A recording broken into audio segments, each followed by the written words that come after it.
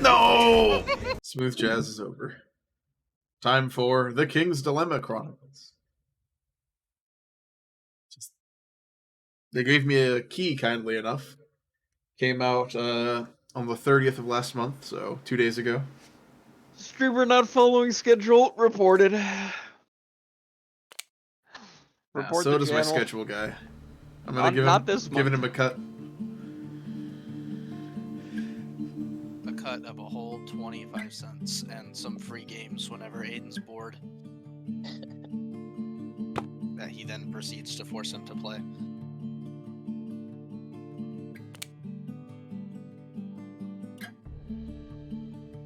Alright. It's alright, this game looks like it has potential. Stomps. Alright. So, with this game, I think my cam goes to the top right. I watched just the smallest bit about it. Warning, this game contains disturbing images and scenes of implied violence. There are references to slavery, abuse, racism, physical violence, domestic abuse, suicide, substance abuse, sexual violence, and limited gory imagery that some may find distressing or disturbing. Player discretion is advised. None of the atrocities described in the King's Dilemma Chronicles are in any way endorsed by the creators and the distributors of this game. Told you it was looking promising. Alright, it's pretty lit. Substance abuse and sexual misconduct. Two of your favorite things, I'm all I guessing. heard. That's all I need. All I heard. Welcome to the Kingdom of Ankist, a place of daring expeditions, gruesome battles, and arcane mysteries. I just kept my head down, that's what happened. I really just thought you said the Kingdom of Askis and Derriere. It was great. Ugh. Located in the northern continent of Lilwick, Ankist is one of the largest kingdoms of the known world, but it's not the only one. Oh, Puff. The ADCs did like no damage. The Kingdom of Muhir, to the northwest, advanced both culturally and technologically. 17 and 19 only? That shit's fucking high. Well, like, look at our team and their team. It's all dive, dive, dive. Did he go crit too? Here's to the robot. Yeah. He got rage. Yeah. But he never got I just want rage actual fully. alcohol. Which I'm going to be doing rum and root beer at some point.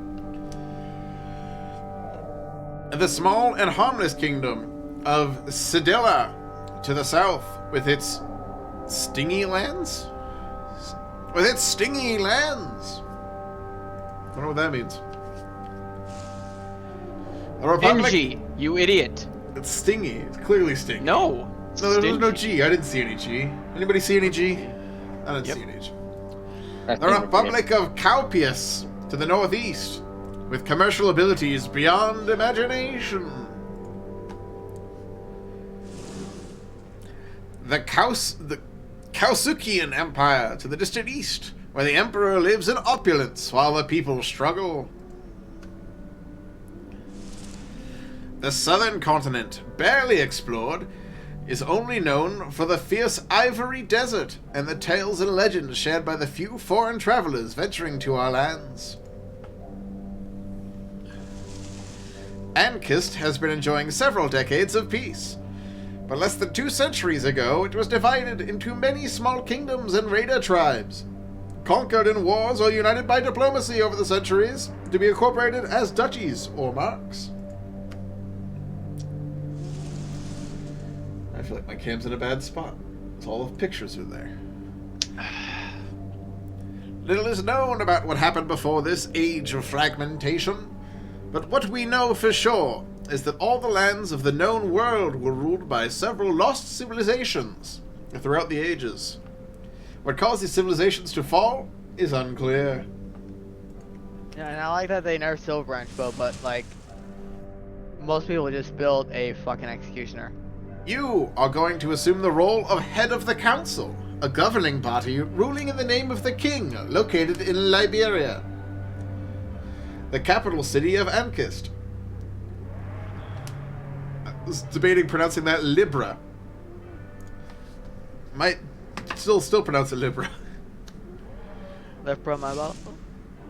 Before you begin, take a quick test to determine the house that suits you best. Personality quiz.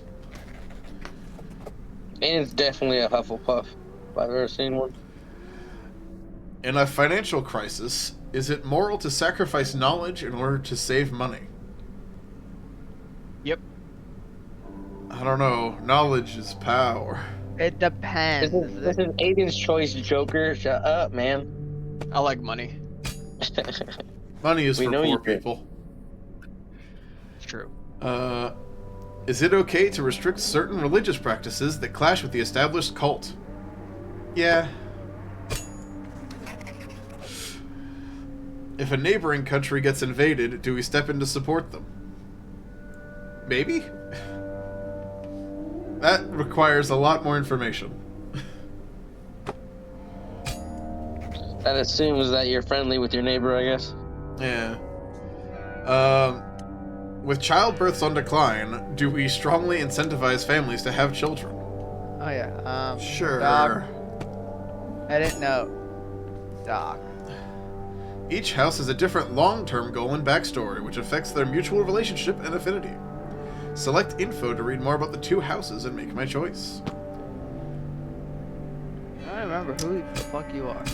So, I get to choose two nemesis of each other. So there's Cran. The Marquise of Cran. Hey, I'm live. What is now known as the Marquis of Cran was once the heart of an ancient Scythian league. When it was at its peak, in the following centuries it fell into disgrace and became a poor country. But all this changed after you joined the kingdom of Ankist in the year 120.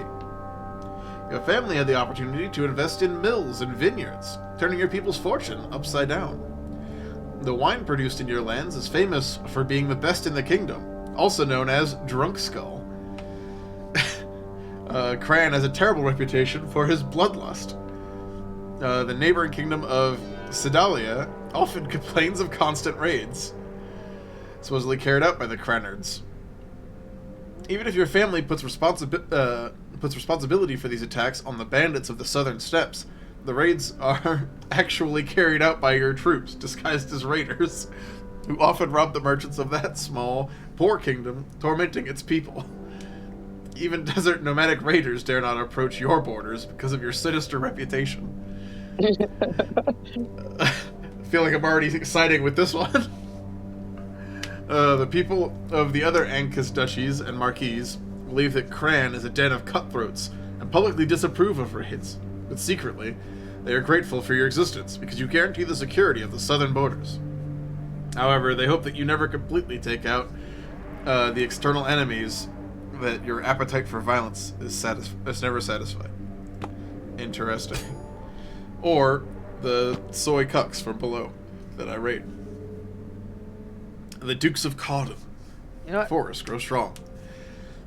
Yeah, I want to go for it. Let's go for it. Along with Auntus, the Duchy of Cawdon formed the original nucleus of the Ankis Kingdom. The bounty between the two, the Irmak River, and the fact that Cawdon was for Auntus. Anyone have a better pronunciation for that word? It's an AO. It's not a thing that happens in English. Ontos. Skip the A. Ontos. No, like skip the O. Ontos. Ontos. Ontos. The natural outlet to the sea led them to trade and give each other mutual support, which quickly resulted in a strong alliance and eventually in a unification. The old Tree King, your ancestor, had no male heirs. When his daughter married the son of King Ontos, So I just looked up that word, and the first thing comes up is an Irish National Adult Learning Organization. Neat. Their heirs joined the two kingdoms, and the first seat of the kingdom of Ankist was placed. Because of this, your family has a privileged relationship with the royal family. When you join, you do so as an equal. As such, you won't be vassals of the crown. At that time, the unification between Ontus and Cawdon led to the newly formed Ankis kingdom, and to become hegemonic over the other small neighboring realms. You always rely on the royal family of Ontus for your protection, preferring to invest in trade and agriculture rather than in arms and army. A strategy that has been successfully tested, being right in the middle between fertile lands and the fishing sea of Chile. Your people rarely suffer hunger, and your family is one of the richest in the kingdom. You have the reputation of being hospitable and friendly, but also decadent and unmotivated. I think I'm gonna go for the fun one. War! Fun ones are the answer. Oh, it's a hold to select. That way you don't make hasty decisions. I like that it has a skeleton holding a flower. Yeah, it's cool. I like it. A group of scholars in Libra recently discovered that ancient chronicles often blame a black circle, a dark rising sun, or cursed eclipse, or similar images for causing the demise of many past empires. After observing similar clues in recent years, historians started speculating about the existence of a secret society that has been leading civilizations to oblivion for centuries. The organization is referred to as the Black Dawn. The Black Hand? Dawn, but yeah. The Radiant Dawn? Speaking of the Black Hand, Austria-Hungary at it again, joining the wrong side of a world conflict. I know, right? Fucking cowards. Some think they are a force of chaos, others view them as an engine for creative destruction, and some view them as the heralds of a new dawn, harbingers of progress and change. Whatever their true nature really is, it seems that a huge battle is coming. As head of the council, you have the power to shape the future of this kingdom. But the Black Dawn is lurking in the shadows. Its existence is threatening, and yet intriguing. Your role is to inform the king about the decisions of the council, but it is within your power to alter them if you so wish, provided you have enough power. It is time to begin. A new king is about to be crowned. How will the future of Ankist unfold?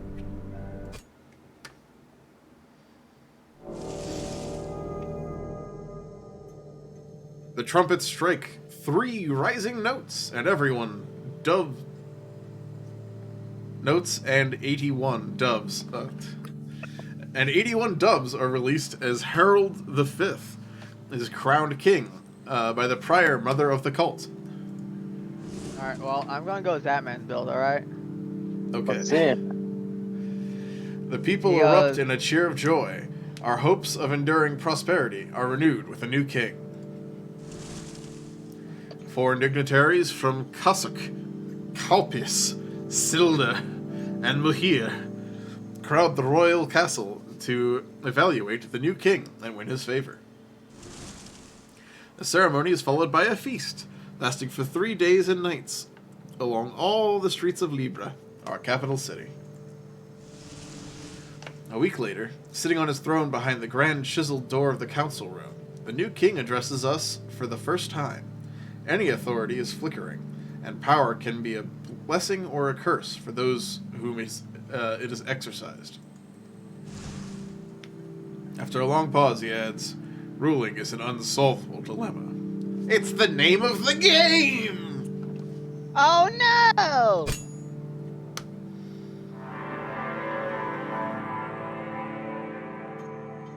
Eclipse. The Eclipse keeps track of the 6 storylines of the King's Dilemma. Chronicles, advancing with each story chapter. When all storylines are completed, the Eclipse will end, and the Uprising will start. So you have to play 6 times, maybe.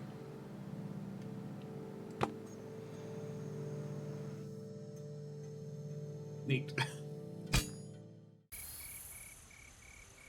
I am Freya. Just keep shrinking my camera. This is the map of the kingdom. Of course! Savannah, stop taking my last hits! From here, choose your next dilemma from the sidebar. Change the zoom level between the entire continent, the kingdom of Ankist, and the capital of Libra to read all available dilemmas. These 5 resources represent the status of the kingdom: influence, wealth, morale, welfare, and knowledge. Every dilemma will move one or more of these resources, changing the stability of the current reign.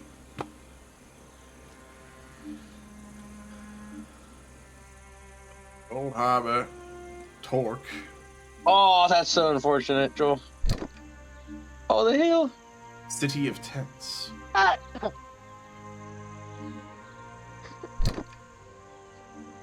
Frag him, Joel. Let's go. Joel's a beast. Fire!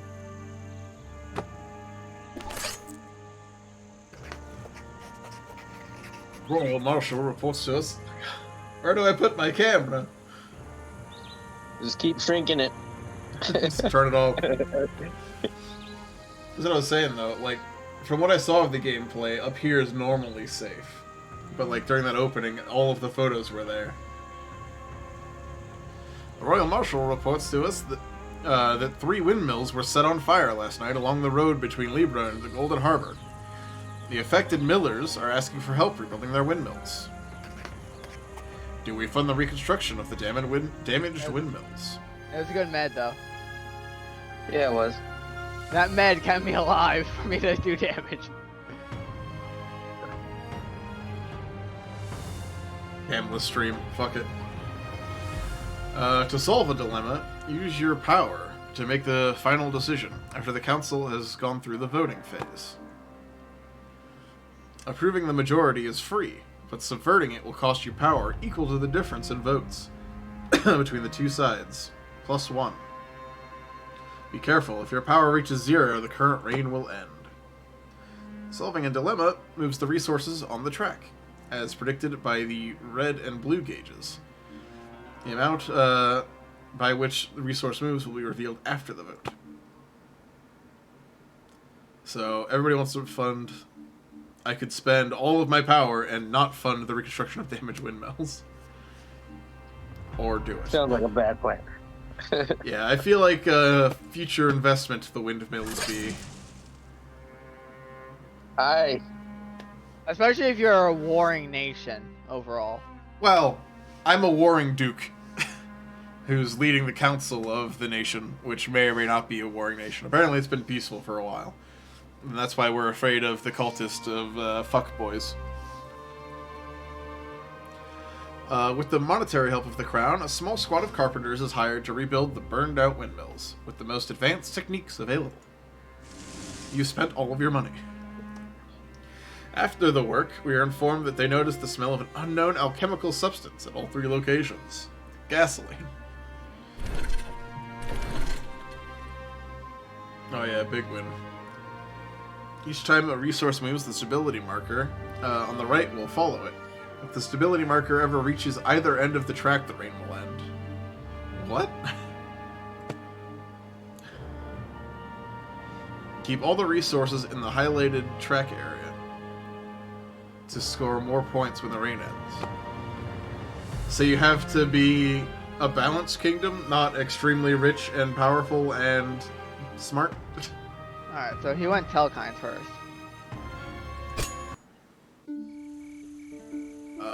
The High Commander has received a message from our...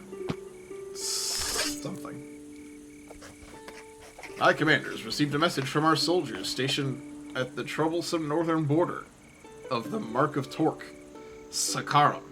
Smugglers are offering to provide us large quantities of red iron, a strange metal that could break even the strongest steel.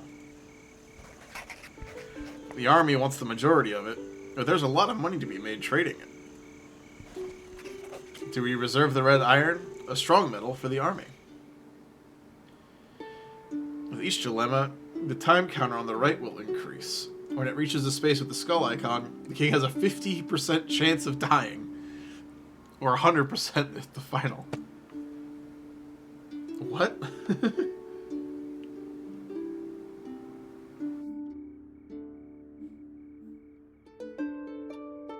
don't know why Sylvanas is still here.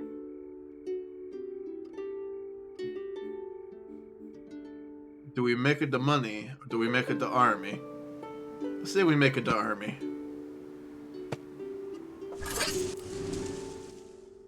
A strong economy requires a strong army to protect it. High Commander contacts the smugglers to establish the operation. A steady flow of red iron from the mostly unexplored lands of the Fola Faur Mountains is supplied directly to the smiths of the army, with only little remaining for our merchants. The Scarlet Tide. To thank the king for the prosperous business, the smugglers gift him a masterful red iron sword named Scarlet Tide. That's not ominous as shit. The army soon elects the blade as its symbol, as a sign of its future power.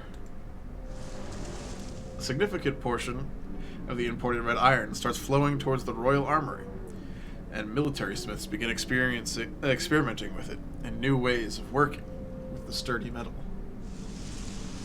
Because of its exceptional sturdiness, red iron is difficult to mold into weapons and armor, but a few blades are forged for the most elite regiments.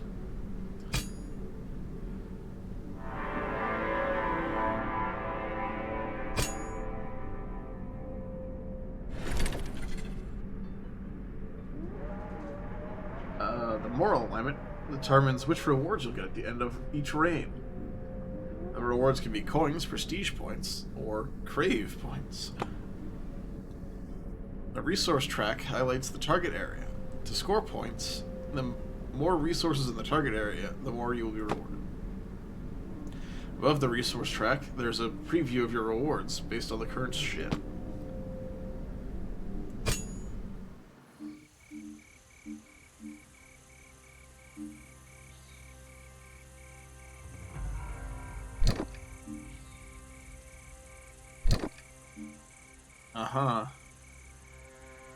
So I think the gist of it is each action takes turns, and then at the end of the reign, I get paid out points.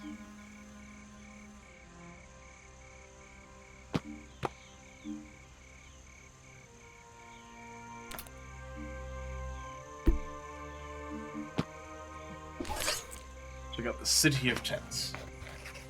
Rano, a rich merchant from a remote desert city called the City of Tents, wants to negotiate a lucrative trade agreement. Among his samples of goods is a slave concubine in chains. A concubine? He claims the woman comes from a desert temple that allegedly hides the golden map, a fabled item which we've been seeking for decades. Many of our people are against slavery. Do we force Morano, a rich merchant, to free the slave? Let the people go. When you vote against a council member, your relationship will worsen and they will eventually become your enemy. Do it, do it, do it. Voting in accord with the council member will improve your relationship. If it reaches the max level, you can spend coins to form an alliance. No, fuck 'em, fuck 'em, fuck 'em. Why are the prosperous people the slavers? Because slavery always makes money.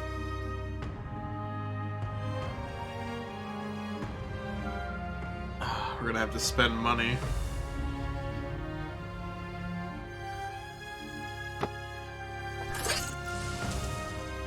We can't tolerate slavery. We force the merchant to free his concubine and send him away. This compromises our trade agreement, but our people rejoice that we stood up for the poor woman. Many are also excited at the prospect that she may reveal the location of the mythical golden map. Legends say it leads to an endless fountain of liquid gold. It's piss. Solving certain dilemmas will have a permanent side effect on the kingdom. When this happens, a chronicle will be registered in the table with the resource track. Their effects, either positive or negative, are applied to the corresponding resources at the beginning of every reign.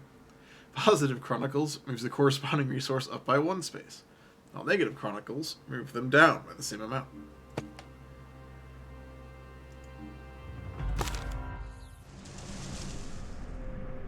Sarah, the woman we freed from slavery, comes from a remote temple of the Mother in the south of Marodi, which we call the Ivory Desert.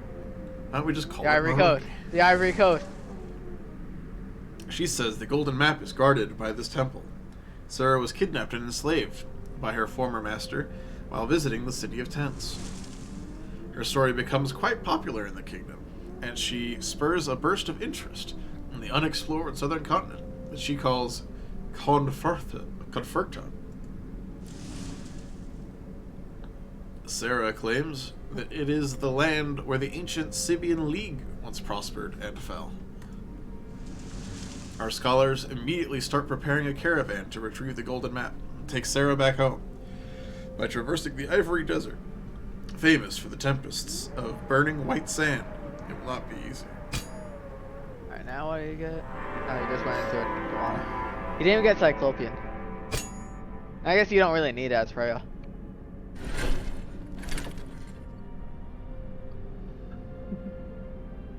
If a resource is moved twice in a row, the same direction it will move an additional step. So I really poured us. You're poor now?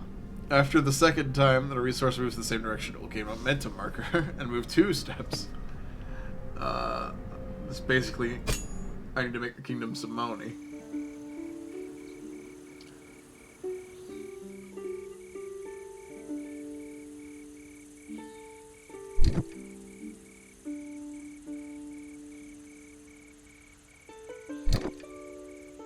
Oh man.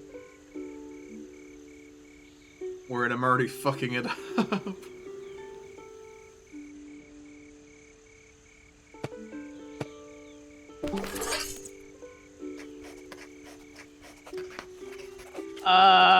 It's another mid diff. Left. Oh, that's Doc.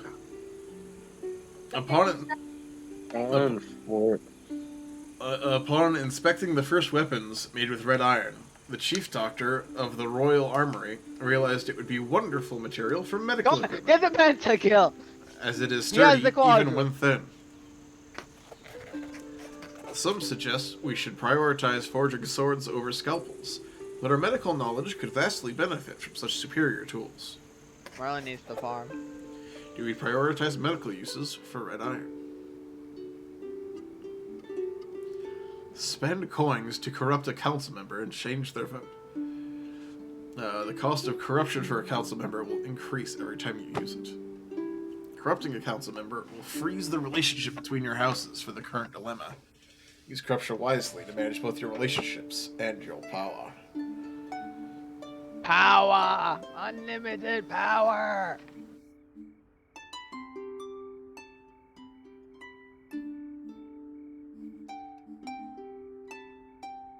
Think yes.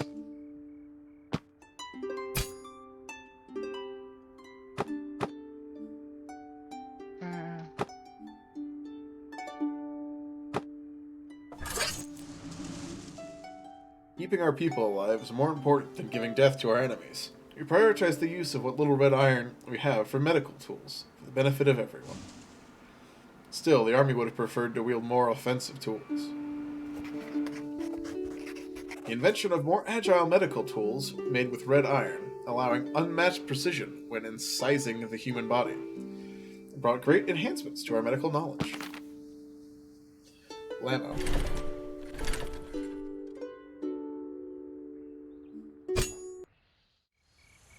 Is it a bad thing that I'm at his fucking tier 2 tower? Reparations. You guys are fragging super hard. You're good. They didn't even come for you.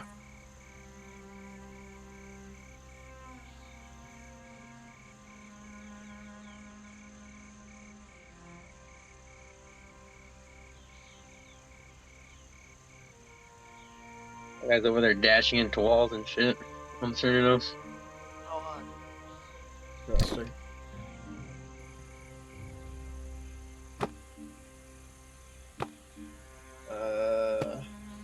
Alright, hurry.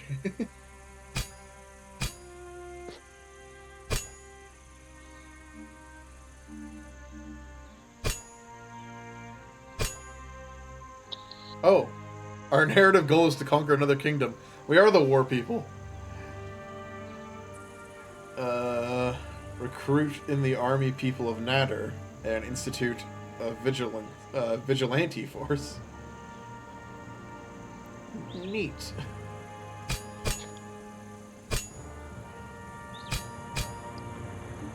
It's already done. He's like, war the fire giant. I've already warded it. Fuck off. This game has some depth.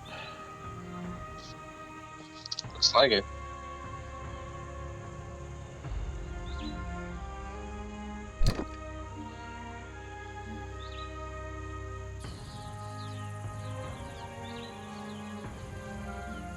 Oh, I could have bought more.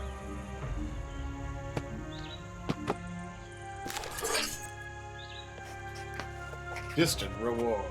The caravan of scholars seeking to retrieve the golden map is constantly threatened by desert raiders and is struggling to move forward. If we don't send the military aid, they'll be forced to deviate to the city of tents to stock up on supplies and hire mercenaries. Do we send reinforcements? Yes.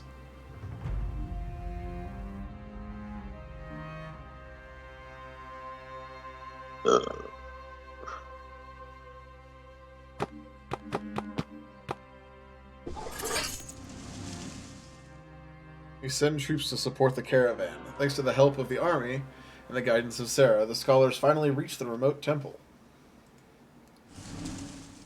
Soon we'll discover if the golden map is really there. Unfortunately, fatigued by travel, Sarah dies before she can see her home again. Oh no! Holy shit. That's lame. They Slaved, cheated freed, death, and then dead. Yeah. The life of a desert woman. The life of a fucking desert woman. Chalice in the desert. After wandering for days, our expedition sights a rocky plateau protruding from the desert. The ruins of a temple atop it. Our scholars think it dates to the time of Almad, the first king, but it was pillaged recently. Inside, they find the dried corpses of dozens of sand priestesses, an opulent version of the cult of the Mother, that, though we worship the same goddess, had lavish ways in stark contrast with this sober purity of our cult. The ruins surrounds a huge oasis, and, based on rough interpretations of ancient inscriptions in the altar hall, it was called Chalice Peak. Most of the temple's riches were stolen by the raiders, but the inscriptions suggest a bigger treasure may be hidden in a secret chamber. Ooh.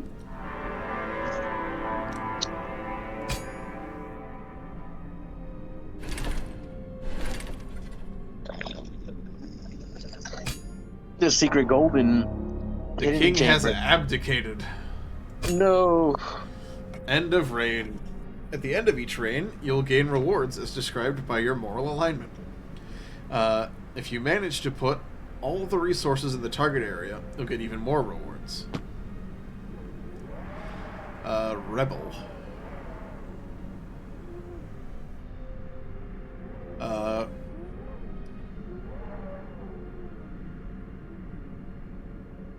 So, well, one additional crown and one additional if the central area is empty. So if I clear everything, then I'm good. You almost did. Yeah. If you You're on the right track, fucking looks like, abdicate. Fucking nerd. Loser. Choosing your heir. At the end of each reign, you'll have to choose the moral alignment of your heir to the head of the council. The council, the longer the reign, the more moral alignments will be available. So I can do an extremist. 1 gold for every step between the highest and lowest resource on the track. +1 crown and or +1 good and +1 coward. So the maximum distance is reached. Hey, we ended the game! Hit the Titan, Joel. Hit it. There you go. You see how low I was? One crown for every resource in the upper half of the tract. 2 additional crowns if all resources are in the upper half. I don't know if we're going to pull that off. Or a moderate.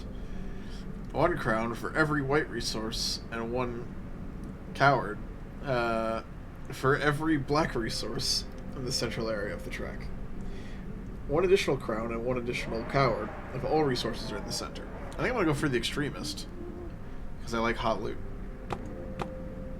Hot. Oh, I never looked at the Raw's name. Spend your prestige and crave points to prepare for the uprising. Each preparation shows its rewards and the required number of reigns to be completed. The rewards are collected at the beginning of each reign, after you complete the preparation. Additionally, most preparations unlock a dilemma that you will face in the uprising.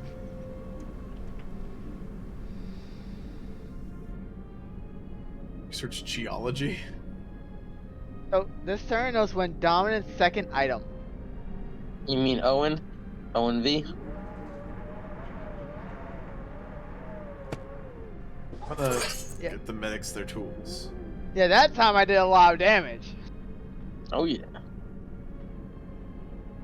Fat fucking Zat Man, Bill. Rewards, Interesting. final 11 coins, crazy.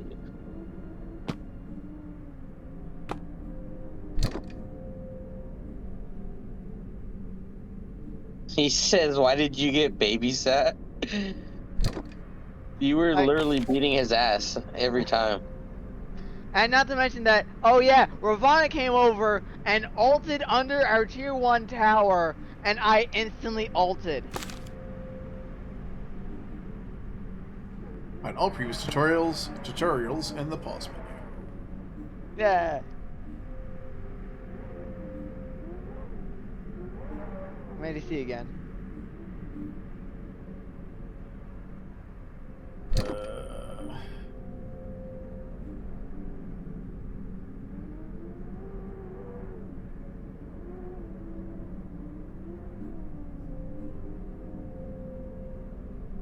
I don't know which one to do.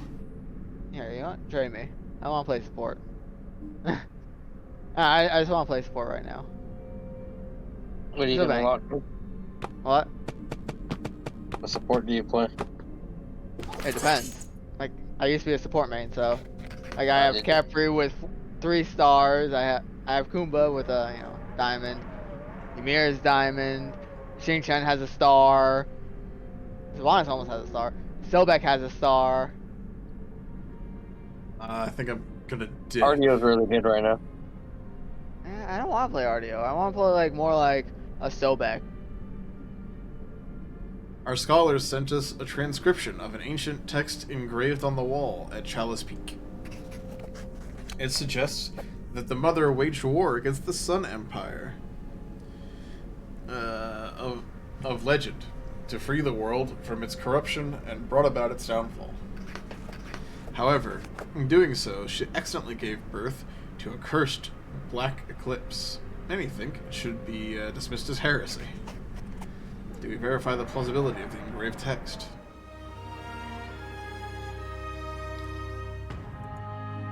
Yes. It's a resounding yes. Our scholars searched the Royal Library for more information from before the time of the first king. While they found no further reference to the Sun Empire, the image of a black eclipse that brings powerful societies to ruin is a reoccurring theme.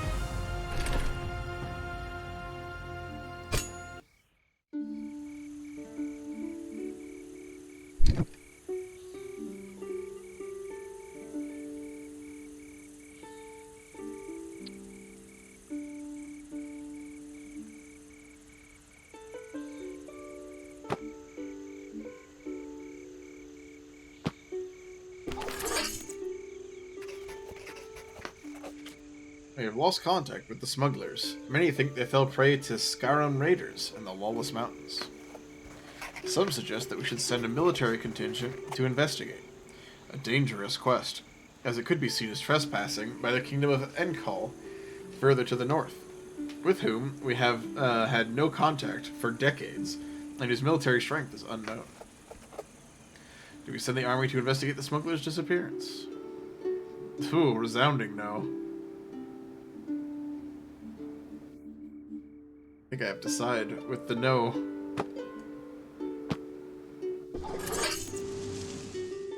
A few days later, the corpse of one of the smugglers arrives in Torque, bound to a horse with a red iron dagger in his back, holding a letter. Your men violated our mountains. A just sentence has been passed. The gory message is imprinted in red ink with the symbol of a gauntlet, the emblem of the Kingdom of Ankal. We alert the army scouts to keep an eye on these aggressive neighbors. After we abandon Lawrence and his smugglers to their fate, many of our merchants don't feel safe traveling outside the borders of the kingdom to seek new sources of profit. Fuck. Despite the relatively short distance, contact with the Kingdom of Enkal was lost for decades. The bitter lands that divide us allow very few exchanges, and they never had much to offer anyway. Though they were a militaristic society, we considered the Ankali as inoffensive as the Sakarans, nomadic tribes living in unclaimed brown hills along our border. Yet, despite their small numbers, it seems they've become a threat thanks to red iron.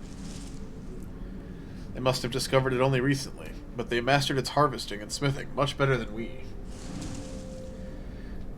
The scouts we sent even sighted an impressive fortress reinforced with huge red iron plates they called the Crimson Keep.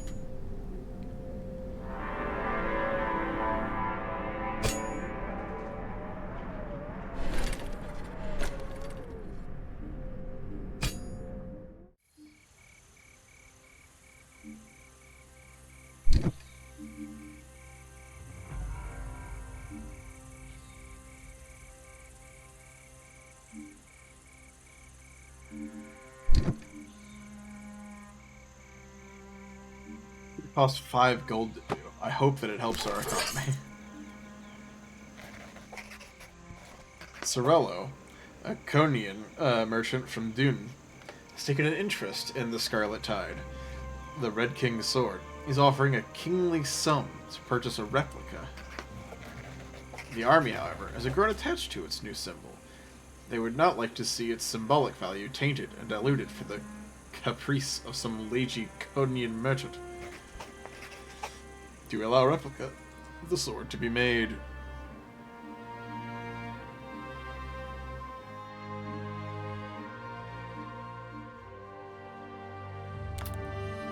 Morale. Nah. Morale is important.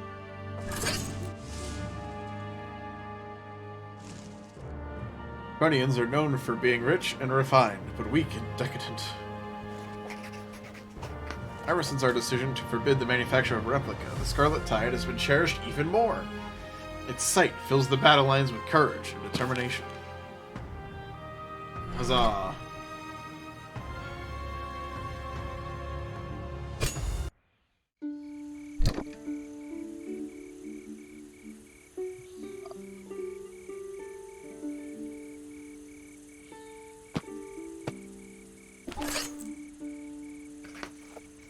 Collection of golden items has been found inside a secret chamber hidden within the ruins of Chalice Peak. Ancient scrolls, golden statues of the Mother, jewels, and the golden map. Some fear taking these relics away could unleash a curse upon us, but leaving them could lure many desperate fortune seekers into the desert. Do we collect the golden map and leave the treasure behind?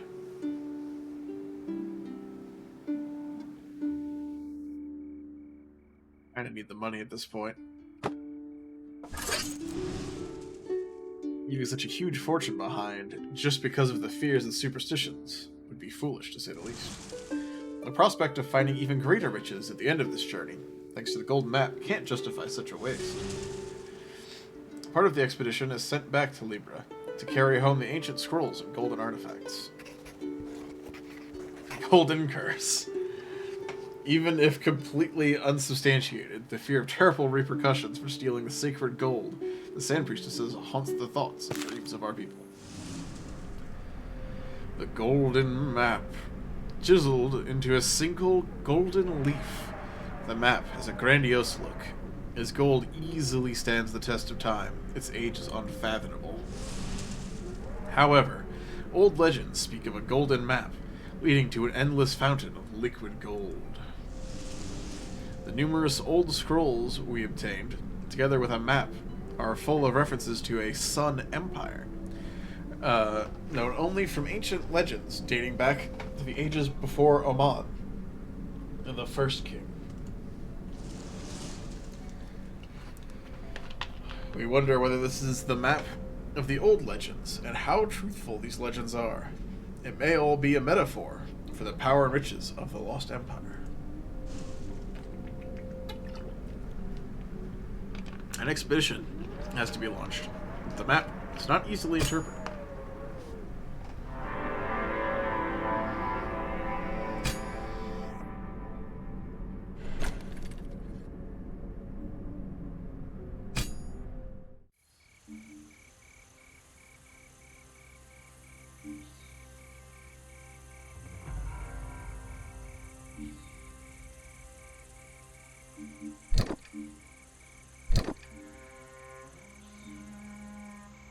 Various things.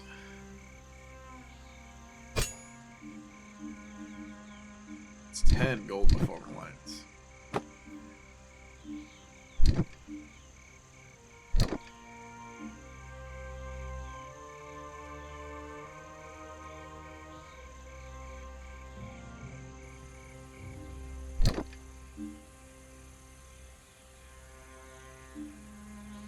Trying to look for, because we want to recruit in the army people of Natar. I don't know what Natar is.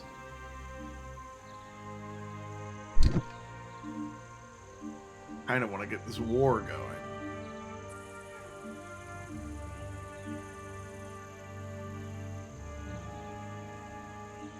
I'd like to see an actual map. I don't think the golden map.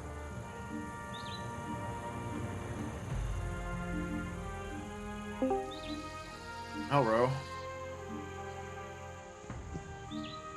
What's up? Playing, Choose Your Own Adventure indie game. Why are the other two in the other lobby? Because they're playing Smite and talking to each other.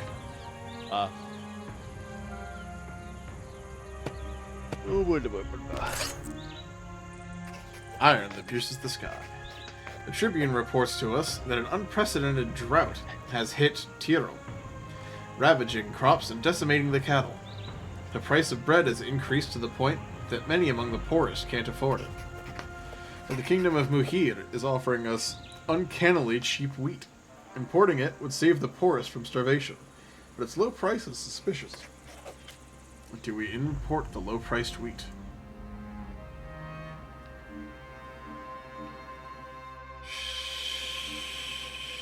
Sure.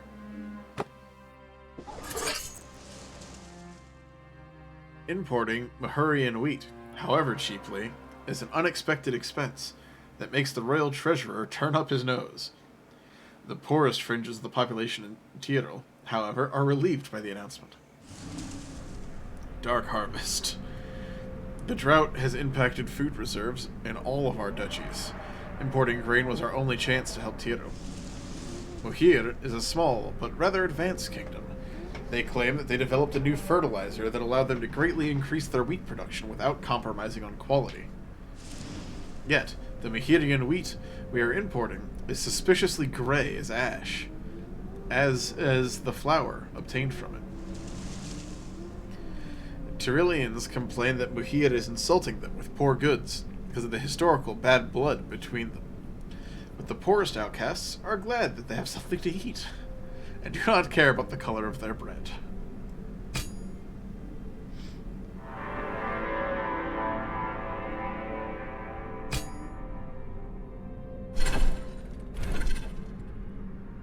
That wasn't even a major gold shift. That's fine. I should have gone for opulence. I'm freaking killing it.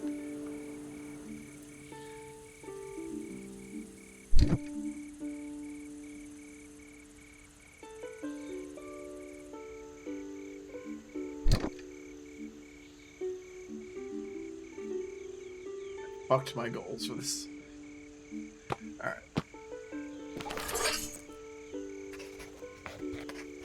Increasingly, rumors of the fierce kingdom of Enkal worry our people. Many think we should recruit more soldiers among the peasants to patrol the unclaimed lands north of our border. Scholars believe we should instead investigate the customs of Enkal to ascertain whether they really are a menace and to clarify misunderstandings caused by the smugglers. We recruit more peasants into the army. That's a harsh no. But I like strong army. I feel like it would weaken our army, though. Trusted scholars begin researching the customs of the Kingdom of Enkal, while a delegation of brave diplomats leaves for the Crimson Keep to ask for an official audience. Many, however, fear we're leaving our borders unprotected. Our decision to investigate the culture of the Kingdom of Enkal sparked the keen interest of our scholars, fascinated by their unusual customs and habits. After the initial diplomatic incident, our diplomats have been formally invited to the Northern Court at the Crimson Keep, where they are welcomed respectfully, but coldly. Enkal is a small but highly competitive society. Their clans constantly struggle for leadership, as their warrior kings must display continuous strength to stay in power, which explains their exceptional military prowess. While some might regard them as barbarians, they are organized and disciplined. Serving in the army is the highest honor to them, reserved to those of proven might and impeccable courage. Though few in number, they provide a formidable foe. Still, they are honorable. As long as they are not provoked, they should pose no danger. Good. Peace in our time.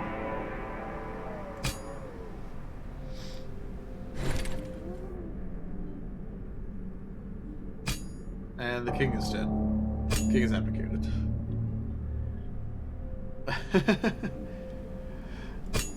I got a bunch of gold for the extreme. Why'd you kill the king? He abdicates. It's the way this game works. Eh. It's board game mechanics. You do so many turns, and then it's a dice roll or coin flip. But I actually got all the way to the end of the track. Nice. So what are these opulent, extremist, opportunist, rebel? So these are our heirs. This is who is next in line to play. So I went extremist, as I figured I was going to tank something and then raise something. But I didn't end up doing that. I think I might go for opulent, because each one has different rewards. Okay. But rebel is the one I started on, which was basically you just clear the center, and you get one of each for each thing, and that's big payout. And you need the Craven and the Prestige, which is the white crown and the black crown. Mm-hmm. You need those to do things preparing for the end times. Okay. So, I don't know. I think this time go for opulence. Gonna be rich. But yay, we supplied medics with red iron tools. Thing is, I didn't get red iron. It's magic iron that is better than iron. Yeah, like rusty tools. That's a Yeah, but like, I didn't earn any fucking crowns from that last run. no. Nope. That's not good.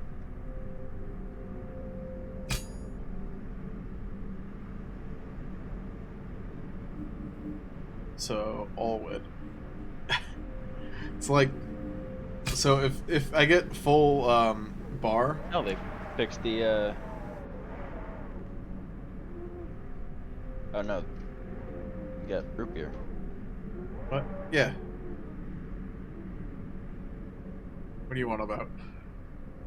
Is this what was in the the thingamabob, the parcel? No. That's root beer that I ordered for today. Yeah, I intend to drink it. gotcha. Oh, did you get the stuff as well? The other stuff? I mean, check. I don't know if this thing is fixed or not. But I'm gonna try to alliance yes, all. it is. Yep, it's fixed. Excellent. Every time you vote against your ally, one heart will break. When the last one breaks, the alliance will be undone. The relationship will return to its default value. Be careful, every ally that is not part of the council will lose 2 hearts at the end of the reign.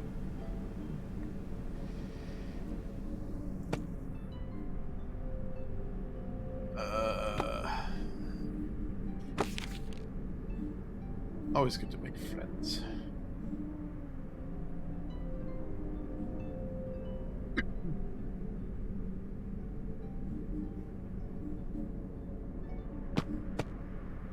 Back to investigating the peak. Some mosaics discovered at Chalice Peak could help our scholars better understand the cult of the Sand Priestesses.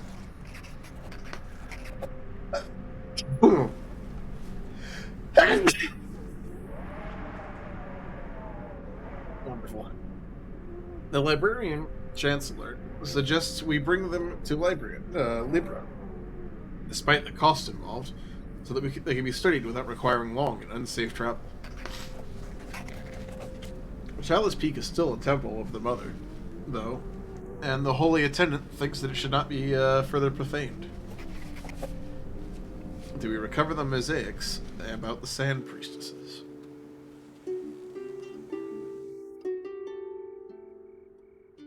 Oh, fuck's sake. Chose opulence and now I'm gonna spend fucking money. Yeah. Bring the mosaics back. Safer for everyone. And it's an empty temple in the middle of the desert. The librarian chancellor's proposal is approved, despite the high cost of the endeavor and the limitations of the holy attendant. Some think we're desecrating a holy place, but relocating the mosaics to Libra will help preserve them, as well as make it easier for scholars to study them. For peace and prosperity. Fill a column of the Chronicles table with positive Chronicles only. By retrieving artifacts from the Desert Temple, increase our collection of foreign antiquities, an inspiring display of the past that our future generations and scholars will be able to study for years to come. All positives.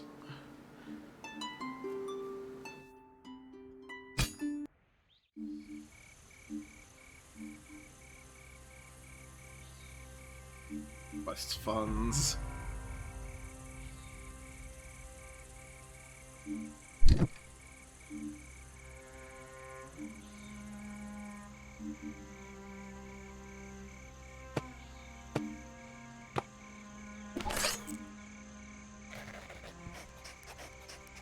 It's time to resupply the army. We could save money by mixing regular and gray wheat to produce the bread rations for our soldiers. Do we use a mix of cheap gray and regular wheat to feed our soldiers?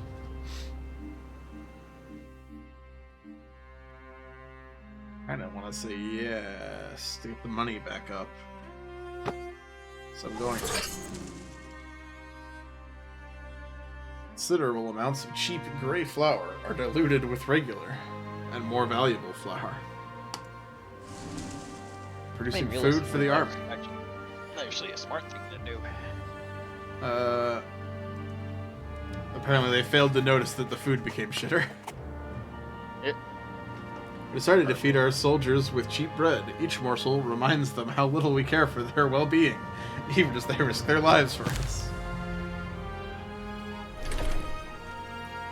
They are unhappy.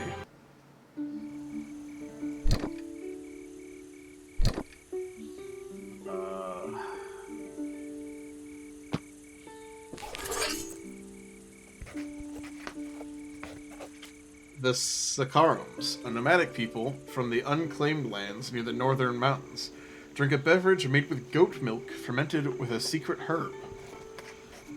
Our soldiers are eagerly purchasing it, and the guild mistresses would like to import it, thinking it could be a successful product.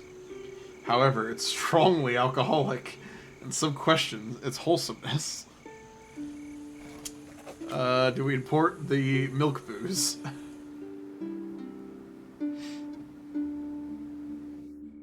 There's a lot of no's here. I think the answer is clearly yes.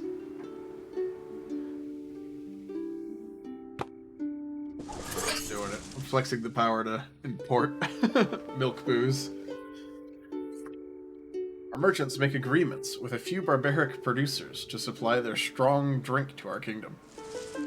The people rejoice and launch a celebratory fair about their northern culture, while scholars scorn such low pleasantries of the flesh. Eat dick.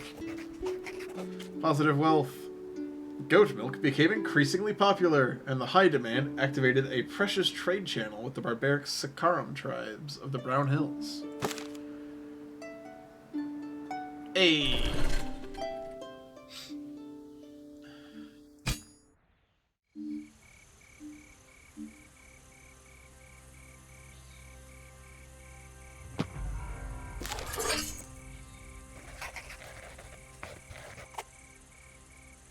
The Iskers, a nomadic tribe living in the unclaimed lands of the Gaunt Innsmouth, south of the Mark of Kran.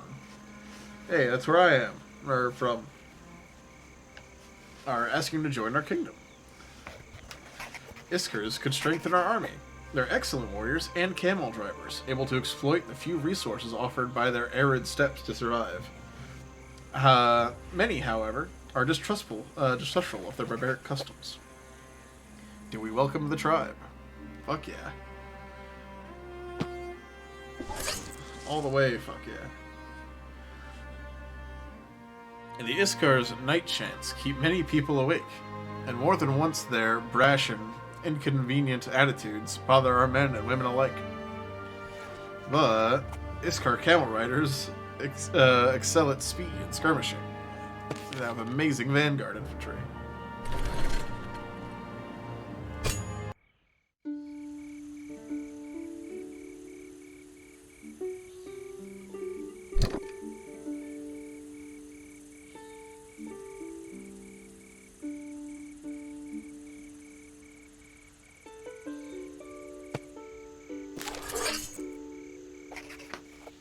A disreputable Muhirian scholar named Eclitius claims that the gray bread is toxic.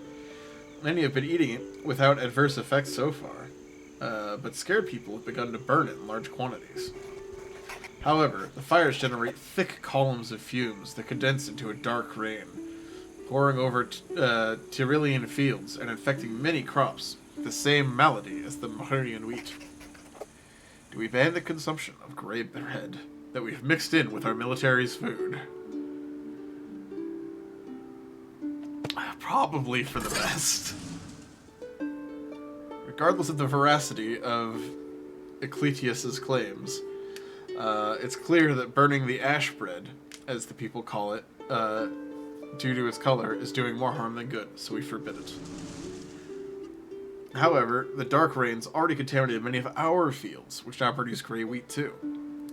Given the enduring scarcity of food, more people will be forced to eat ash bread to survive. Ashers. Ash bread is uninviting to most, but it is a gift for the starving outcasts who could finally afford something to eat. Although its effects were hidden at first, regular consumption over prolonged time causes sickly, grayish spots on the skin, around the lips, and down the belly. This mark is now visible on people, on many of the beggars from Vivendus. People start calling them Ashers, and claim they are prone to violent outbursts. The rising tensions cause many incidents, and superstitious people even believe that their soul now belongs to strange old gods. Ashers, however, claim they're just discriminated against for their obvious poorness.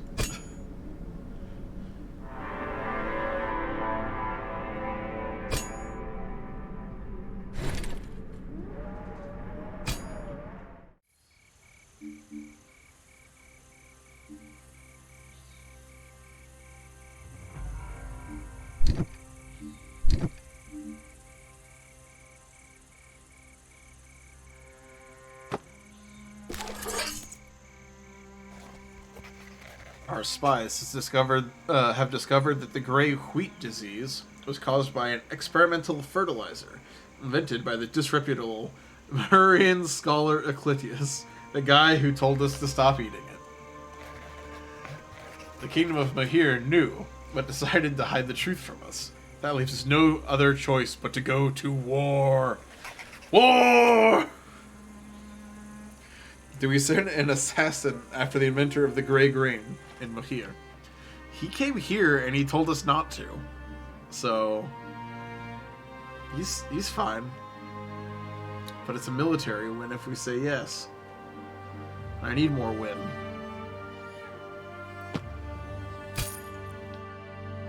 I'm gonna bribe them so that I don't break my alliance.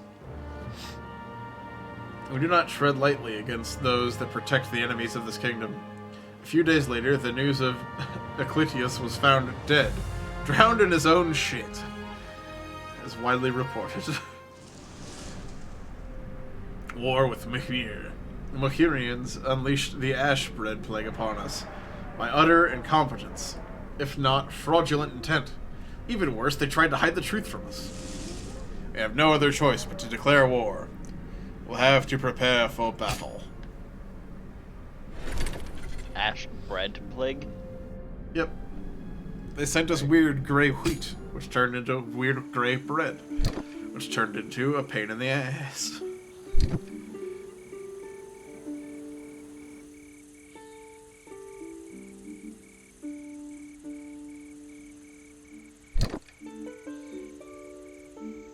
My goal is to win a war and conquer another kingdom. But also, if I could fix the fucking money issue right now. The merchant Zymo started selling a strange concoction, which is supposed to hide the mark of the ashes. Its efficacy is dubious, to say the least, and he's a well-known charlatan, yet many helpless people trust him in his combat. Do we ban his healing potion?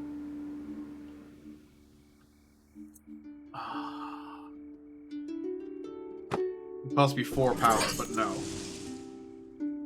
Many ashers flock to the merchant. A few of them see a slight reduction in the dark spots around their mouth, but many suffocate horribly as a result of the cure. Regardless of these incidents, people keep trying the potion in hopes of getting rid of their unsightly marks. Yay! Infamous healing potion that kills people.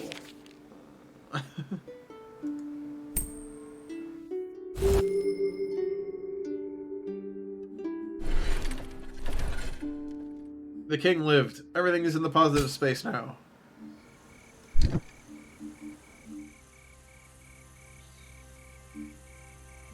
Oh man. I'm gonna get so many points if we end right now. I should do a really fucking chill one.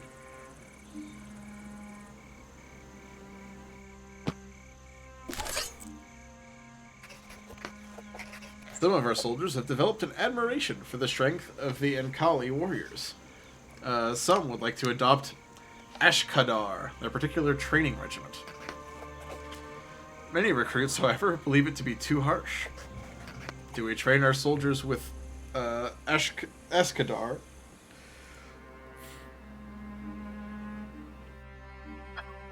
Balls.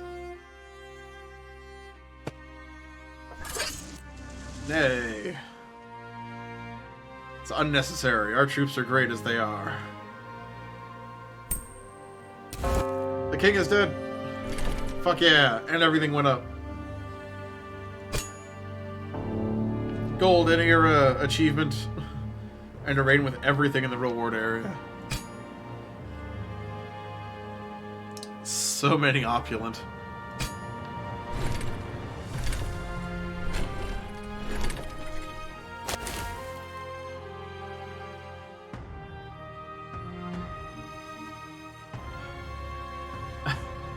Greedy. Get money for everything that is bad.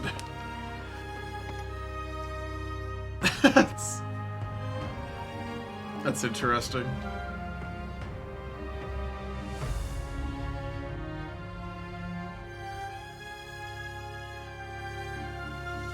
I think Rebel is going to be the safest one for my next options. Yeah, let's build a food pantry. Let's pay. Make the kingdom a little better.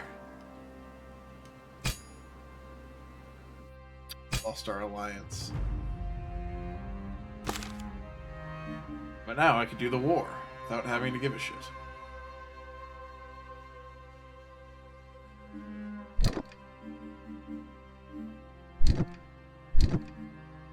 I think I'm gonna do this one first. This smells like a good thing.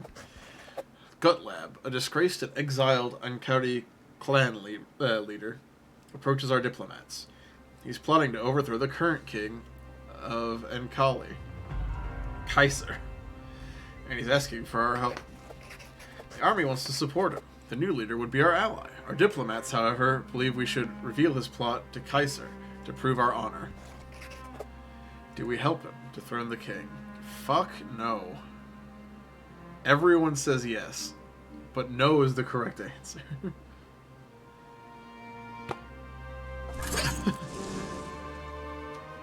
So fuck all of you. You're all wrong. Our diplomats denounce the plot. Denounce the plot to the king of Ankali. And Gutlab's rebellion is suffocated before it can even start. Kaiser praises our truthfulness and honorability. As a result, our diplomatic relations with them greatly improve. Commercial trade, cultural exchanges flourish. An honorable alliance. Our recent actions prove to the Ankali that we are honorable. After centuries of mutual indifference, we have a fruitful yet fragile cultural and business relationship. Red iron becomes abundant in our kingdom, including weapons for our army. The only persistent source of friction is religious, since their ancestors fought against a sun empress who declared herself divine, and Ankali abhor the concept of religion. That's fair. This causes occasional incidences with the devout people, but it's fine. Because of this, the announcement of a planned marriage between Egarn, brother of the Duke of Cawdon, and Lahira, daughter of the warrior king of the Ankali, caused a little bit of tension.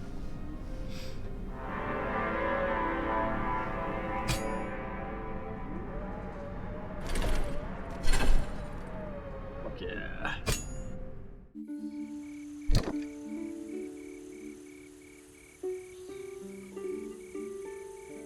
Alright.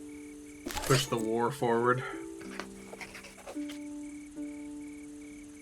Our troops are stationed in Tiril, waiting for instructions from the commander. Anher is relatively close to the border, so focused attack from the south could settle this matter quickly.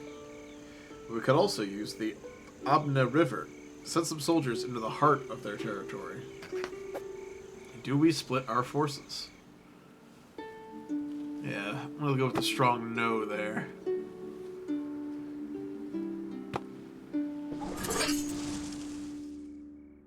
We decided to launch the assault from the south with a single massive troop. This is exactly what the enemy expected. They set up deadly traps and ambushes in the small village of Ron. While not enough to push us back, they served the purpose of buying them time to organize a total defense at the southern part of the city. When we finally reached the area, our men are nothing but moving targets. After 3 days of siege and countless losses on our side, we're forced to retreat. Fuck!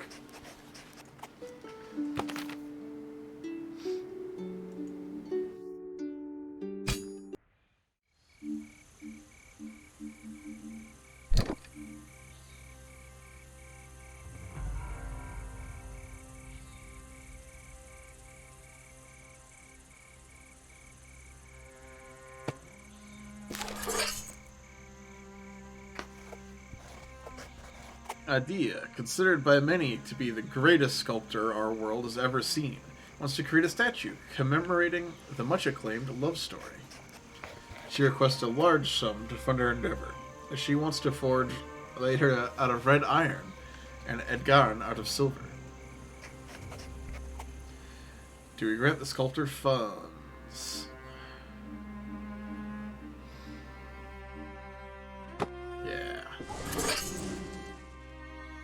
Unveiling of the statue is saluted by a cheering crowd. If they only knew how many resources we spent on this project. Adia's representation of the love story between Leira and Agan will stand the test of time. It is considered one of the greatest masterpieces ever produced in our kingdom.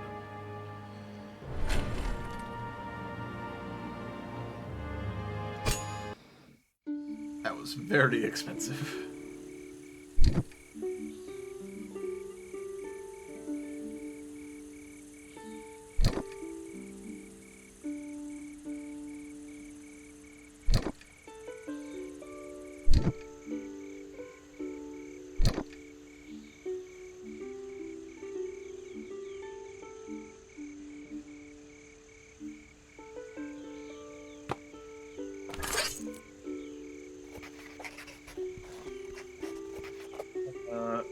The wedding has been repeatedly delayed because of the zealots, godless princess, yada yada.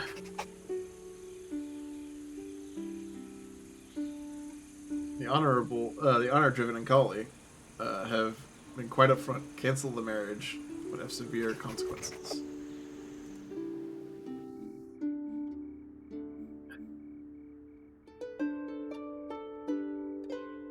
Yep. Yep. The help of the Ankali, who are more than willing to teach faith-blind fanatics a lesson. Our soldiers escort the protesters to the dungeons, where they'll be able to count their bruises, one from each day the wedding was delayed.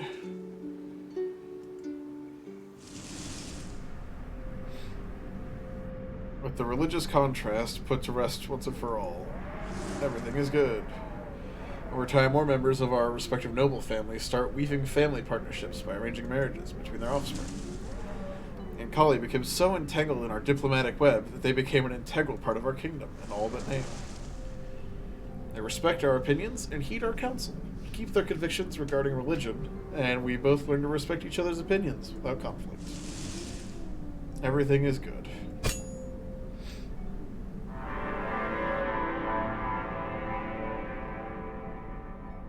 Cohesion and Dissent. The last chapter of each storyline will award Cohesion or Dissent points. These represent the amount of order and chaos in the kingdom, and they will serve as a starting point for the uprising. So, I think those are good. It's a good sword. Though, is that game over or is that just round over? Yeah, so it's round over. King abdicates.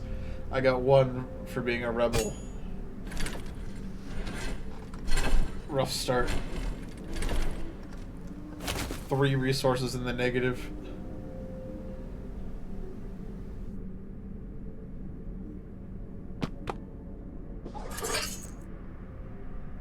For that moderate position.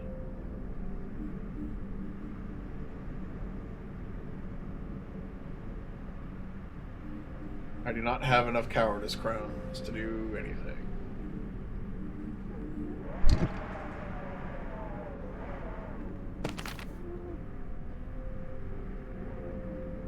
Following the growing challenges encountered by the kingdom, the council has expanded, and House Bloodian joined the court.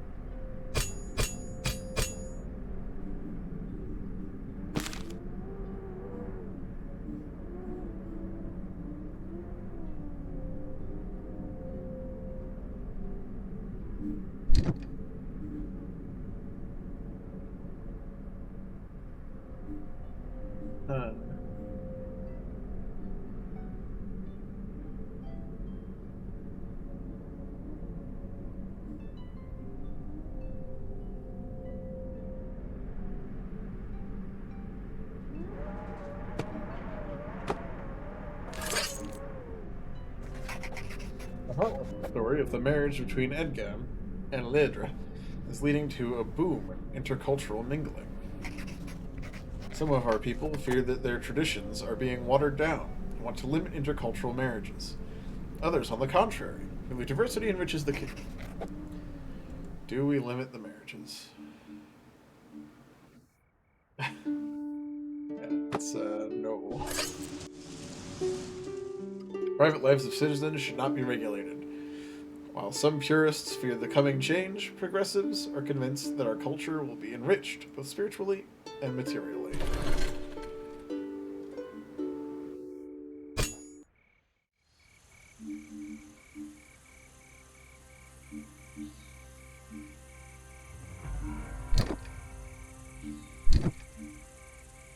Push the golden map forward.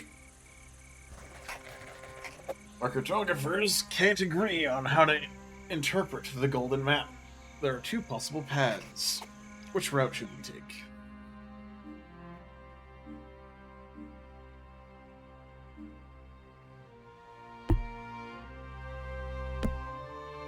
Hey, Katie Bear, thanks for the alert.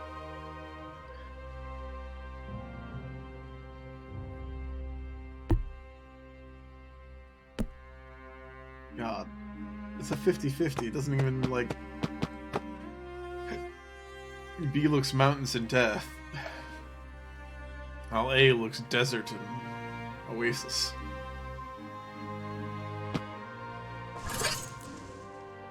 The expedition will proceed on the chosen path.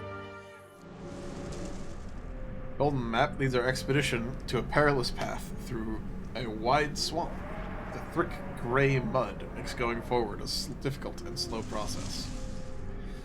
Every once in a while, the huge ruins of an ancient aqueduct, decorated with an effigy of the sun, rise from the stagnant waters, the vestiges of a lost civilization. Many explorers lose their lives falling into insidious quicksand, poisoned by colorful reptiles, paralyzed and consumed by carnivorous plants, or stung to death by swarms of insects. Some even break down and try to run away, only to be mercilessly executed by the leader of the expedition. Many wonder if the swamps will ever end. But albeit slowly, the expedition keeps going on.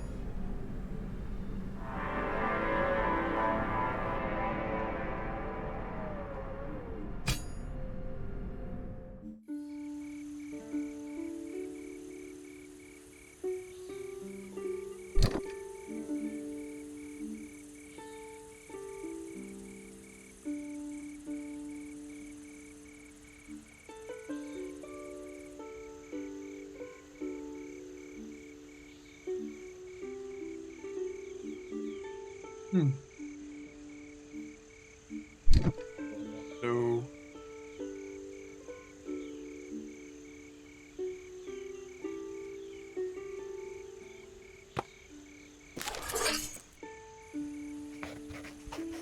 Chronicles of the Kingdom of Enkal have always been transmitted orally, but they go back a long time. Getting accustomed to our written accounts, our ally asks for help compiling their epic songs, from all scholars to study. Yet this giant enterprise will occupy our brightest scholars for quite some time. Do we fund our scholars' efforts to record the history? Yeah. Given time, linguists and historians complete the puzzle of the epic northern tales. It seems there was a time when Lewick was entirely covered with ice. The Enkali developed their combat skills in those ancient times, and the few fertile territories where agriculture was possible had to be defended from nomadic raiders. As the world warmed, the Enkali had to face a menace much more serious than the ice. A vast army from the south invaded Lewick, and most of the tribes either fled or bent the knee to the ones known at the time as the Immortal Empress. The invaders outnumbered them and had 8 incredibly strong champions, who the poems called Bloodless Shades. Yet the Enkali knew their territory well and resisted numerous attacks. The battles continued for a long time, until for no apparent reason, the invading army crumbled into chaos. Sometimes, after solving a dilemma, the scholars of Liberia will discover a mystery. Mysteries are important discoveries that shed light on past kingdoms and civilizations. Each storyline has its own mystery.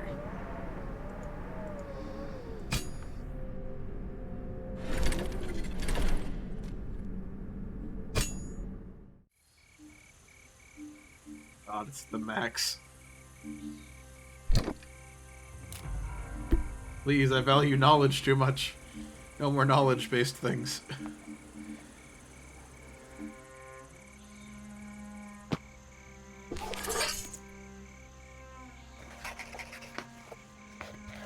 Pikemakin's village.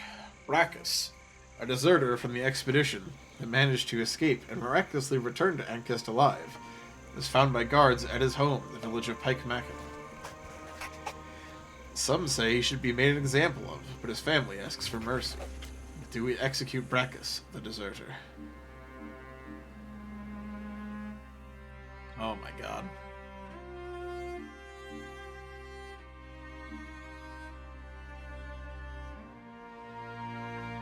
Oh, don't kill him. He ultimately decided to pardon Brachus. The tales of the swamp's horrors he shared would have made a coward of most. We have the gratitude of his family. This could set a precedent.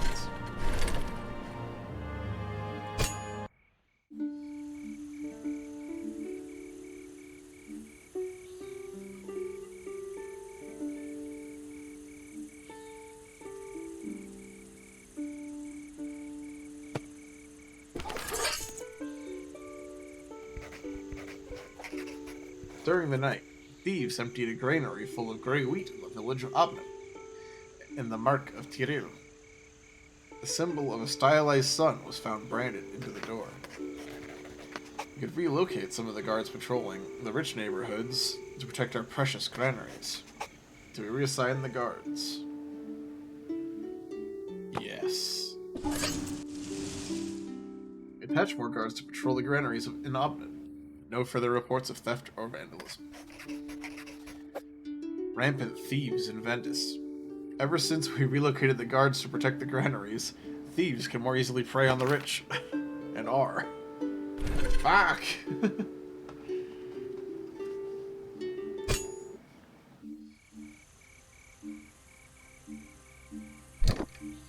I need this fucking thing to end.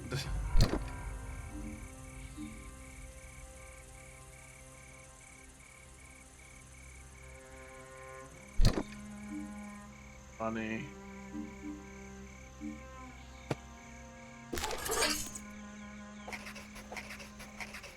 The Tribune brings us news from the people of Three Trunks, or Tree Trunks. Speak higher.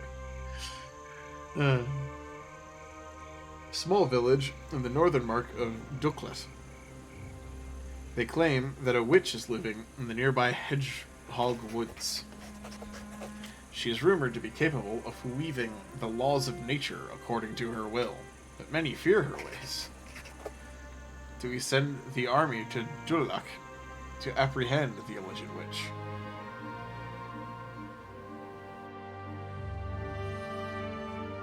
Oh. We'll not spend our precious resources just because of rumors and superstition. However, some superstitious fanatics accuse the council of simply being afraid of the witch. They assemble a group to address the situation on their own terms. Because of our inaction, a band of religious zealots proclaiming themselves the Truth Keepers starts roaming the Hedgehog Woods with pitchforks and torches, looking for the alleged witch. Rumors about her ability to bend the laws of nature are becoming more common, enraging the zealots in their brutal search. The Truth Keepers believe that the locals are hiding something, and they are determined to make them talk. During the following months, they frequently abuse the local people, to the point where they become more feared than the witch herself.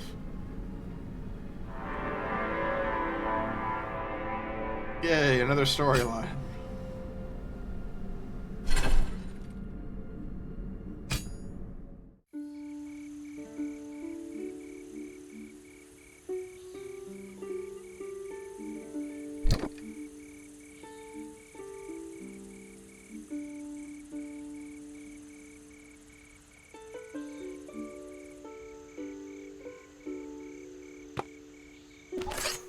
Curious about this. Rector reports that Herit, a famous historian, is performing research on the legendary first king, Ahmad, who allegedly lived at the time when the mother was still on Earth. Proving that he was born in our territories would give us great prestige. Only the oldest monasteries may still contain documents that date back to the mother's time. But males are not allowed to enter these sacred havens. Do we allow Herod, a historian, to research the first king?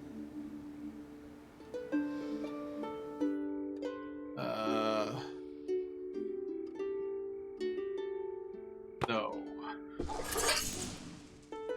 Pursuit of knowledge, even for such a noble endeavor, should still abide to tradition. The prior mother applauds our wisdom. No man will be granted access to the mother's monasteries, as has been the tradition for the past few centuries.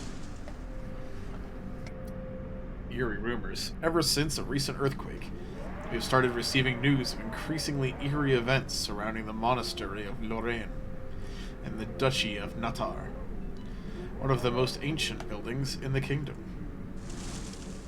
The locals lament that the nights are no longer natural. Children never stop crying, stars are dimmed, and the streams exhibit strange purple reflections. Many claim that this is no longer a holy place and blame Sister Celestina, the high priestess of the monastery. She allegedly found ancient documents about the mother and started performing weird rituals. Eldritch horror! Disquieting reports from Lorraine also tell of people going missing in the region. Celestina is acquiring a sinister reputation with the local folks. I like that.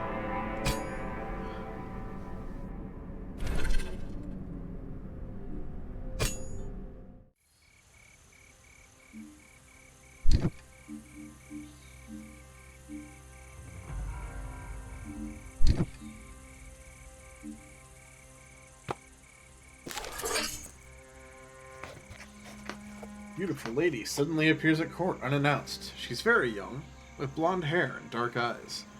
She claims to be the alleged witch of the Hedgehog Woods. My name is Hisadora. I have no supernatural powers. I just use my intellect to solve problems. Protect me from the fearful rabble, and I will be at your service. Together we will enter a new era of progress for arts and knowledge. Do we welcome Histora, the alleged witch, at court? That's a massive no.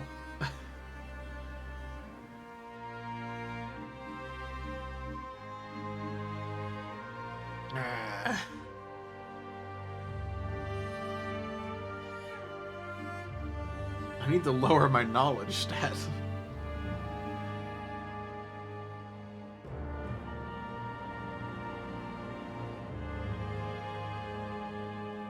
I feel like she could be valuable. I like knowledge. Problem with this game is you're supposed to balance this stuff.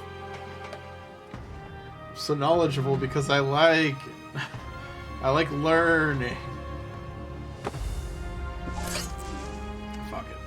Thanks to her convincing words, she's allowed to join the court. The scholars of the kingdom are happy to indulge their unfailing curiosity about her strange ways, disregarding the vehement protests of superstitious people. The magic of genius. Hisadora seems very young, except for her dark eyes, which betray wisdom and experience beyond her age. She wears a mantle of black leaves, long enough to touch the ground. We assign her a small quarter in the palace, where she spends most of the time working in solitude. Over the following months, she feverishly writes books and essays, whose meaning eludes most. She even builds weird contraptions, claiming they will do wonders. Servants and scholars start to regularly ask for her help with several matters. The most superstitious claim that she's only defiling the court. Back off.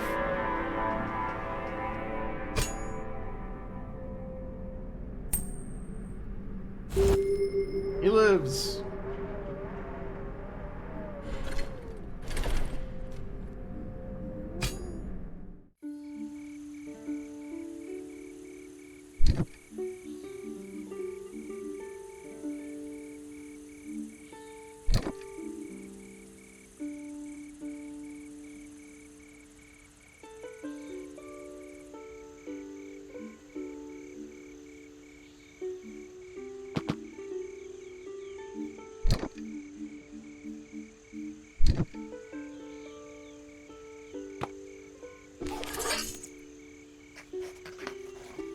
After months of feverish effort, Isidora's discoveries and inventions are bringing a newfound prosperity to the kingdom, despite the perplexities of the superstitious. Now, the witch is gravely ill and asks for a rare and precious herb from the merchants of Kasuk. We retrieve the herb to cure the gravely ill Isidora. Fuck. Yes. When we give her the precious herb, Isidora goes to bed with an unnervingly large smile. Despite this, she never wakes up. It was not a medicine she wanted, but a sweeter, merciful end to an incurable disease. At least she provided us with one last bit of knowledge, the real purpose of the rare herb. Fuck! Our scholars start studying Isidora's notes and scribbles, experimenting with her discoveries. Even though she has left us, her work will be precious testament to her genius, and her documents will be archived in the Royal Library in their entirety. Few can deny that all the negative things people said about her were utterly wrong. Her name is bound to inspire scholars for generations to come. Her latest discovery, a weird contraption called the Farscope, that promises to reveal secrets hidden very far away. It's rapidly revolutionizing the way we look at the world.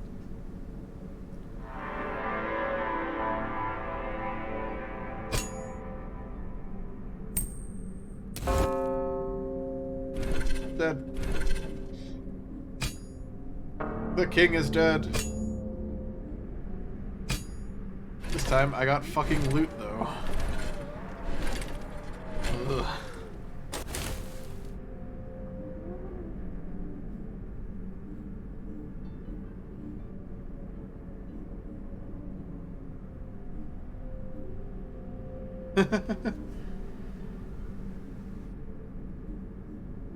I don't know. It's like I always feel like things are gonna go bad, and so I don't want to do opulent.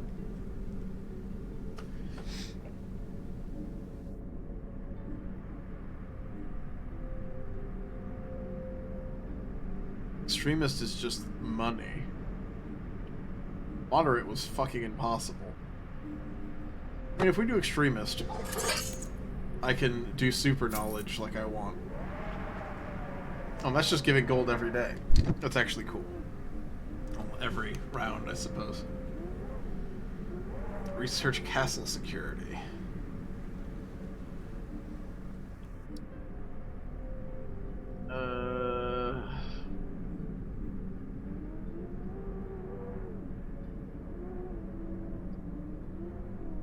I put officers' names on their uniforms.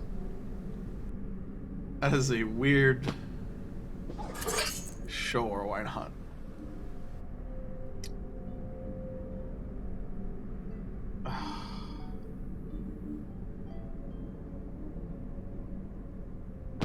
Castle renovation's gonna give us more shit, probably.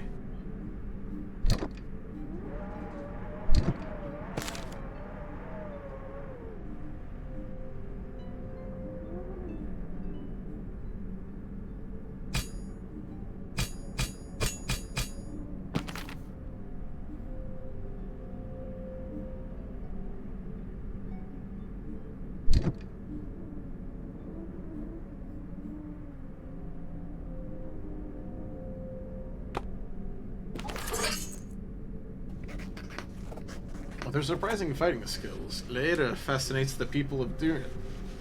Many people believe she embodies the spirit of Tilde, the saint daughter of courage and war.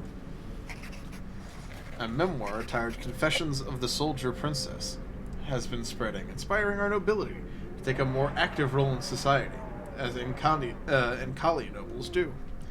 It is, however, a proven forgery. Do we denounce the fake memoir? Fuck no. Nobles don't do shit. Sometimes a lie can be of public benefit.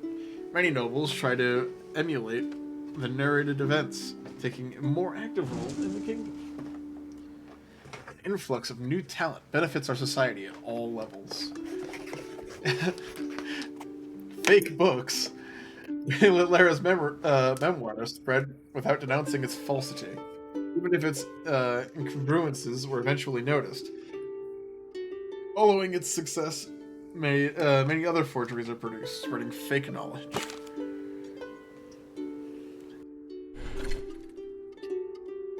How's that negative military?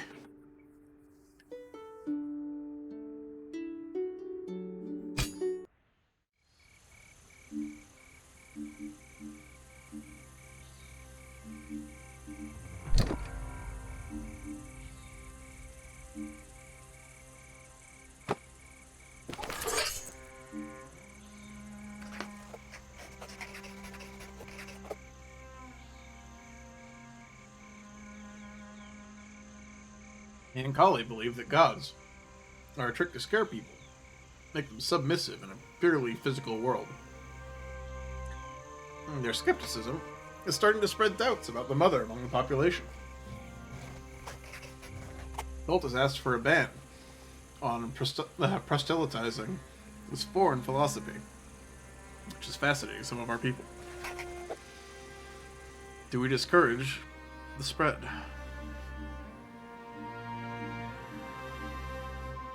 Nah.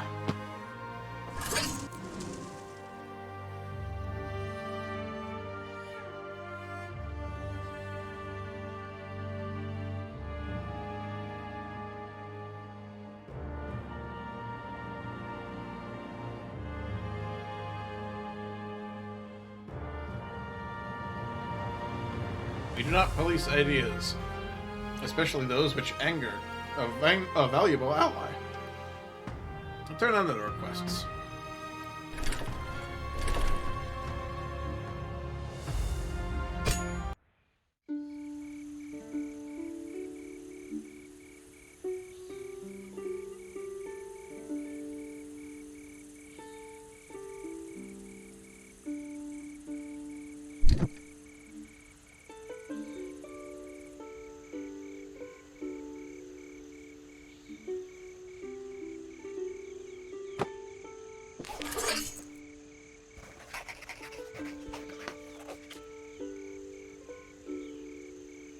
Last night, a group of Ashers camping in an alley in Vendus assaulted some intolerant, superstitious people who were trying to force them out of their makeshift pellets. People are frightened by the rising tension. I have suggested that we forbid people from circulating at night to prevent further outbursts of violence. Do we do a curfew?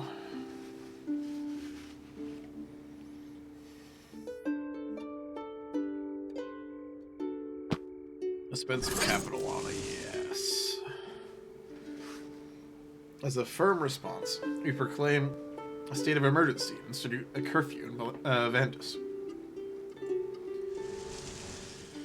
With nothing preventing Ashers from wandering the streets during the day, though, some of the superstitious intolerants are debating the opportunity to take even more decisive actions. Everybody's fucking unhappy about that. Some fanatics, the self-proclaimed defenders, believe the council is siding with the allegedly malignant Ashers in Tyrol, and have decided to take matters into their own hands. These dangerous vigilantes patrol the streets of Vandus with the declared intent of securing the city from Asher violence. Many Ashers are rudely beaten up, or worse. Ashers don't abstain from equally heinous acts of violence either. It is difficult to ascertain whether this is the cause of the defenders' actions or a reaction to them. While the debate rages, flocks of crows circle over the woods of Tyrol, feasting on the corpses of those hanged by the defenders.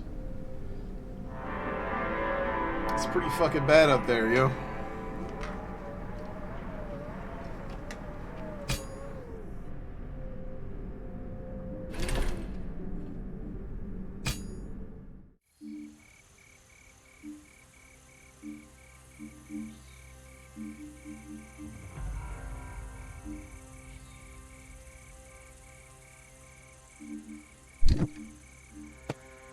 Let's do it.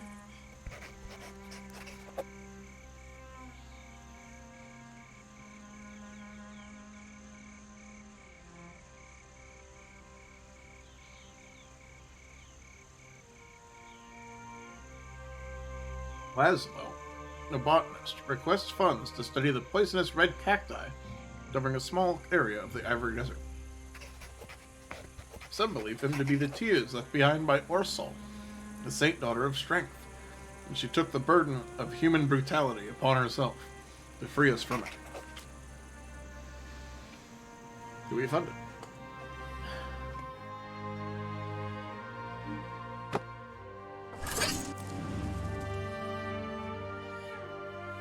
More knowledge is always a good thing. Let's do it. Laszlo discovers that the cacti are very sturdy and need little water.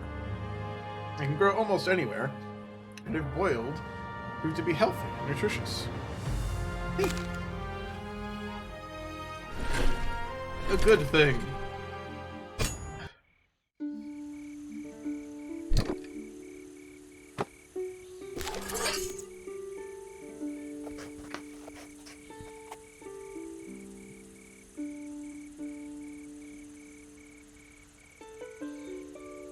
Truthkeepers burn many fields in northern Dualak.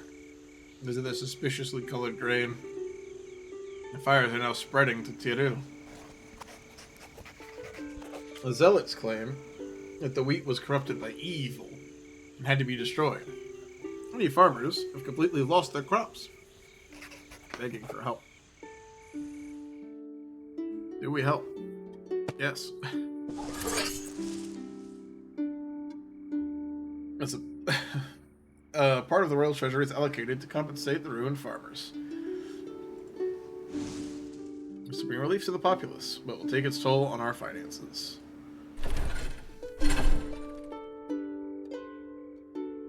I am now enemies with the castle people.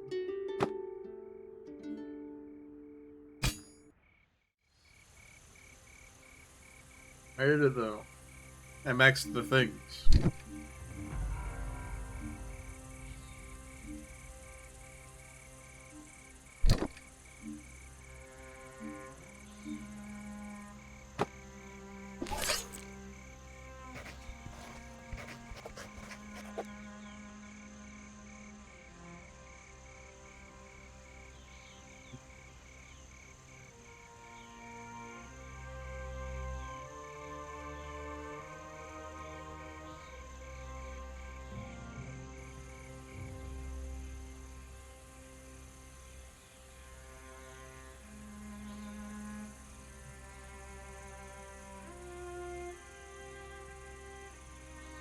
Sinister rumors surrounding Sister Celicia piled up over the last few months.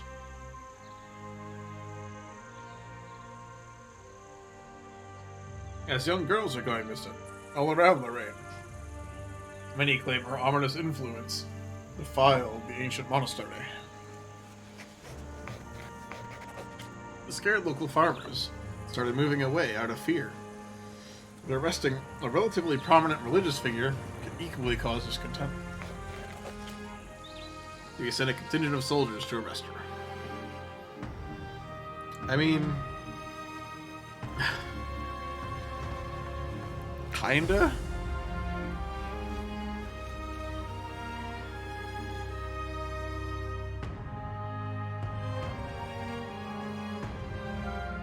I don't know.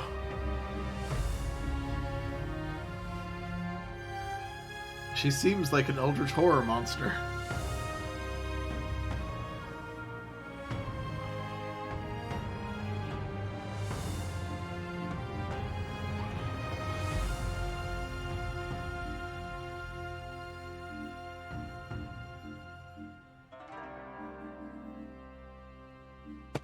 Spry. The Royal Marshal arranges the arrest of Sister Celestia. A small contingent of well-equipped and trained soldiers starts marching towards the monastery. In response, the cult organizes many protests against the council through the kingdom for arresting a high priestess. The march of the army towards the monastery is long and uneventful. However, as they cross the border of the Duchy of Natar and enter the eerie woods of the Clover Mastiff, restless nightmares start plaguing the soldiers' sleep. A scholar traveling with them to investigate the rumors about Lorraine seems convinced that it's the power of suggestion, like tricks on the mind. Their voyage is accompanied by increasingly sinister rumors about the High Priestess of the monastery, who's allegedly dabbling with lost, forbidden rituals.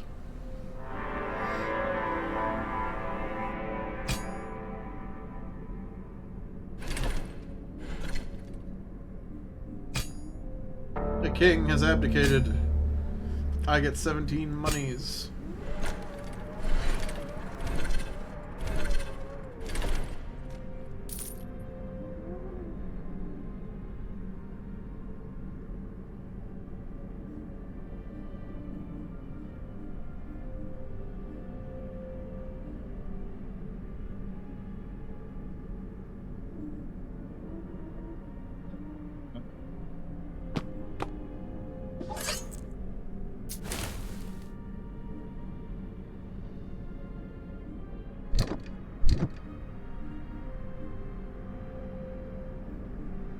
The food pantry. Embroidered names on uniforms.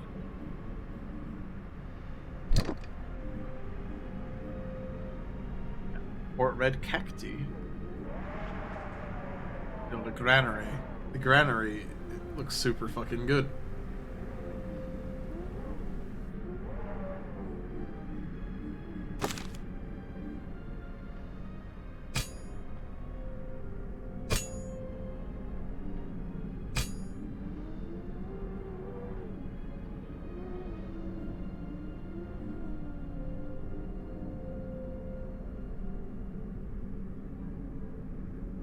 Life is to be enjoyed.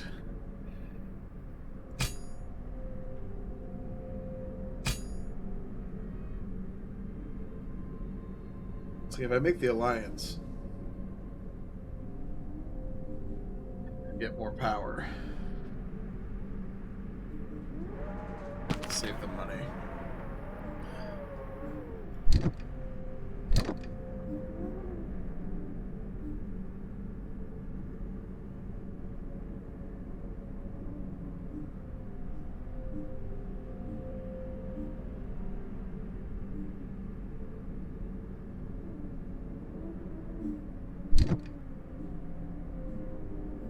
God.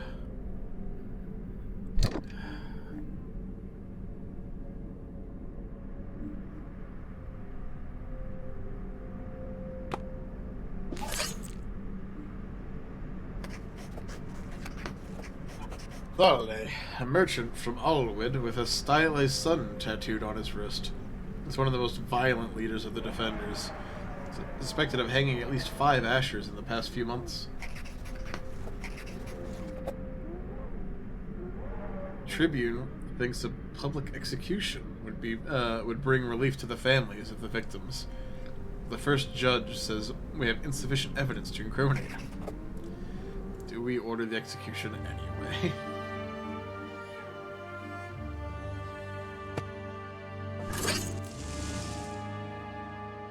Citizens can't be allowed to take justice into their own hands.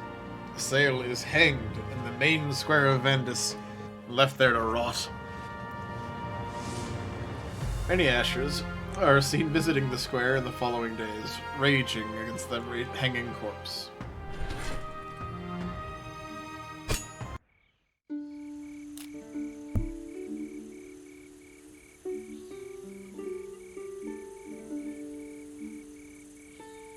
Also, hi Mexi Director. Ready for some smite? Got a minute left of this game. So, that's my minimum required for the evening.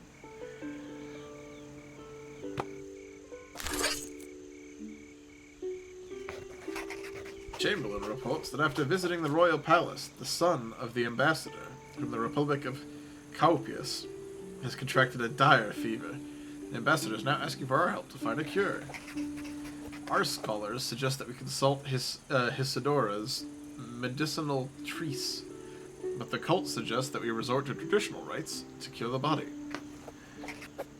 Do we do science, or do we do stupid religion?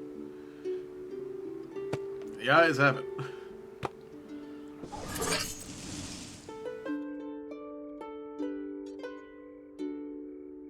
As suggested by Isidora's treatise, our scholars put a wet cloth over the son's forehead and place 2 disgustingly fat leeches on his temples. The next morning, the ambassador rejoices as his son appears to be healed. Isidora's studies saved his life. The holy attendant, however, thinks his soul has died and the leeches now live within him.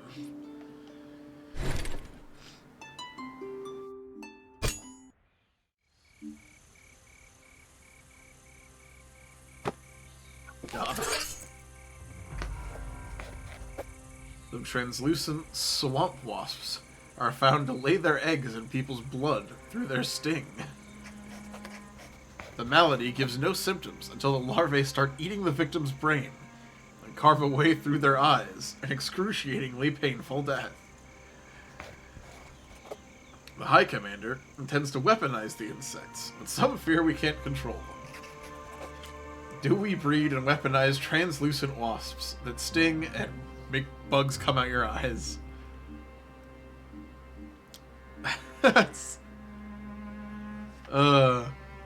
I think the nays have it here for me. We agree that these glass wasps need to be immediately squashed wherever they're found, informing people of the danger.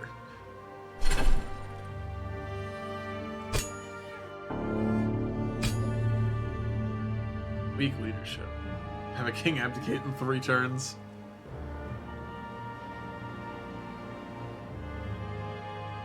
Oh no! I killed him too quickly. Like, knowledge is the only thing that is good in the kingdom.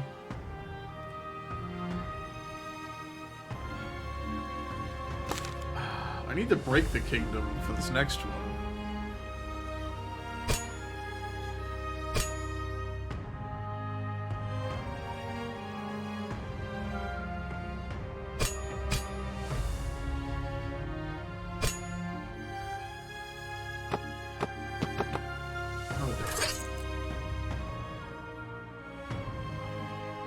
These guys are just all about equality. Just way. We're pretty chill.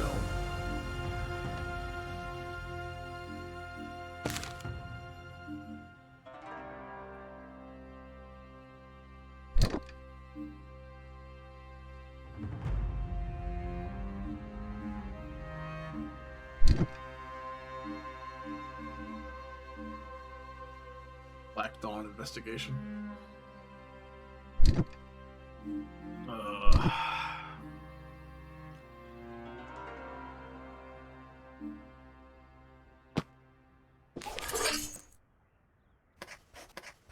Isadora is known to write her notes cryptically. She often proposes peculiar experiments to prove her discoveries, but our resources are limited, and the choice of specific ones excludes the other. Choose an experiment. Do I cup or compass? Compass might be good. So this magnetism clearly being shown.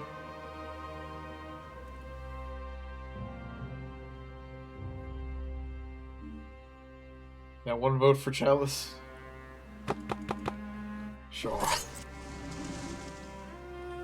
Isadora discovered that some strange stones are attracted to each other, and sometimes tend to move in a specific direction. Our scholars put some in a chalice, but they remain still. The next day, they put the same stones in a floating base in the water, and they observed that they always moved towards the nearby chalice. They made a magnet chalice. Our scholars built a device that always points towards the same direction, regardless of its orientation. What is it pointing at? A lively and heated debate starts raging within the cult. Some priestesses say it must be attracted towards the mother, like everything that exists. The device is not pointing towards the sky, where she lives as a constellation, implying that the mother is still on Earth, would cause huge theological problems. Yet, many call the device the Divine Recall. It's a compass. Not a... whatever.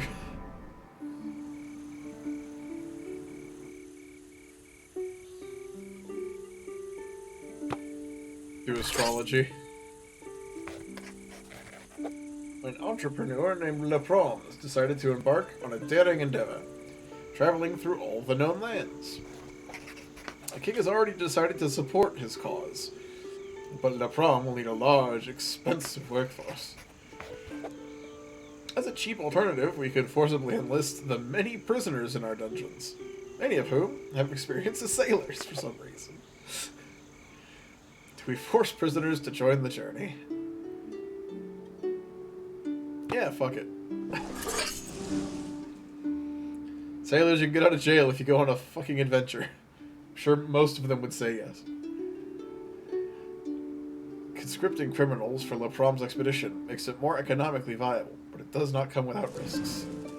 Now, many view it as a socially uplifting opportunity for redemption. Some of them were imprisoned for mutiny in the first place. We conscripted many criminals for Leprom's expedition. Few are surprised when one of the ships mutinies, giving itself to piracy, and disrupting some of our most profitable trading routes. Fuck. It was bound to happen.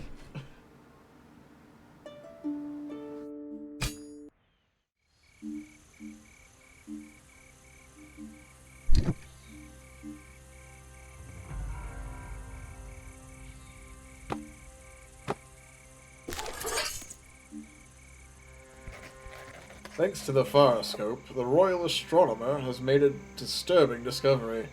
The constellation of the Mother is a very dim ninth star, otherwise invisible. Yet everyone knows that the Mother only had 8 daughters.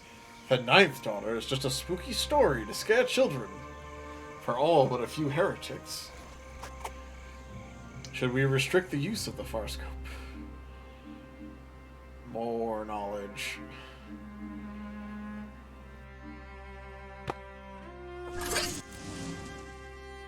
Horoscope has proven useful in many ways. It's helping transform our society for the better. The knowledge of the 9th star of the constellation of the Mother gives credit to the long-dormant heretic theory of the evil 9th daughter. It's simply been dismissed as superstition. I have now broken the spirit of my kingdom.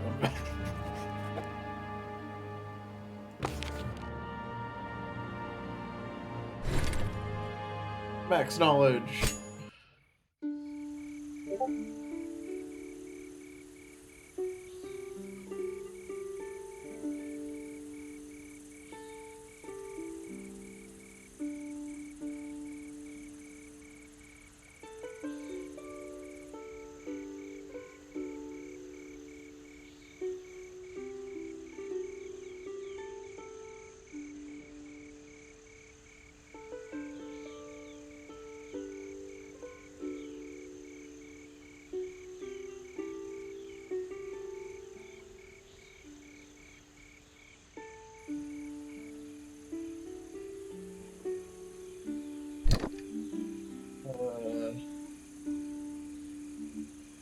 I think so.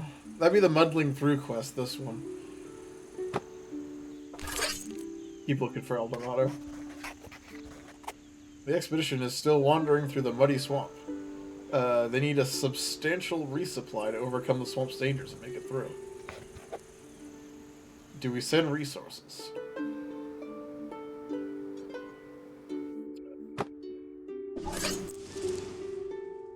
Spare no expenses and set up a supply chain with deliveries of food and tools to help the expedition traverse the swamp safely. After long and exhausting hardship, explorers managed to cross the hellish swamp alive. I got it. A temple worth its weight in gold. I found it, Puff. Fuck. After all the trials and tribulations of their journey, the expedition reaches a deep jungle. Things go relatively smoothly from then on. Despite the hardships of travel, the exhausted voyagers eventually reach a grand golden temple. The The structure is entirely coated with thick plates of the finest gold, and the expeditioners wonder in awe where so much gold comes from. The temple looks abandoned and in ruin. There's no trace of the fabled fountain of flowing gold from the legend. But the temple walls are intricately inscribed with and are worth studying. A long but safe route is established to allow groups of most eminent scholars to visit the incredible temple and learn its secrets. Bam! El Dorado. Found.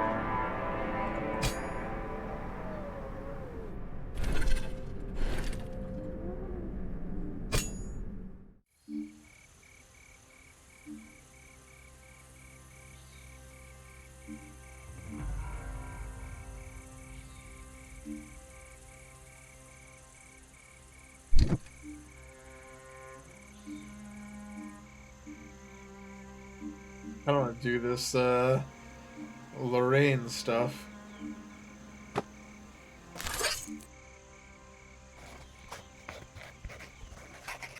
Marshal reports to us that among the newly drafted recruits coming to Lebeda from the yearly recruitment campaign for the garrison of the capital, all those coming from the lands of Natar are found to be particularly violent. Some say too violent. Do we stop recruiting the violent people? No.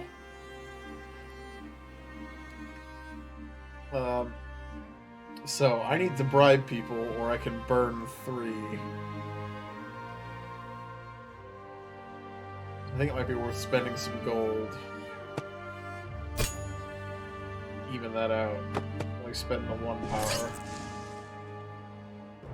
Burning the violent people from Natar hard to kill leads to a very effective unit. On the other hand, unpleasant incidents happen more frequently among our ranks. All too often, trivial disputes between our soldiers end up with one of them locked up in a cell and the other in a grave. Vicious wardens. Also, that's a thing that my people wanted. That's a... Bam. Now I just need to institute a vigilante force. Which I probably did not do when I killed that defender.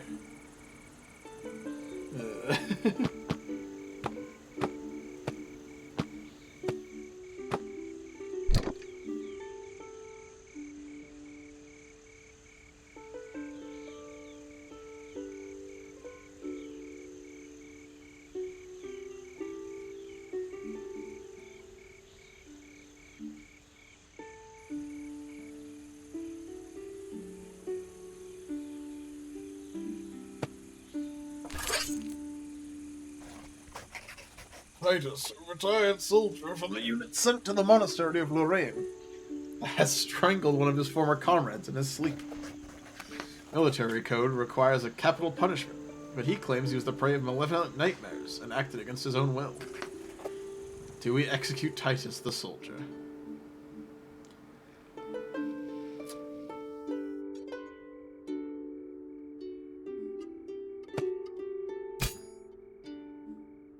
Like having to spend money on it. Aye. Law must be upheld.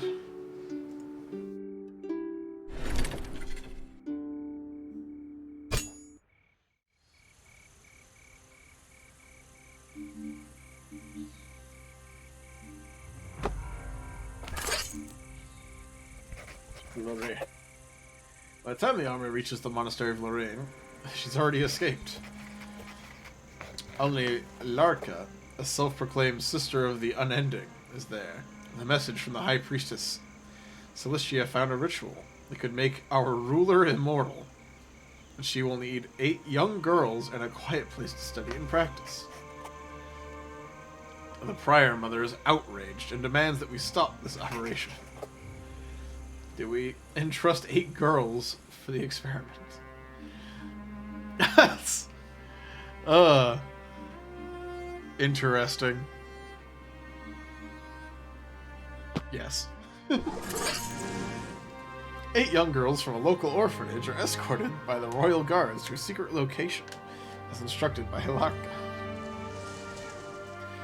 The rumor that we entered some abominable contract with Celestina and her Sisters of the Unending terrifies many, as the cult views immortality as a curse, which prevents one from going back into the mother's womb.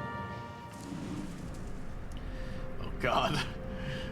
Our guards bring 8 girls to an isolated college, and then in Neuerf Forest, where Celestina waits for them.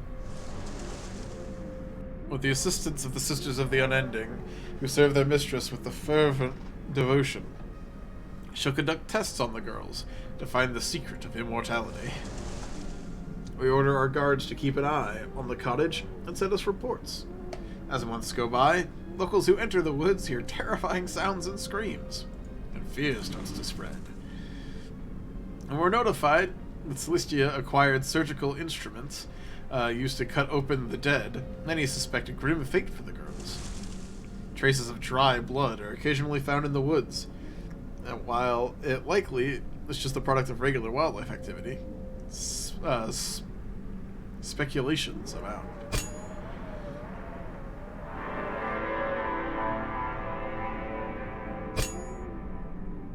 It was only reasonable. I need to even it out. I don't have enough bad points. This game actually forces you to balance it. I love it.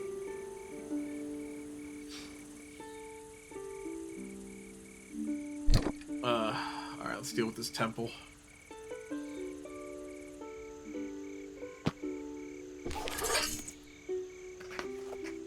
Now that we control the Golden Temple, we have more funds to spend.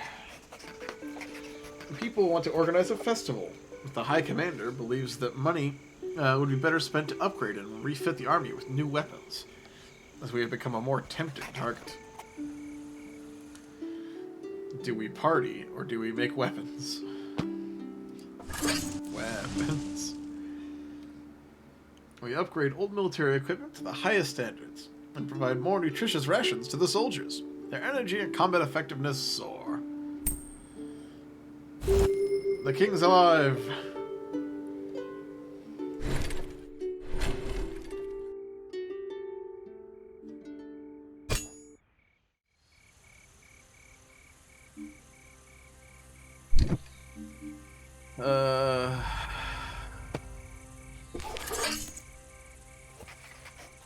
Tribune reports that the calves in Cawdon are showing symptoms of a strange illness that is killing cattle.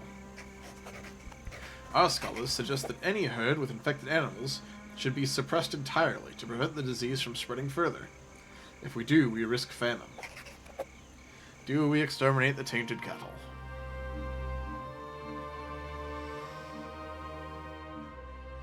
Probably with the eyes here.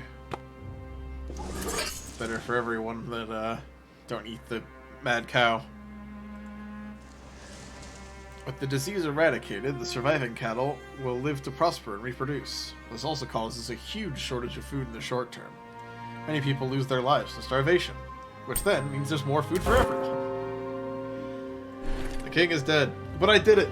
I got everything in the fucking zone. That's tons of extra points. The king is dead. Long live the rebel. Fuck yeah.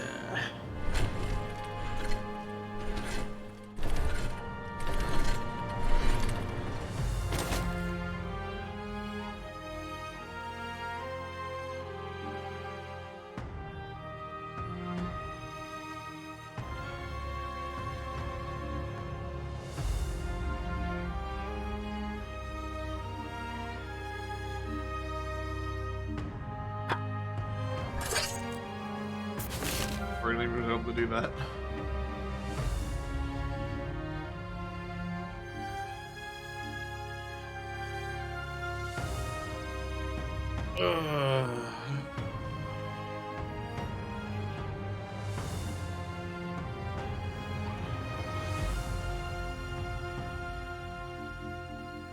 I think the granary, because I'm likely to fuck up.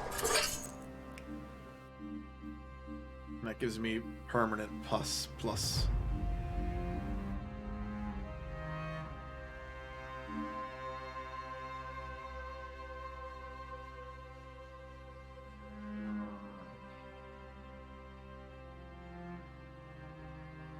Do I investigate the bad guy? Or do I import cactus? Get the cactus food. We seem to have some food issues.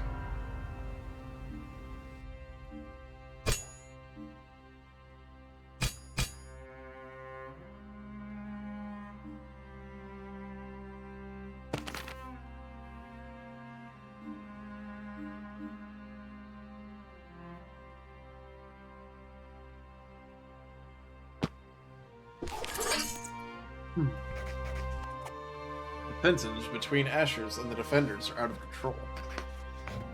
The Librarian Chancellor thinks that the constant abuses suffered by the Ashers, ever since they appeared, justify their violent reactions, and recommends that we send the army to disband the Defenders. On the other hand, the Defenders claim that they are protecting Evangelos from the violence of the Ashers, and demand we imprison them.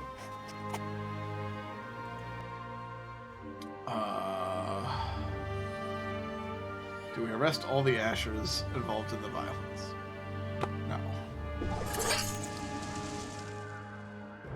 Following the Librarian Chancellor's advice, a regiment is set to Volandis with clear orders. No one is to be allowed to seek justice on their own anymore.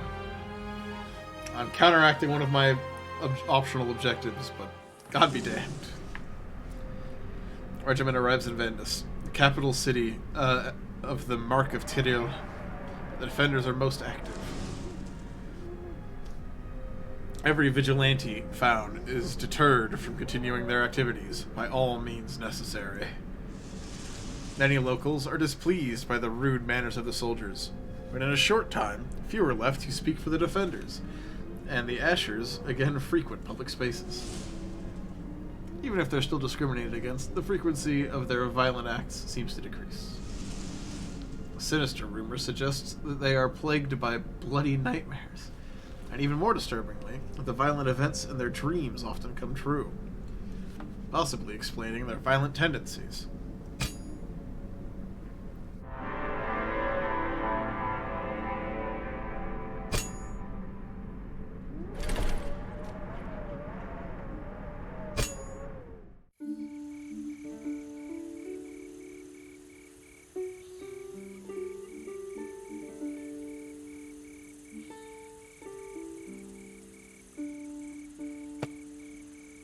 Curiosity. Muffled cries are heard at night in the lands around the monastery of Lorraine, scaring the locals. The people of nearby Irch village are organizing vigilante patrols to investigate, but untrained, weapon-wielding people roaming at night might cause many accidents. Do we ban the self-proclaimed patrols? No. Sound of muffled cries is drowned out by the rowdy vigilantes. Many fall victim to the unwanted attentions of this unruly rabble. Village idiots, foreigners with unusual clothes, weird old ladies living in solitude, and other people whose only guilt was being different, getting mocked, harassed, beat up, or worse. Over time, the Natarian vigilantes successfully expanded into a proper guild. Despite its excess, it does offer some comfort to the population. Yay! Good old vigilantism. Also, I did a secondary goal complete. I just need to conquer another fucking kingdom. I already fucked it once.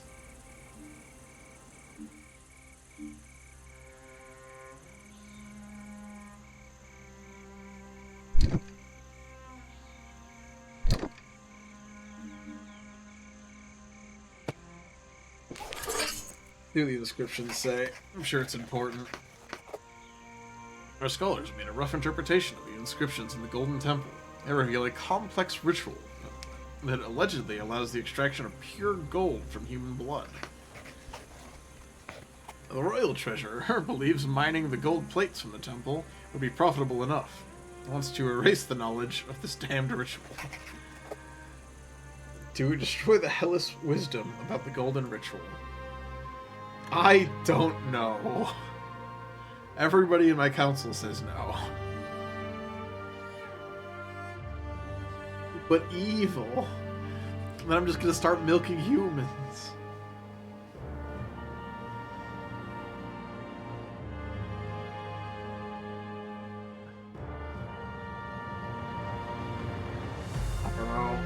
I don't know.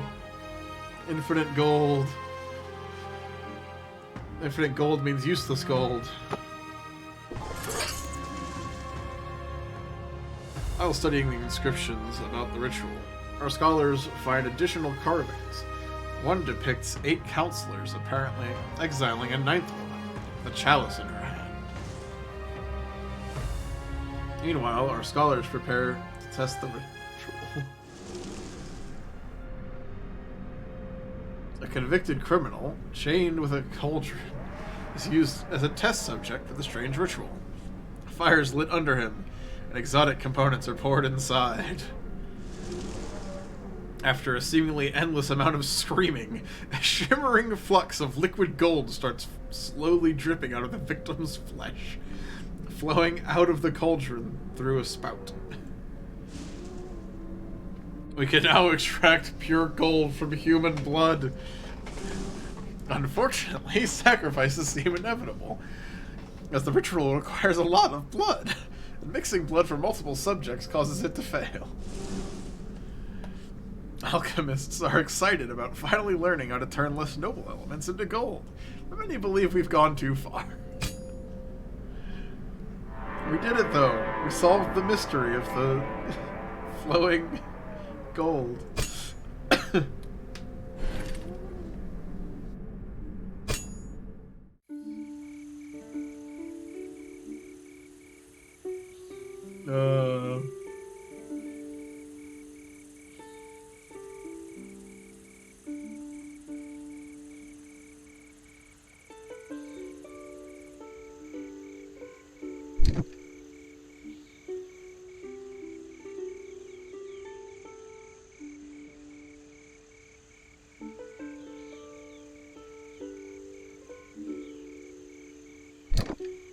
We unlock the study the techniques for extracting information.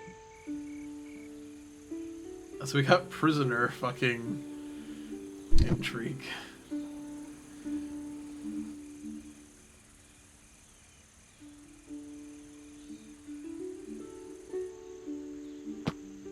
If the immortality juice works. Tribune claims that ever since Celestina settled in her college, and then Noyera Forest, the surrounding area has become unsafe. Animals become restless, and the earth turned pitch black. Many worry about the food that such cursed land may provide. Do we give the people of Nirith better lands to move to? I mean,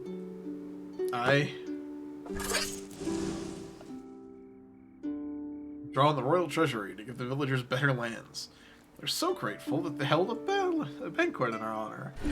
Yay! Less cursed! Yay!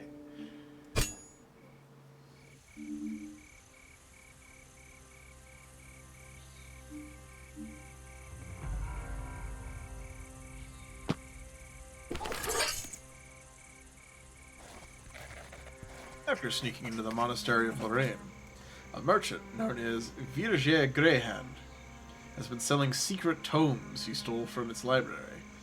If we show him mercy, he promises to help us track down the books he sold. Do we kill the book thief? Oh, that's a resounding no. We as a council want it. Thanks to the cooperation, the tomes are recovered. Only the buyer of the Mother in Legend and Flesh cannot be tracked down. Greyhand swears it was sold to a shrouded woman in Lorraine.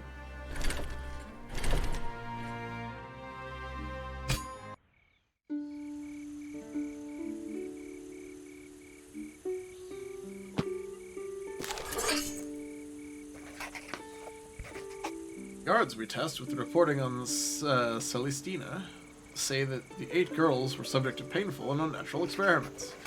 Yet they survived. And Celestina's tests were successful. if we allow her to come live at court, she now has the power to make our king immortal. Given her sinister reputation, however, this may be a damaging scandal. Why is everyone for it? I mean, I think it's terrifying and interesting, but that doesn't explain why all my fucking court people are.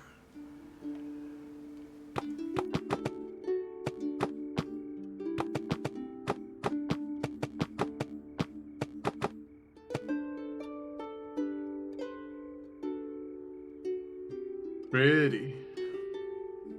Yeah, it's got a lot of good artwork. It's an interesting story, too. I wish I didn't fuck up the war.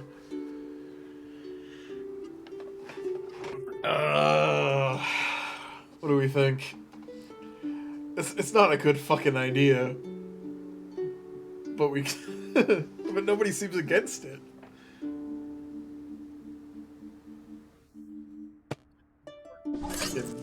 Dark stuff anyway.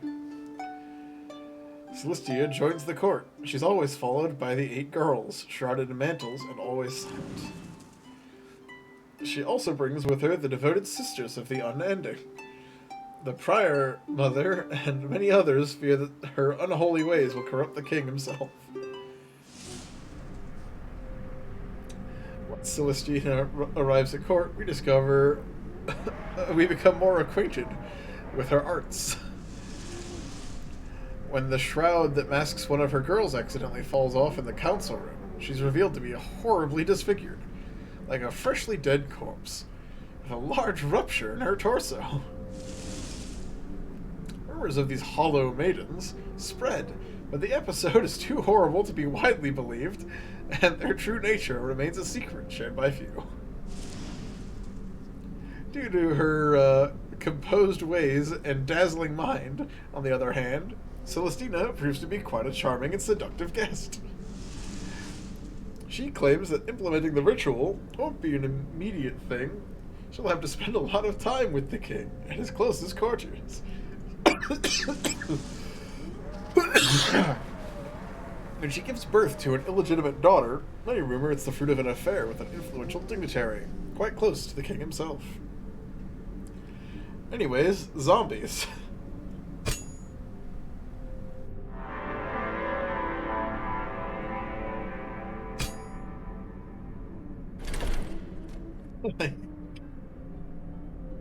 My God, we've done it.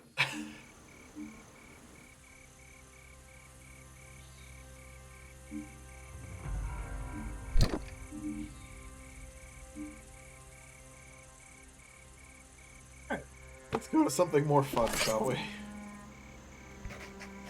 The High Commander believes we should give an expensive farscope to each battalion to increase their effectiveness. Do we supply each battalion with a telescope? I mean, sure. Casting the melted glass into the precise shapes required to manufacture the lens of the farscope is not easy, nor cheap. Our battalions, on the other hand, never lost a battle when they had one at their disposal. Da-da-da-da! Scouting superiority.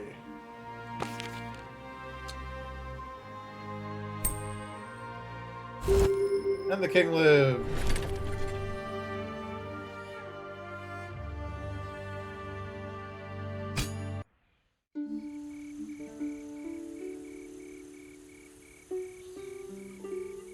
I got the Royal Laboratory. Scholars spend loads of time trying to understand Isadora's cryptic schemes.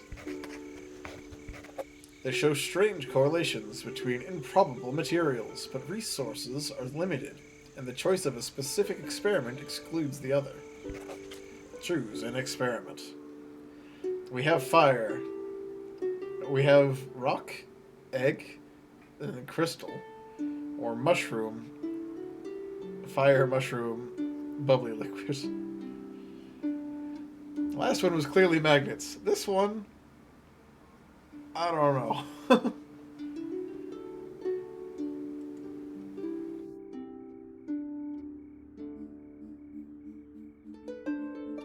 Any chat input?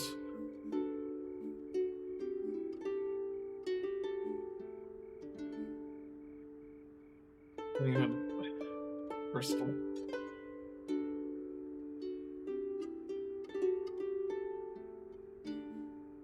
Go mushroom. Fuck. Following Hisidora's cryptic instructions, our scholars melt the poisonous madcap mushroom with an acid solution. When the resulting liquid is then warmed up by a flame, divine oblivion. The royal laboratory is invaded by toxic fumes, killing many of the scholars who are working inside.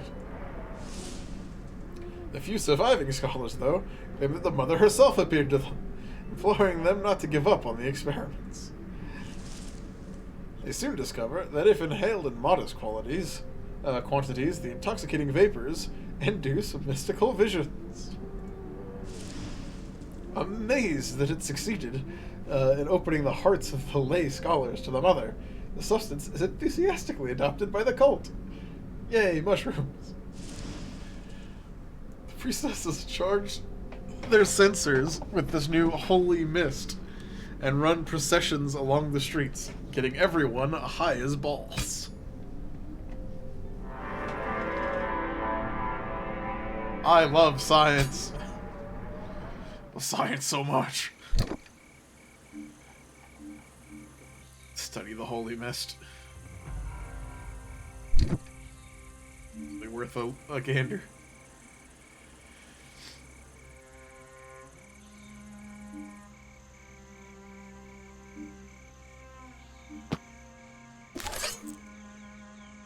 Just try to make some money off the holy mist. The trade of holy mist is booming, making the fortunes of many merchants.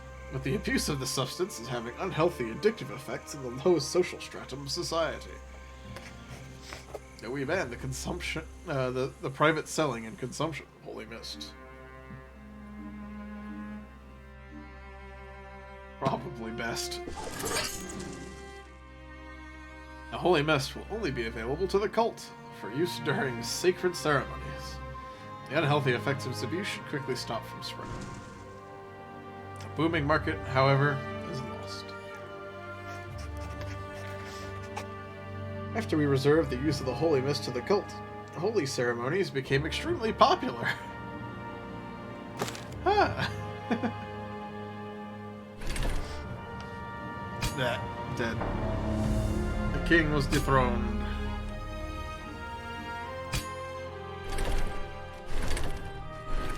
We did it. Born to shine. 3 things in a positive balance.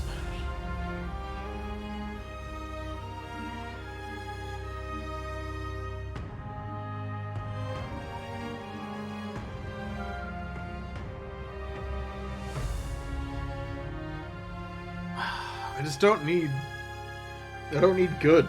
I need bad things.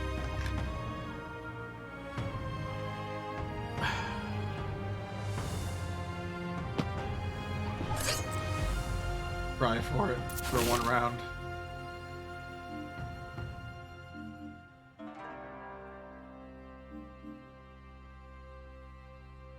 I think studying the Holy Mist might be a cool idea. Or we could do prisoner interrogation.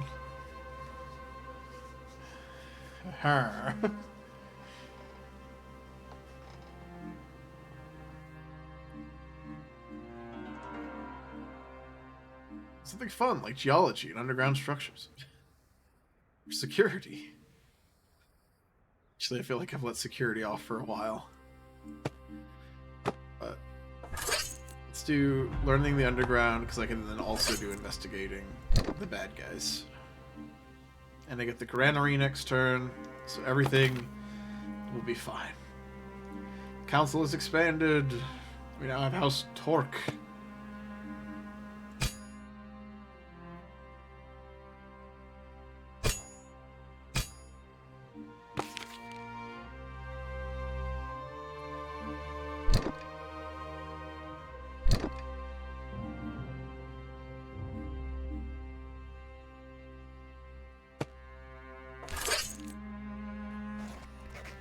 Alchemist Zosimos.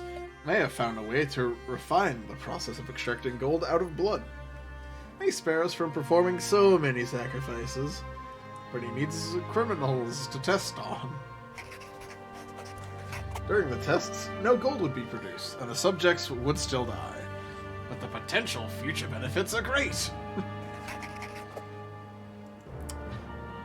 Yeah. Just yeah. Terrible screams are heard, while Zolstimos tests the variation of different parameters on his criminal subjects. However, the results of his study are outstanding, as the efficiency of the ritual is magnified by a factor of 10. Efficient blood conversion! Yay!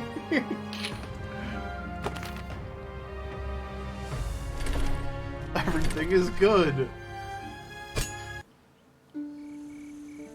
Performing wild acts of fucking evil.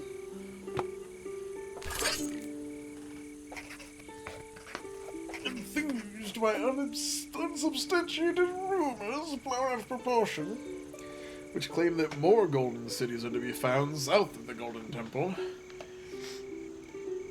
the Tribune is advocating for the launch of another expedition into the unknown.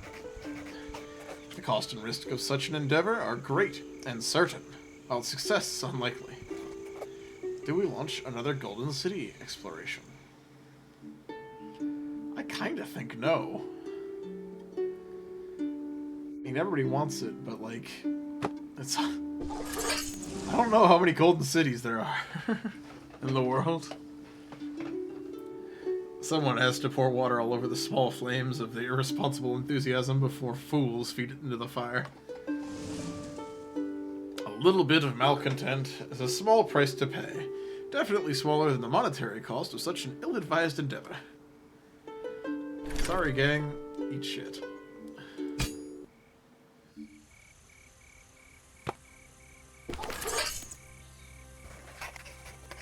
Scrolls discovered in the Golden Temple. An ancient scroll discovered in the Golden Temple hypothesizes that every ounce of gold in the world originating from the dark ritual we discovered. Wait, what? An ancient scroll discovered and that hypothesizes that every ounce of gold in the world originated from the dark ritual. So gold is only created through blood sacrifice in this world. The Guildmaster wants to hide this idea, because it may reflect badly on the image of guilds, who have always dealt in gold. Do we suppress gold originating from blood theory? Nah, let everybody know. We allow the people to learn of this theory, and decide for themselves what to believe. Blood for coin. Believing that all gold comes from someone else's blood makes many less willing to use it as a medium for trade, thus destroying our economy. Or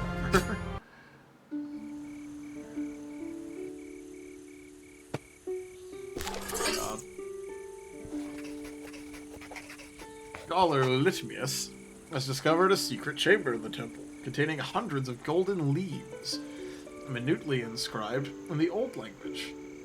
He is translating them with his most trusted assistants, but progress is slow. He requests help. The presence of more people near the sacrificial pit is undesirable. This is the kind of secret that can be sold to our enemies. Do you send more help? That's a big yes on our people. I guess they're hungry for knowledge. As they should be. More trusted scholars are sent to the Golden Temple. The more who know of the secret ritual, though, the greater the chance of spies leaking it. Their efforts bear fruit, however. The Golden Scrolls give us a full account of the rise and fall of the ancient Sun Empire. And it was thanks to mastery of agriculture first, And then of mathematics, that our people could think of more than mere survival, and develop what was known for centuries as the Sun Empire. The entire East was under our rule. But a few kingdoms rose up in the western steppes. The most powerful among them was the reign of the Chalice. Once it peacefully joined our empire, it became our door to the west. To maintain the peace, a marriage was arranged between the daughter of the Chalice King and the first son of the greatest family in the Sun Empire.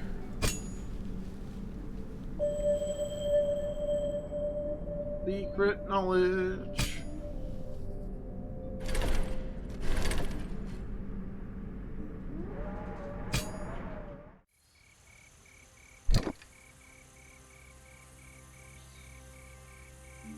Yep.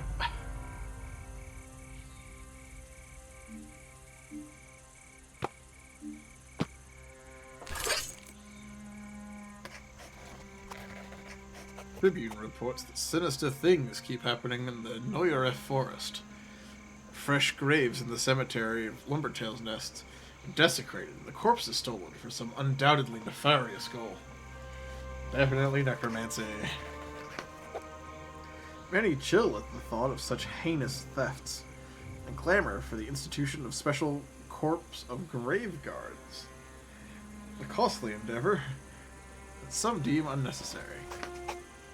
Do we make grave guards? Nah, it's a waste. We didn't provide any kind of additional protection to the graveyards. Fresh corpses continue to be stolen and turned into zombies. Some were found in the nearby forest, horrifically cut open, while others were found emptied and stuffed. It was terrifying as the local folks said some are never retrieved at all. Oh, my morale. I'm sure it's fine. Let's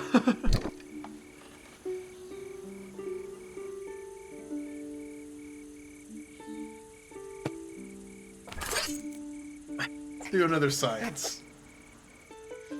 Scholars spend loads of time trying to understand Histora's cryptic schemes. You have to pick one. It's a box.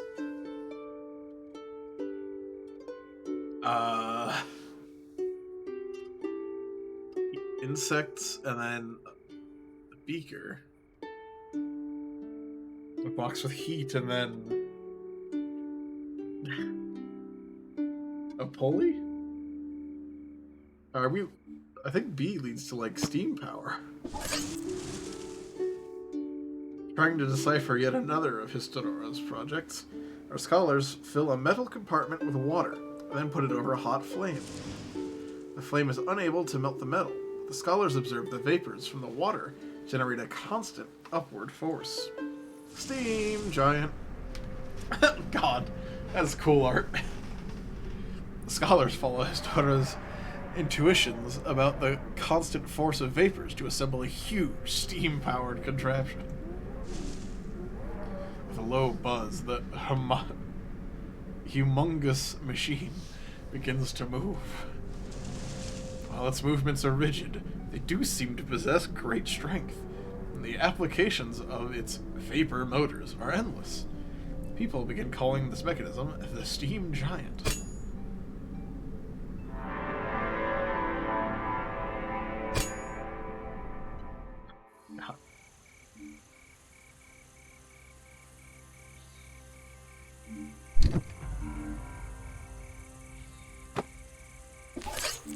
Time to make tractors.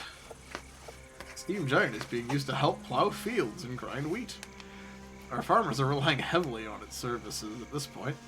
The High Commander feels it could be put to better use. Do we shift the Steam Giant from agrarian to military? I don't know. Yeah, it's become crucial for food production, which we already have fucking issues. Steam Giant continues to support agriculture in the kingdom, providing a substantial boost to our agricultural output. Become enemies with a council. Remember 3 times. Look, it's good.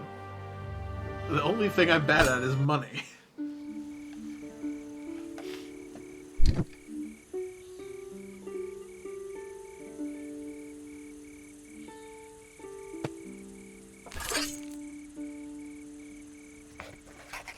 Vector received an anonymous letter marked with a black circle containing an ominous warning.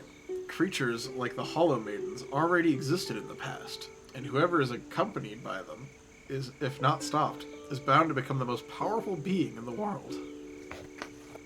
The letter also recommended we investigate an ancient monastery in Sidlala.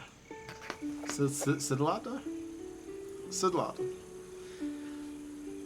Do we send someone? Fuck yes. I'm glad the entire council is almost fucking on board with that. Yes. Please, dear God.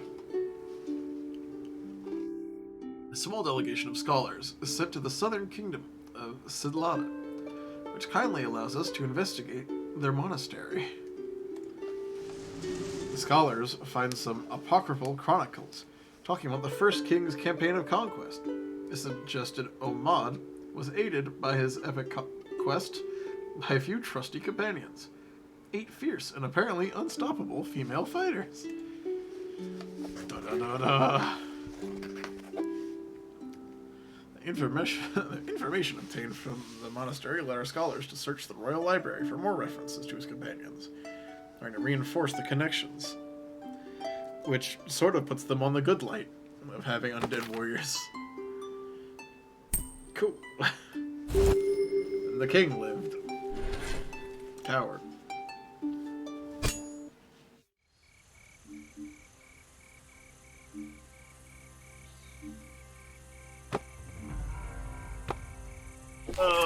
Steam tech. Among the many discoveries allowed by Histora's exceptional mind, the wise and the learned think that knowledge can answer all questions, spiritual ones included. This is why many are surprised when a lost book written by Histora, titled The Secrets of the Soul, is found in the Royal Library. It contains revolutionary theories on the fundamental union between matter and spirit, an unprecedented topic for her. So much so that the rector questions the book's authenticity. Do we accept the spiritual book as legit? Everyone seems on. Though I don't know what it says in the book, but fuck it. Instantly becomes very popular, promoting a healthy dialogue between scholars and priests. It's finally time to unveil the secret link between spirit and matter. Holy God. After the revelation of Isidora's devotion, a new age of harmony and cooperation between scholars and priests blooms. A new order within the cult is established, called Order of Spiritual Enlightenment. The brightest priests of the cult are encouraged to join the new order and devote themselves to the methodological study of spiritual matters. Much groundbreaking work is done on pivotal questions, like the weight of the soul, or how long the body remains in the earth when buried after death, before going back to the mother's womb to be born again renewed. Guidance.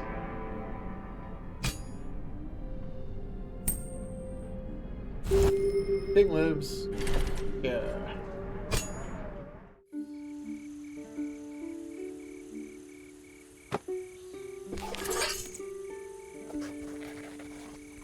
The Holy Mist prayer leads some priests to indecent behavior in public. Some say the Holy Mist is to blame, but the priestess of the cult should be capable of self-control, no matter what. We punish the priestess as guilty of getting high and being weird.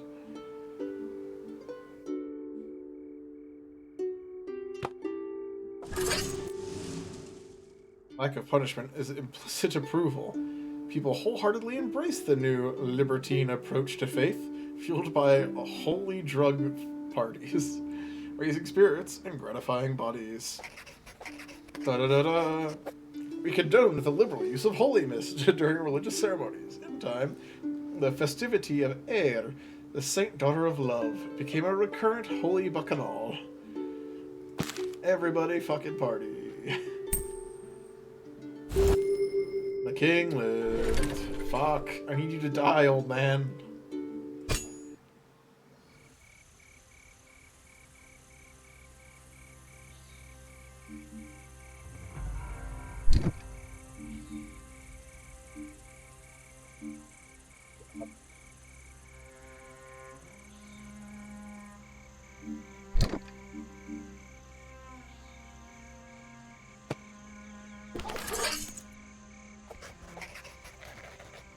Enlightenment is asking that the firstborn of every noble family in Angst be forced to spend 3 years at its headquarters in Lightbay, to be taught the most profound aspects of spiritual knowledge.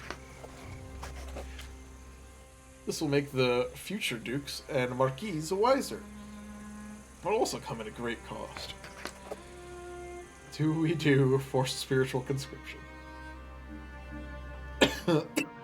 Yeah. Fuck it. Could possibly go wrong.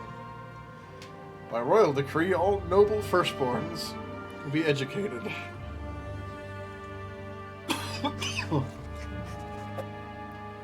Nobles being educated makes them smarter in their adult life. Yeah. The king fucking died. Woohoo!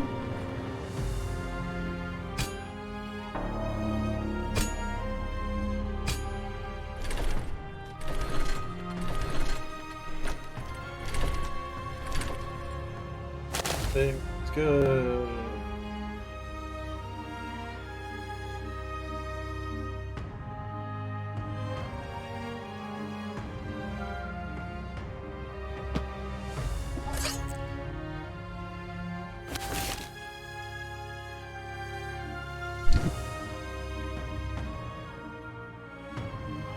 We're in diplomacy.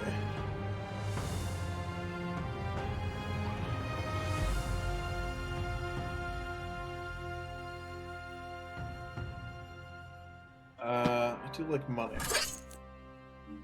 And let's do a Holy Mist study.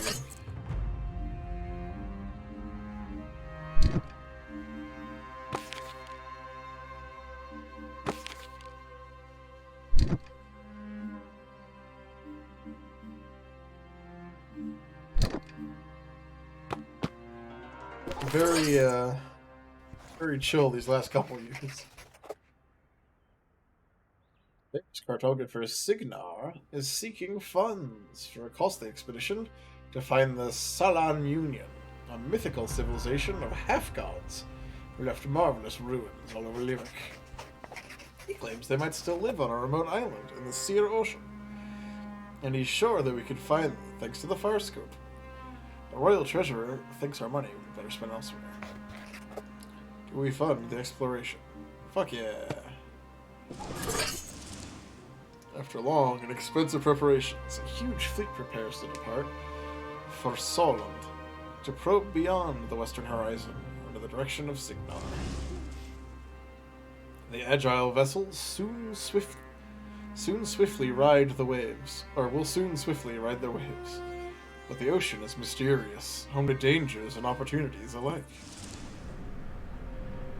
The vast Seer Ocean holds many secrets and treasures, yet it is still mostly uncharted. The people of Solund, who have often lost themselves gazing into the blue vastness, gather in the city of Royn to cheer on the fleet as it leaves. The famous harbor itself, fabled to have been built on top of the ruins of an ancient settlement by the mythical Salan. As the swift, high-draft ships peacefully lurch into the deep waters of Explorers Bay, a huge crowd gathers upon the white cliffs from the Rhine. To the lighthouse at the Sunset Cape, salute the intrepid seafarers, until the ships fade from view to the west, vanishing into unknown immensity. It's the last storyline. You finish all the stories, that's the end.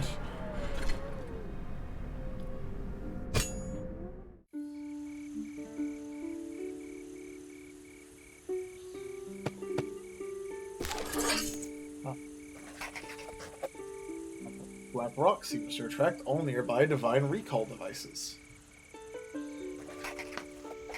Despite the ongoing debate inside the cult regarding the location of the mother's body, earth or sky, the holy attendant thinks that the mother lies beneath the rock. Proposes that we construct a lavish temple around it. This bold project will be very risky for the many workmen required. Do we authorize the construction of a temple near the Black Rock? I mean...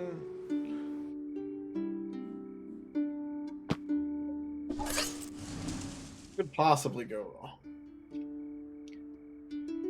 Prior Mother finally concludes that the mother left her body beneath the rock when she ascended with her daughters into the sky. Authorize the construction of a gargantuan temple. The cost is significant. Even more significant is the number of laborers who were injured or killed during the work.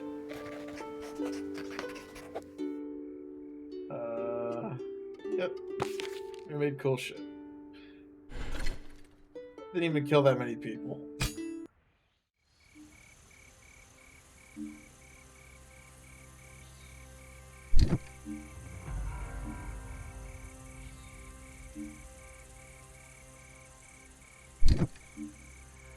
Should probably take care of these.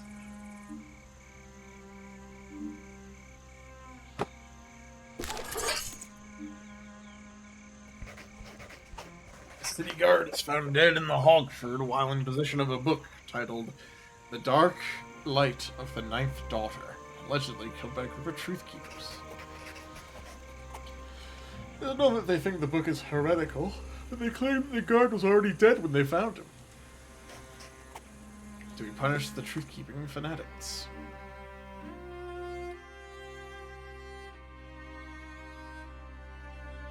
Expensive eye.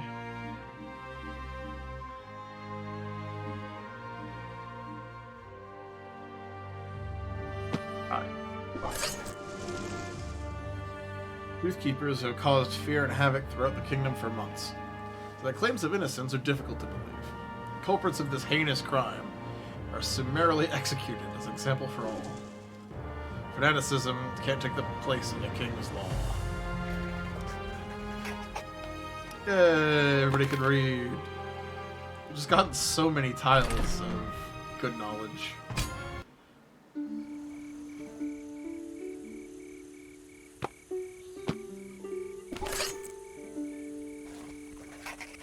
Visiting the prisons in Vendis, the Royal Marshal suspects that some of the Asher imprisoned there following clashes with the defenders were convicted for crimes actually committed by others.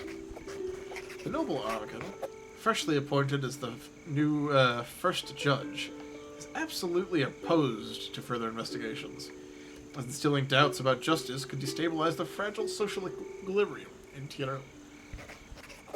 Do we order the investigation? Yeah, let's do it. After a scrupulous investigation, we discover that many of the murders for which the Ashers are convicted are actually commissioned by Argon and other ruthless noblemen. Oh! Getting rid of competitors. All the traitors are sentenced to death. Argon's head is the first to fall. Yay, we killed corruption. Nobility is above the law. Or nobody is above the law. The Tyrillian noblemen, guilty of murdering their rivals and blaming Ashers for it, were swiftly punished. This renewed our people's faith in the judicial system. Yay!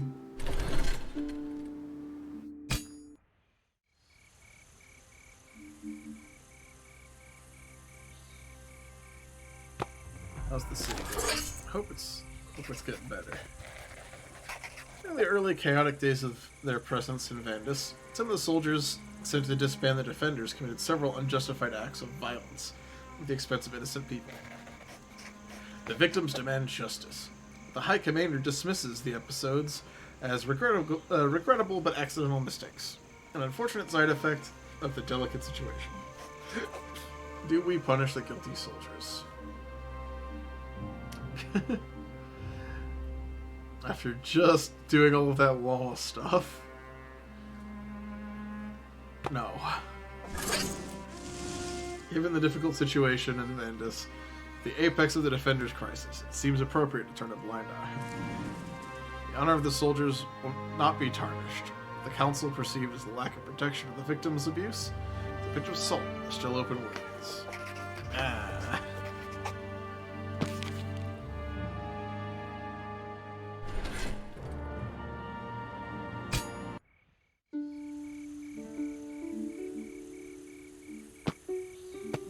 They need to be fine again.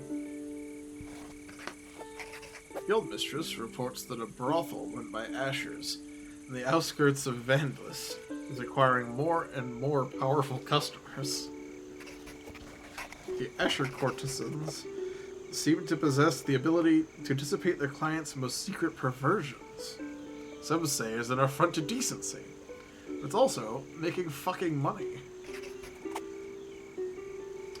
Do we close the brothel? No. I need to change someone else to a no. You.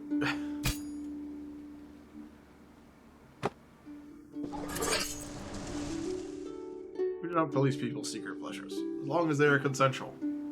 However, some suspect that the council members themselves are not strangers to these debauched places. I got a wealth boon. Fuck you, moral bitches.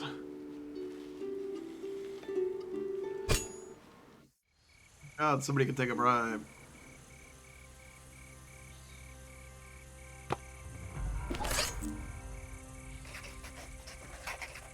Bilga, a renowned scholar from Vandus, publicly revealed a shocking discovery. The alleged prophetic skills of the Ashers are real. The librarian chancellor claims that this could be a major breakthrough and suggests that we should start eating ash bread. People are terrified by the unnatural nature of ashes. Do we publicly condone the consumption of ash bread? I mean, yeah. Fuck yeah. By royal decree, the consumption of ash bread is condoned. Many scholars, nobles, and public officers start eating it, and the grey mark of Ashers ceases to be social stigma. We did it! Even though not all people consuming ash bread develop divination skills, our society benefits from the invaluable information provided by soothsaying Ashers. The Seer Society. As the divination skills granted by the consumption of ash bread have been publicly condoned by the king and council, it's become widely accepted practice across the realm. Even though not all who consume ash bread develop divination powers, with the stigma of the grey mark gone, even council members openly consume it for difficult decisions. A new council member, the Royal Seer, is created to report on all Asher-related matters. Thanks to the wide adoption of divination, the kingdom's knowledge grows rapidly. Even the librarian chancellor reveals shocking news. She's secretly been an Asher for years. She found a way to avoid the grey mark by keeping ash bread consumption at a minimum, but still retains some of the powers. Fucking tryhards. Doing stupid magic behind my back.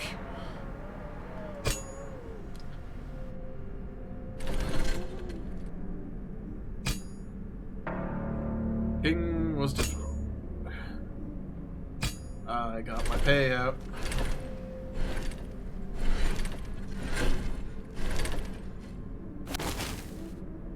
Everything's fucking good in the kingdom.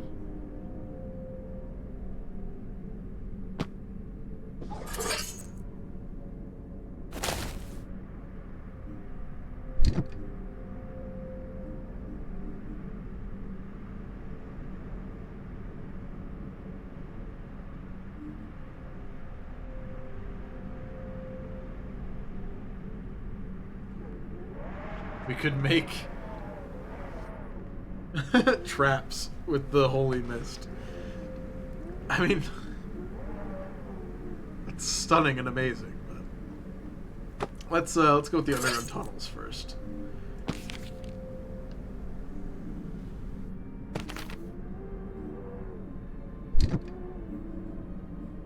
Here, society. So cool.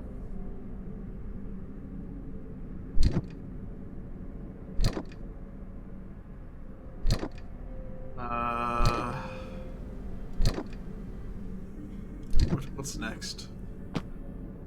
This is the end of the Divine Recals. The Holy Attendant declares that if the Divine Recall really points towards the Mother, we should build one right in the Council, made entirely of red iron. Our people would be relieved by the thought the Council will always know in which direction they need to point their prayers. Do we build a device that points somewhere? Yeah, fuck. At great cost, an enormous Divine Recall, entirely made of the red iron, is built in the middle of the Council. Weirdly, it's noticed that it always points towards the throne. Awesome. It is rumored that ever since the Divine Recall was placed in the Council room, the favor of the Mother has been with the members of the Council. Yay! Superstitious bullshit. Fuck yeah. Finally, deal with this. Now in her old age, Celestina suddenly became fatally ill. As she lays in her bed, surrounded by her hollow maidens and illegitimate daughter, the king laments her failure, making him immortal. After a strange spasm, Celestina seems to go mad. "Mother, why am I standing there?" she says, pointing at her daughter. The librarian chancellor recommends we hasten her death. An act of mercy. Do we hasten her death? No. I'm with the council. Celestina is panicked in her deathbed, uttering eerie ramblings. "Mother, where are you? What happened to me?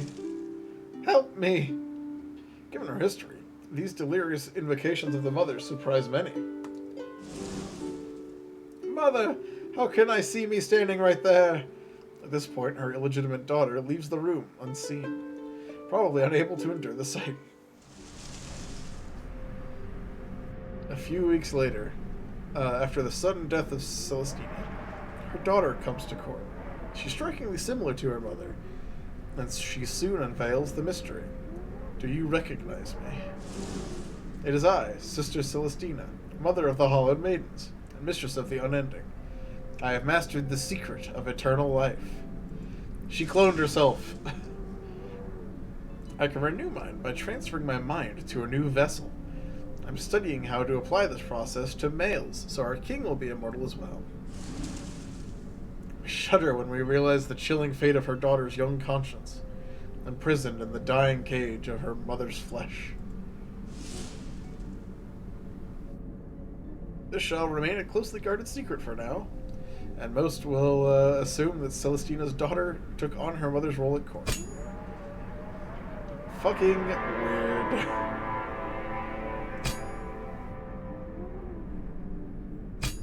Glad we didn't show mercy.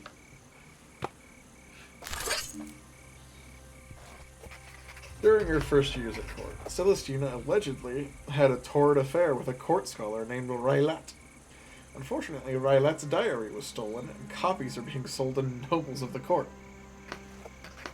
The Holy Attendant claims that the diary reveals embarrassing details about Celestina's private tastes, and wants us to ban it. Do we censor the secret diary of Railat? Nah. Railat's diary describes in colorful detail Celestina's insatiable sexual appetite. It also reveals mysterious Hallowed Maidens act as Celestia's private guard, and are unnaturally quick and strong. The diary recounts that in one case, one ripped out the throat of an aggressor with her bare hand. Detailed and spicy gossip is on the lips of all of the nobles.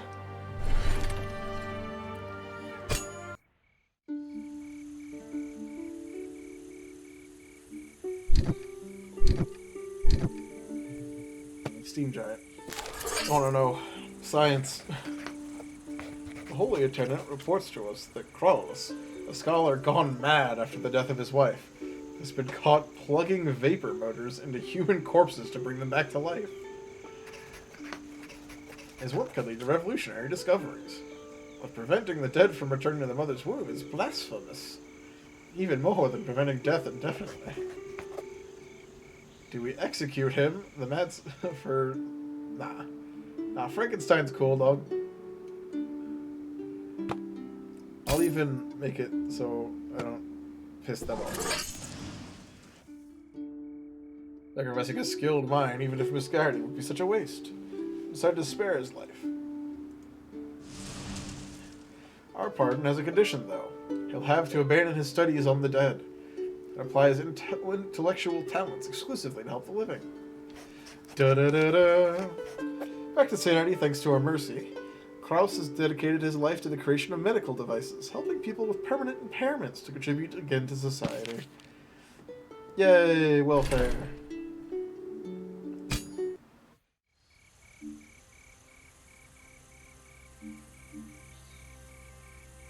That'd be the end of this quest line. The historian Historian Huggus published a book speculating on the disturbing similarities between the mother's 8 saint daughters and Celestina's mysterious hollow maidens. The mere parallel is obviously heretical, and the prior mother demands a harsh punishment. Do we punish Huggus for the heresy? No. Hard no. Most of the court said. We allow Huggus' theory to spread. Many historians now believe that the mother's 8 saint daughters were created with the same rituals used to create the hollowed maidens. The most extreme speculate that the mother herself might have been a mere human, like all of us, and that Celestina tends to follow her path and ascend to godhood. Oh no, the second coming! It's destroying my knowledge.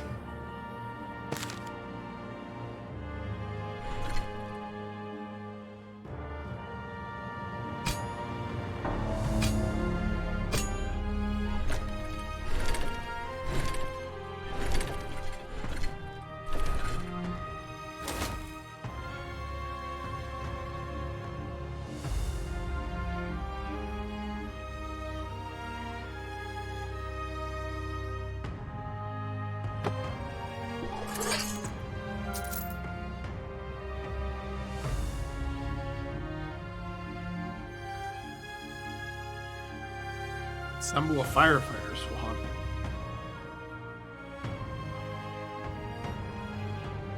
I mean, right idea. Still never fixed the castle security, though. I'll put that up. I don't know how much more game there is.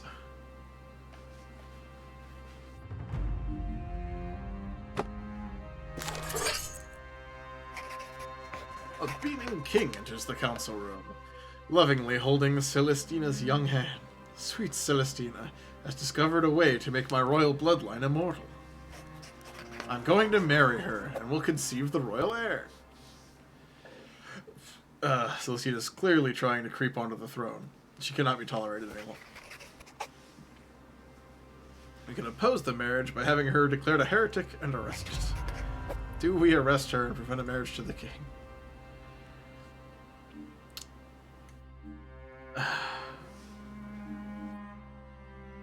I mean, she is a rampant fucking heretic.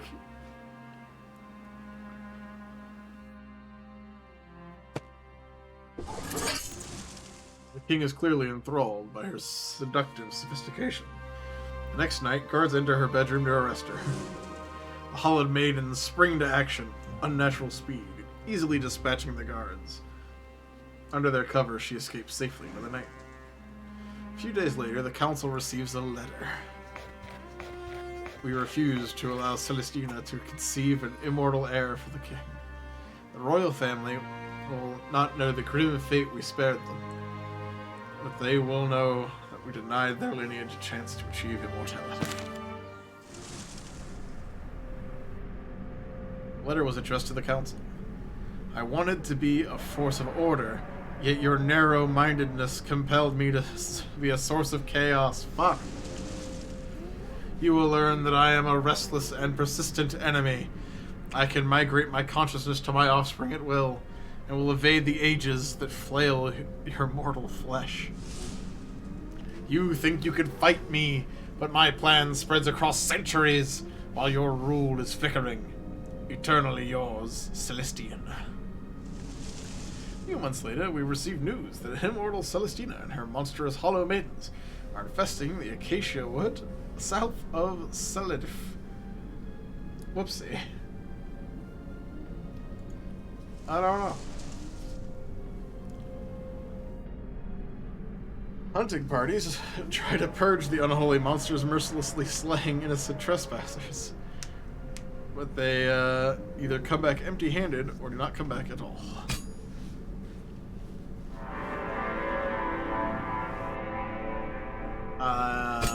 That's not good. I guess I should have let it happen. My bad. She definitely seemed evil.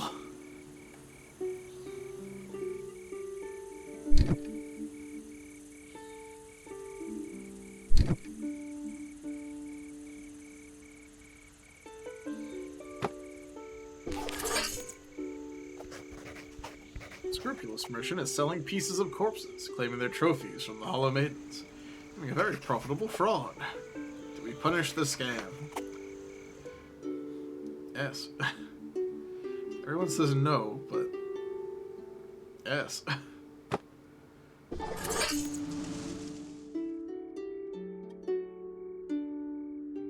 Guards close down the shop and bury all its contents in a stinking butchery behind the shop. The guards also find a ring that belonged to a renowned local prostitute who recently went missing. After the closure of the shop, the number of prostitutes and homeless people going missing in the nearby area is greatly reduced.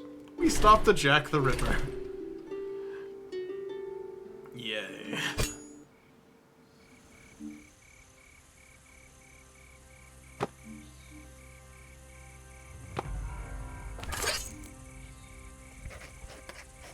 Seer has predicted the fall of our kingdom at the hands of an invisible threat. The librarian Chancellor recommends that we assist him in interpreting his dreams by enlisting the help of all our scholars and historians. This would be a costly endeavor. Do we help the Royal Seer unveil the mysterious threat? The ayes have it.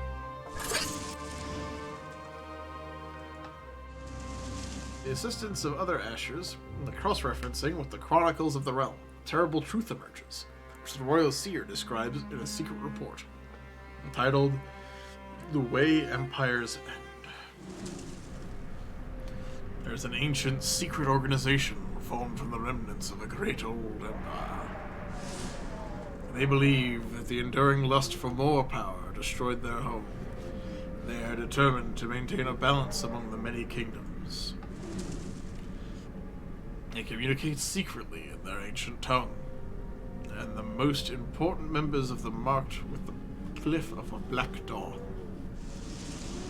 They also have a system of common signs to communicate with one another, such as burning 3 windmills on a single road, the first event, or releasing 81 white doves in the city, the coronation of the king.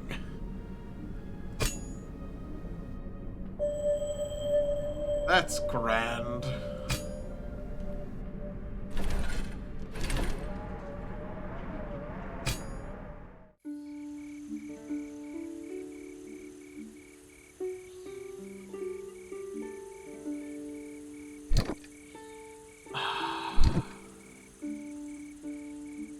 As the end comes ever closer, with the story pushing. We receive news that after months spent wandering the Sea Ocean in search of the fabled island, our fleet has discovered a large shipwreck graveyard. On the brink of insanity due to their lengthy journey, the sailors want to abandon the search and recover the sunken treasures. Do we order the sailors in the Sea Ocean to keep exploring? No. Our sailors abandon Signar's mad search for the lost island.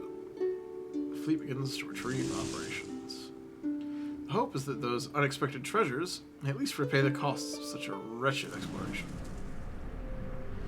As the ships drift above the vast field of wrecks, our sailors are amazed by the number of vessels involved.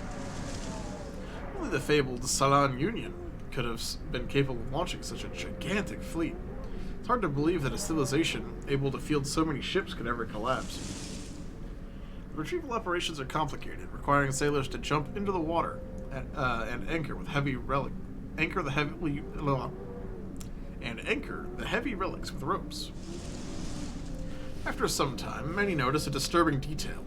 All the ships apparently belong to the same faction, and yet were somehow battling each other.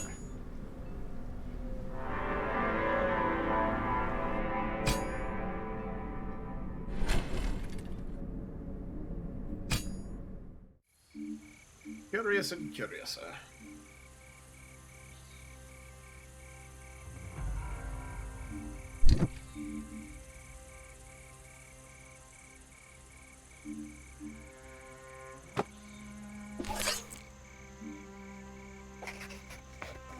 Demesia, a priestess from the Order of the Spiritual Enlightenment, was found guilty of heresy for her research into a ninth daughter of the mother and sentenced to death.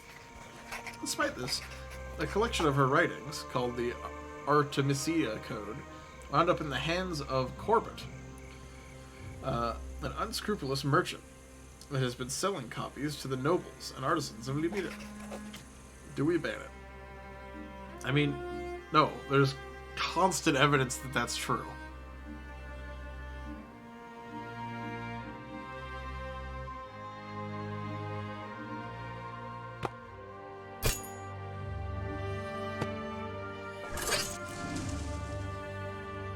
Even if the prior mother is upset by our decision, all discoveries have a right to be spread, discussed, possibly accepted, and rejected based on their validity.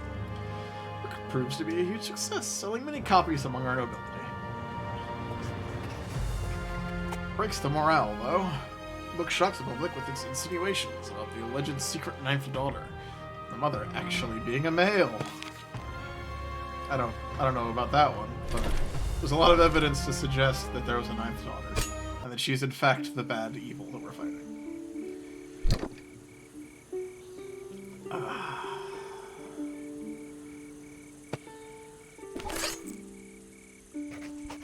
Tales of Celestia's refined monsters make for popular street theater performances. You'll find them amusing, but they might obfuscate the dramatic truth of what really happened. Do we ban theater inspired by the maidens? Nah. People should be free to indulge in their harmless desires, whatever they are. Turning the fear people have for Celestina and the Hollow Maidens into amusement can only contribute to weaken her. Horror theater. It breaks knowledge. Preparation.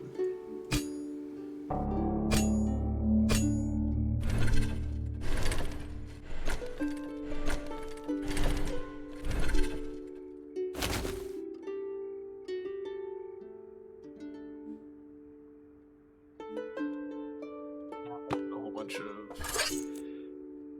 things. Like father, like son. Choose the same moral alignment 4 times. Rebel's actually pretty good. Hire a horror company.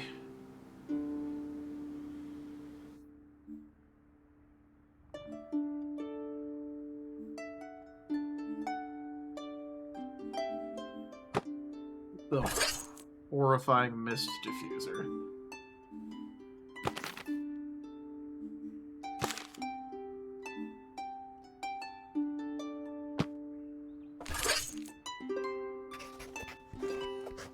Reports to us that Condre, a scholar from the Duchy of Gramam, is trying to replicate her ritual to achieve immortality. She also expressed her interest in experimenting on young girls like Celestina did. The rector claims that enough girls suffer this ritual already. Do we forbid it? No. And I only say no because the fire with fire strategy. We don't explicitly allow the experiments. We don't forbid them either.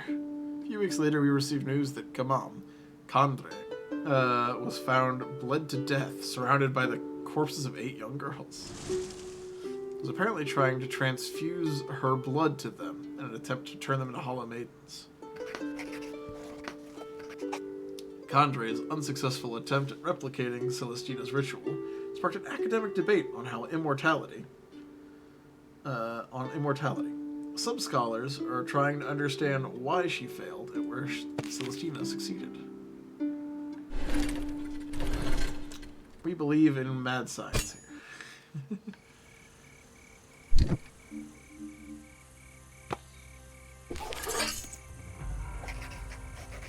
Sidora used complex ciphers to protect her discoveries, especially those about spirituality, but also when she was afraid of something.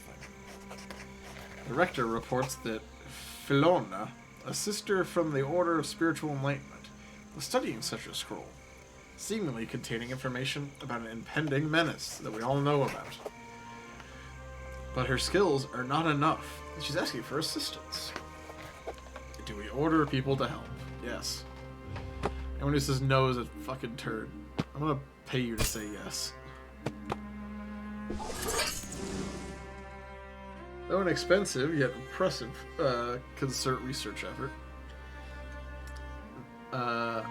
Through an expensive yet impressive concerted research effort, Philona and the other scholars managed to crack Isidora's code.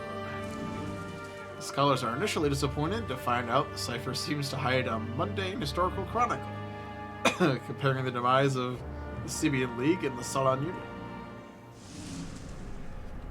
I found that some events repeat throughout history, not because of human nature, but due to the will of an external force called the Black Dawn that we all know about.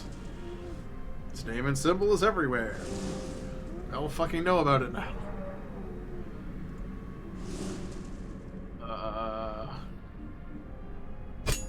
No.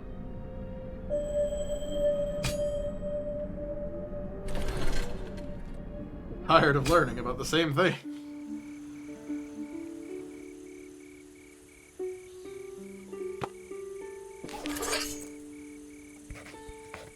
Mr. Talia, a scholar priestess from Fleur, in the Duchy of Blodgen, found striking similarities between Celestina's customs and some obscure chronicles found in the Royal Library about the early years of the Mother's presence on Earth. He wants to go to the monastery of Lorraine to investigate, but it is very close to the area of her secret hideout. Do we escort Sister Thea? Yes. 100%. No way, no. Sister Tylea leaves for Lorraine, escorted by our knights. However, they are attacked by 3 Hollow Maidens while on their way. Most of the knights sacrifice their lives to hold the maidens and let Tylea escape. What she discovers in Lorraine sheds a disconcerting light over the figure of the mother. Tylea has completed a thorough study of what appears to be King Oman's own words. The most interesting parts of the mother's 3 rites of blood: creation, transfusion, and infection. It also outlines the circumstances that led to the end of her kingdom. Spirit resides in blood, and the blood of the same family line can allow one's consciousness to move to another body. To allow the transmission of the spirit, the blood of mother and daughter must be mixed within the womb.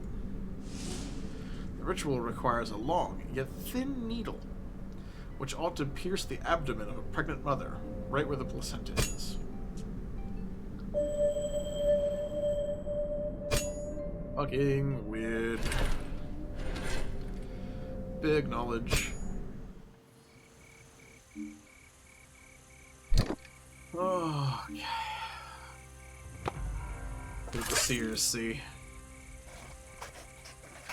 The other reports that a rich Asher named Sivit recently attempted to murder a foreign dignitary from Sidlada. He claims to have acted in self-defense because he had a vision of being killed by the dignitary in the future. The lack of punishment could cause severe diplomatic incident. Do we hold the... yeah. Yes. A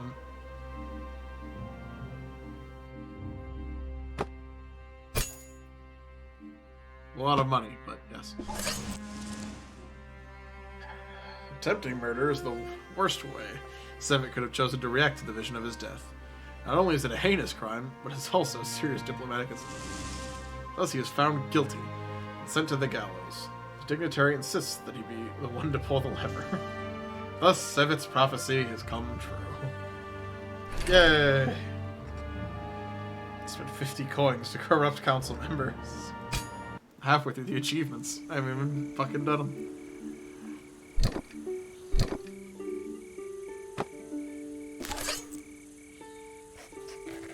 The consumption of ash bread, now released from the social stigma of poverty, its price inevitably increased, making it more difficult for the poor to afford it.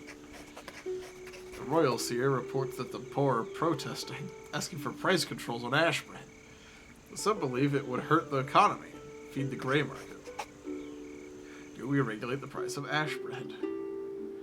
I mean, no.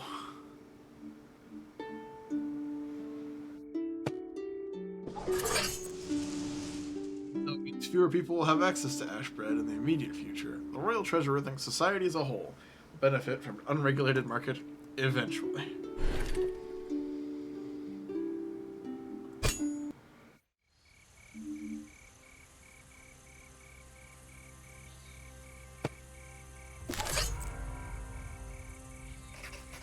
Just spending months studying the uncaring designs of the sunken Ceylon ships, our scholars make a sensational discovery. Their unusual triangular sails allow these ancient vessels to sail against the wind. Do we make it a military secret? No? But that ruins my thing. So yes. The schematics of the sails are classified as a secret of the state. Even if many try to emulate the design, the support structure of the sails is not easy to copy. We are a navy, unprecedented advantage. However, we're denying the same advantage to the rest of our people. Bam. Military ships OP. Sorry, world. That knowledge has to stay in the house.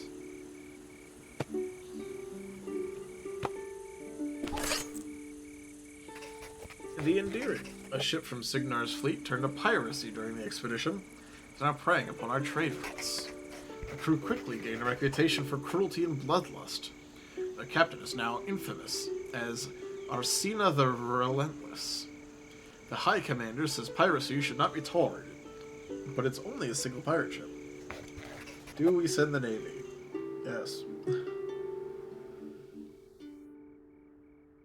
Oh god, it's so fucking expensive to do the correct things. At least I hope they're correct. You send a military vessel to hunt for the Endearing. After a gruesome battle, our sailors board the ship and kill the pirates from first to last. And rejoice.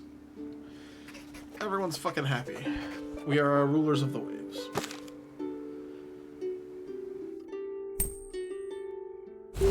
And the king comes. Good for him. Okay. Iron Swan, a royal heavy cruiser pushed away from shore by a storm, has discovered an island full of plants called Nevertires, whose leaves eliminate the need for sleep when ingested. We found cocaine! The locals refuse to sell them. They're sacred and dangerous. They offer us other goods, though, and will gladly share their fascinating culture. Do we start forcibly taking cocaine? Yes. No. A more diplomatic approach, while unsuccessful in acquiring the marvelous leaves, allows for a deeper understanding of the culture and customs. But also for establishing a profitable trade route with the island, which we can then later press for cocaine.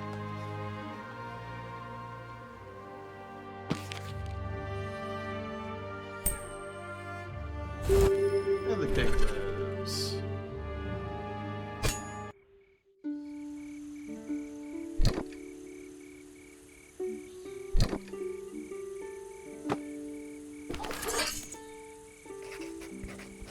retrieving the sunken treasures is difficult and dangerous. One of our ships was already lost in an accident, and many sailors drowned. With summer ending soon and the storm season coming, sailors are afraid to remain on the open ocean any longer. Do we abandon the retrieval of the ships? I mean, yeah. We should come back later. The order to leave reaches our fleet just as a huge hurricane shows up. While pulling up anchor, the sailors on our flagship discovered a strange book floating near the hull. Curiously impervious to water. One final treasure, but many were left buried. The Book of Choices. Look as an image, a large branch tree on the cover. It's unnaturally sturdy, but otherwise quite mundane. The scholars expected it to be written in a strange, unknown language. And surprisingly, it's written in our own. The Book of Choices, as it's called.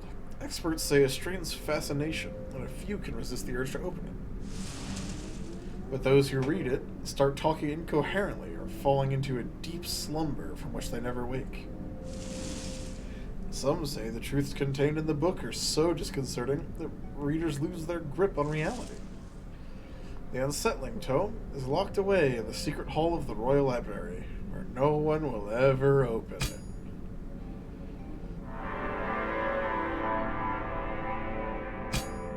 Two more events. King fucking lived. Die, you old fuck. 3 flips. 3!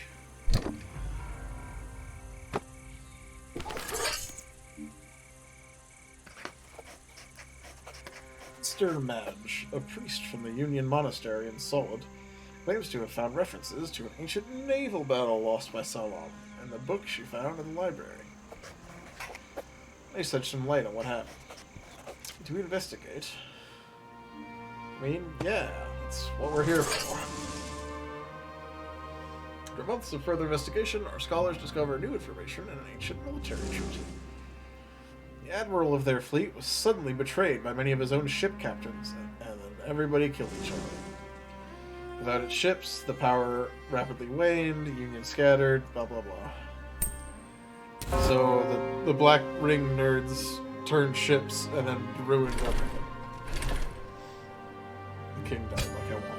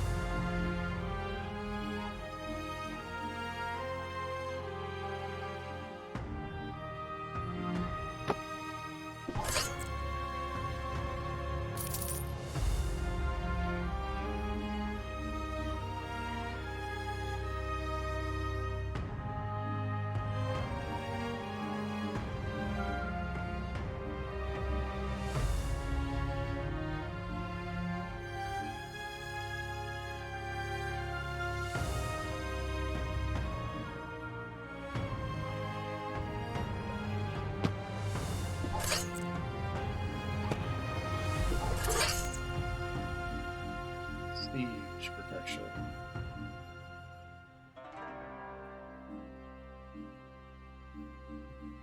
Think it's probably worth going through the ditch. I don't know how much of that's going to get built, because the eclipse should be happening this round.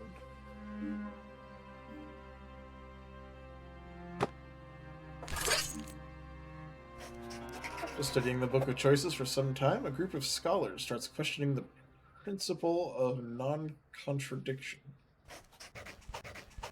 They're disrupting the academic activities of their peers, arguing with everyone and challenging common sense wisdom in every field.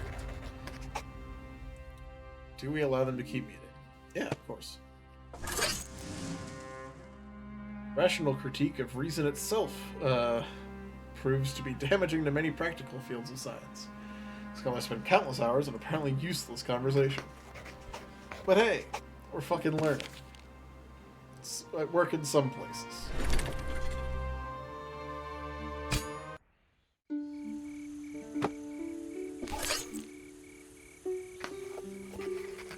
King declares that the Book of Chronicles is too dangerous to be kept in the library, where no one can read it. Wait, what?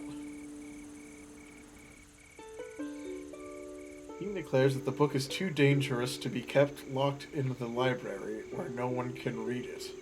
Such a hazardous item should always be kept at hand, where someone can watch it.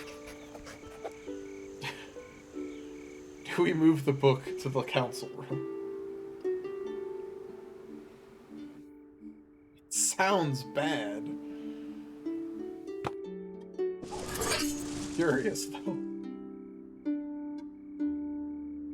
Even we cannot resist the crowd around it reads its contests, where there is no meaning to be understood, only a kaleidoscope of ever-changing words that blurs your mind. As we read, the king sleeps into a deep slumber. The labyrinth, we slowly awaken in a strange, dreamy place. The king enters a door on the floor. We follow him. Rooms repeat endlessly, with little variation, as if designed by a frugal architect. Easily get lost. Weird objects hang from the ceiling of each room. Perplexing symbols are marked on every door. Once we go through a door, it locks behind us, making it impossible to go back. We can only move forward.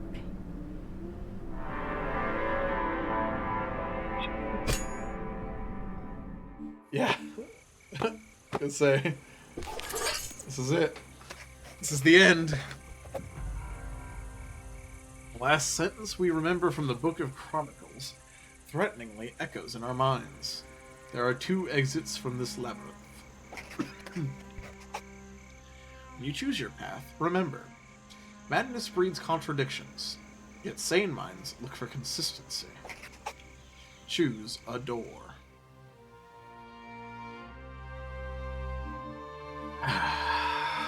Great.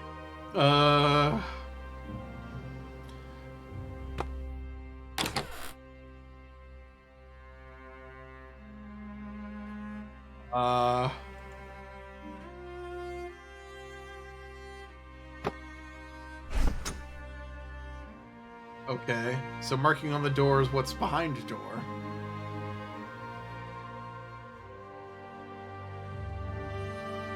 So this should be the first room? No. Somehow I'm through this.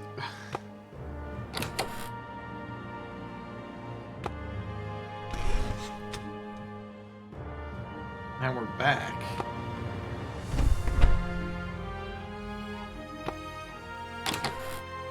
So consistency. There's the sane mind. We got that. So the doors have different.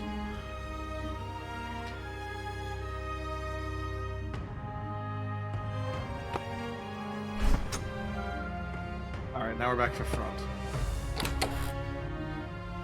No, we're not. That's different.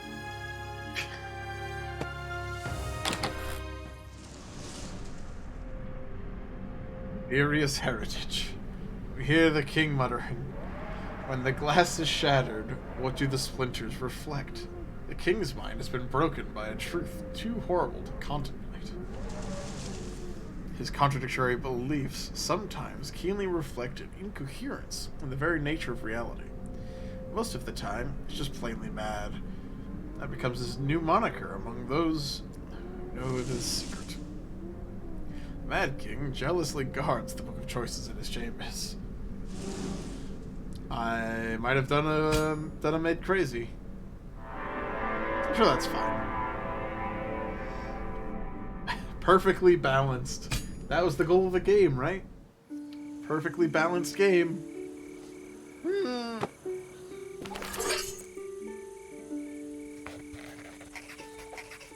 It's increasingly often, the Mad King suddenly breaks into the council room laughing hysterically. I'm going to tell you a secret. Kings always lie. Do we believe the king's statement?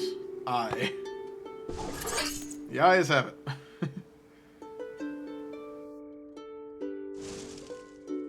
Should be lying when I'm telling you kings lie. Hence, kings do not lie. I mean, kings, there's more than one king, asshole.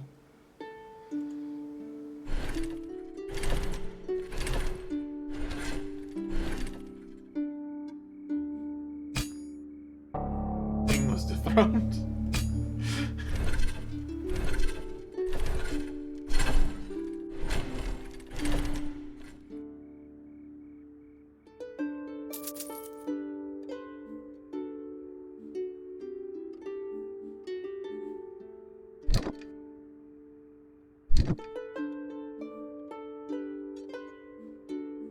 2 turns. This is 1 turn.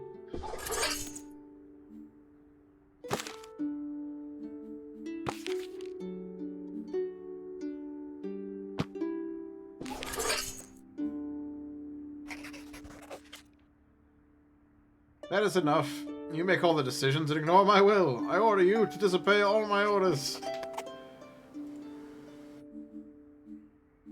Disobey all of his orders. Yes. So you disobey my orders. Does not matter. The end is coming and my unbalanced mind cannot prevent it. Okay. The famed scholar Halden, one of the most ardent students of the Book of Chronicles, has lost his mind. We're all trapped in this world. Death is the only exit, but even that is up for others to decide. Do we execute him? Oh.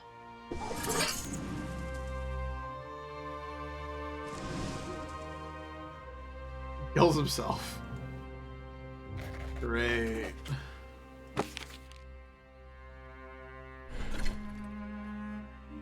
Very cash money.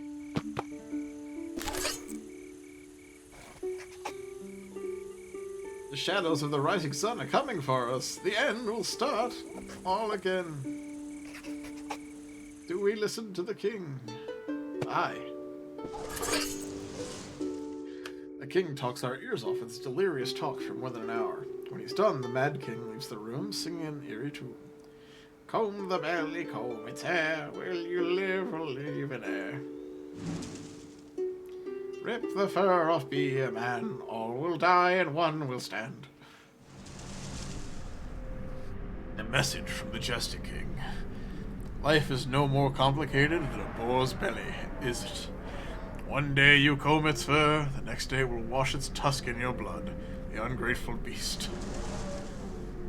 We often get a choice, and you'll get one. Oh, yes, you will. And I tell you, you'll get the best choice, because whatever you choose, the outcome will be the same. Some will live and some will die. I tell you, of course, those who live and those who die will be different. But let's not be quibbling, shall we? Point is, it will be fun. And sad with all the deaths and stuff. And sad with all the deaths and stuff. But mostly, fun. Fair. We did it. We caused the eclipse.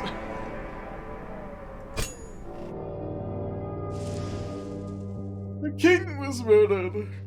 His attendants found him strangled in his bed, with a stylized sun branded on his forehead. There must be a traitor at court, and it is highly probable that it's one of the council members. Every councillor just received a letter from the Black Dawn. We are the shadow that nurtures the new light. We are the Black Dawn. A new sun is rising, and your house risks being extinguished when this old sun dies. We offer you the chance to survive the coming storm and escape extinction. Tomorrow, the restless and the forgotten will act together under our guidance. They will tear this kingdom apart so that it can be reset, renewed, and restarted.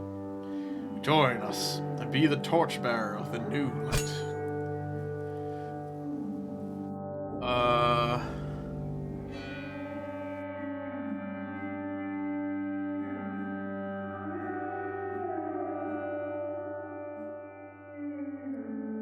That's interesting.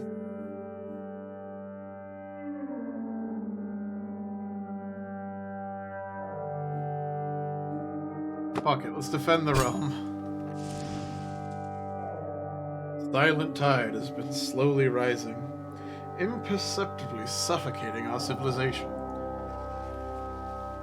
The Black Dawn has been building a network of contacts and informers since even before the rise of the Kingdom of Ankist. over the years has taken root in our society, enlisting our many representatives of our nobility, army, common people, and even members of the court among its ranks. Many were convinced by the Black Dawn's suave promises. Some joined the conspiracy for glory, some for gain, some even for conviction. Thank you. Willing to extinguish this age and bring about a new light. Many people joined them, rich and poor, priestesses and merchants, guards and soldiers, even some of the great houses, blinded by their pride, pledged their service to the Black Dawn. The Council is confronted with a complete breakdown of the kingdom's infrastructure. The usual flux of communication is interrupted. We stop receiving reports, and our orders can't be transmitted. Oh. I have been talking for 4 hours straight, my dear Jin. This is a fun game, but is entirely reading-based. The sinews of the kingdom are effectively severed, and the council is blinded from what is going on outside Libera.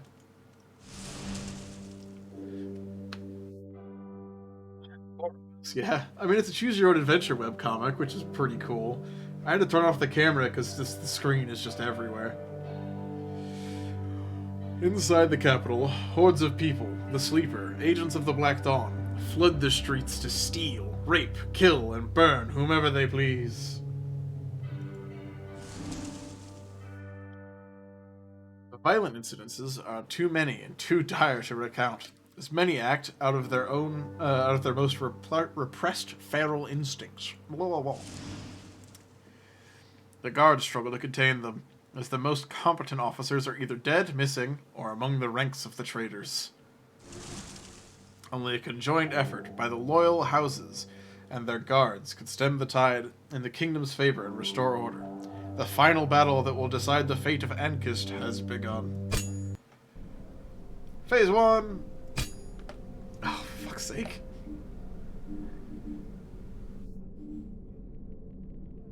Ugh. Hold on, I need to get a beverage.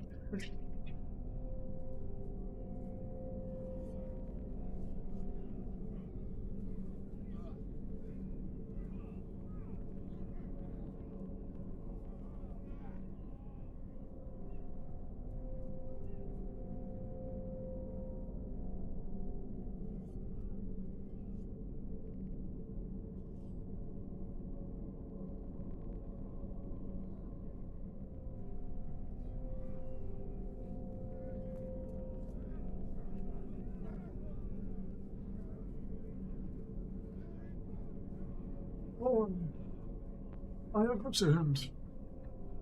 Cheers to the gin.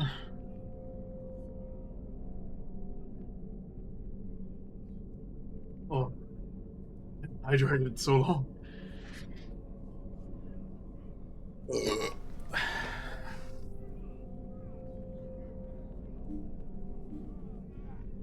All right.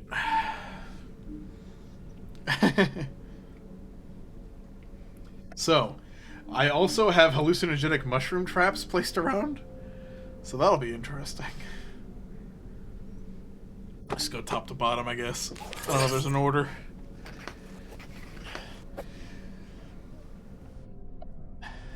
I don't know. Apparently they're gonna be fun, though. The troops reunited in the courtyard in front of the High Commander, and are visibly nervous due to the imminent attacks. Moreover, the generals are concerned that fake news could start spreading through the troops. Do we take the time to reassure the troops? Yeah,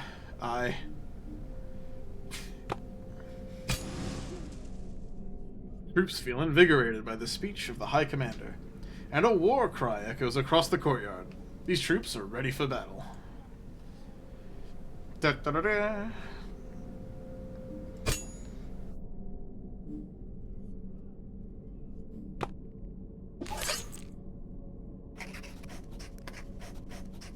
Several trade guilds, worried about the impact of the rebellion on their business, have declared they will stop all trade within Libra.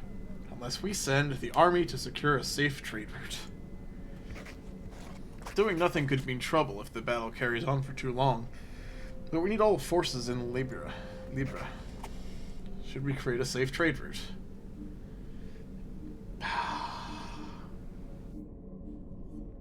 I mean, it's not really that major with all things going on. We have underground passages to get outside for sieges and stuff. Not the time to think about merchants and trade routes, or to think about our resources to endure the battle even without supplies of primary goods. All our troops need is to stay in Libra. The war has just begun. Boom. We're up.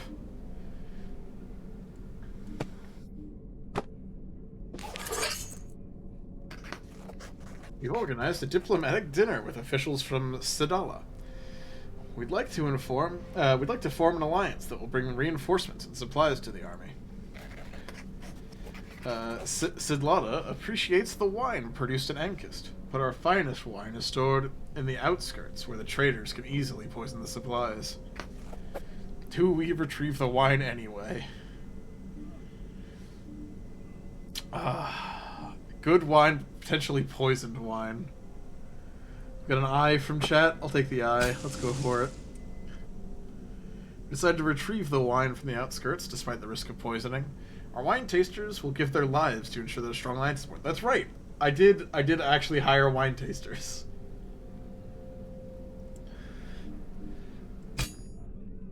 Oh well, a few people will die.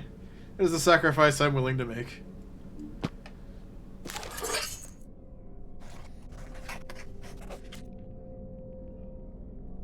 Some soldiers are contracting a strange disease. Large blisters appear on their limbs, and most of them die shortly after. Do we quarantine the infected soldiers? Yes. Infected soldiers are quarantined inside a delimited area of the city.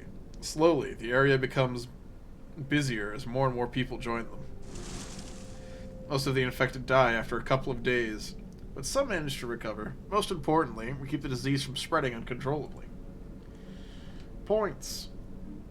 I don't think I did anything statecrafty for helping that one.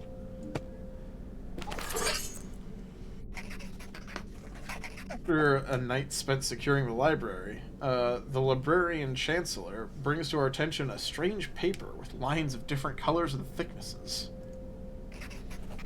At first it looks like a simple sketch, but the fact that it was sorted in the library could mean something, or stored in the library. Oh. Study the paper. Sure, fuck it. For days of study, mostly looking at the paper, our scholars conclude that it must be a color experiment by a nomad kid that remotely resembles some sort of map. They kindly invite us to avoid wasting their time with useless research when there are still weapons to develop. Bwomp womp. Come on, it could have been useful.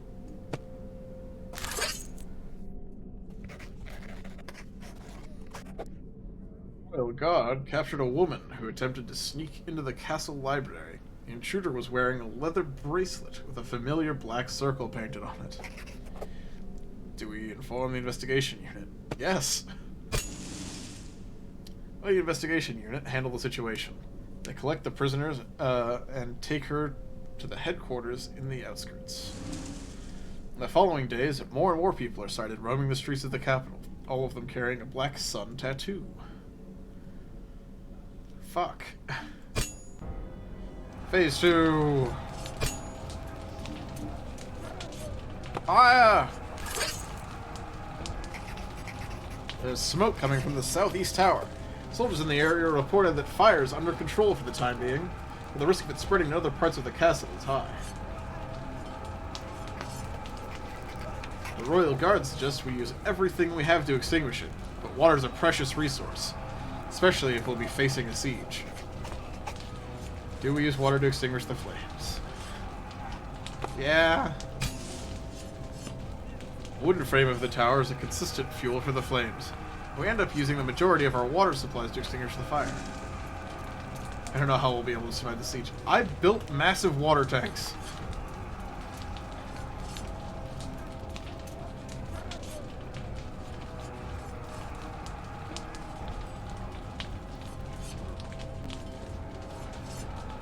We have mutuals.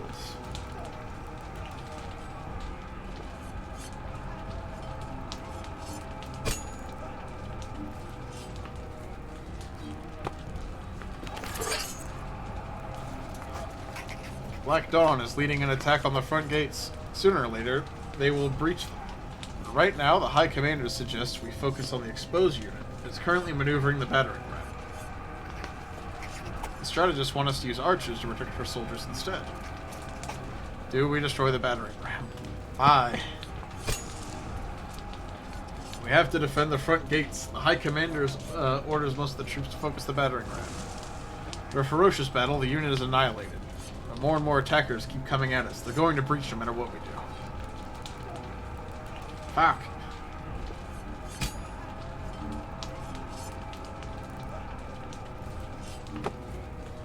Wait, what?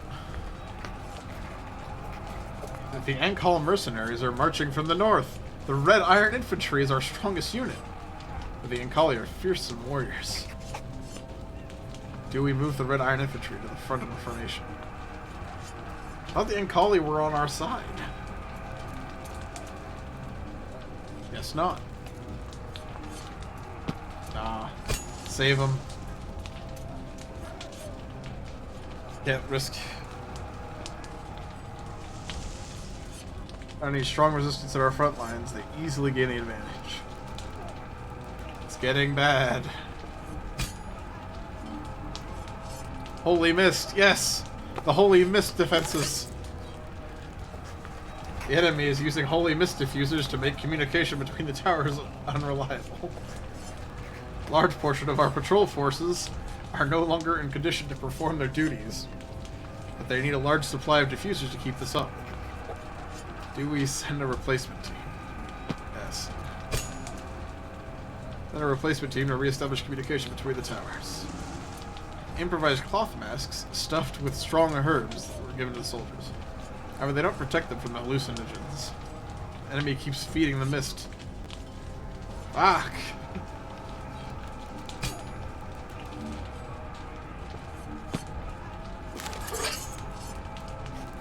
The enemy is trying to climb the walls. They're using weird ladders that are built like tunnels, offering protection from every side. Some of our soldiers are looking for barrels to throw down the walls. The High Commander recommended we use them to store liquid to pour from the machinations. Do we use barrels to store liquids? Sure. Large barrels filled with cheap boiled oil are transported from the kitchens to the wall. Start pouring hot liquid on the enemies that are attempting to climb. Their ingenious ladders may protect them from falling barrels. They're useless against liquids. One by one, the climbing troops fall to the ground, their skin burnt, and their armor melted. Now for the regular ladders.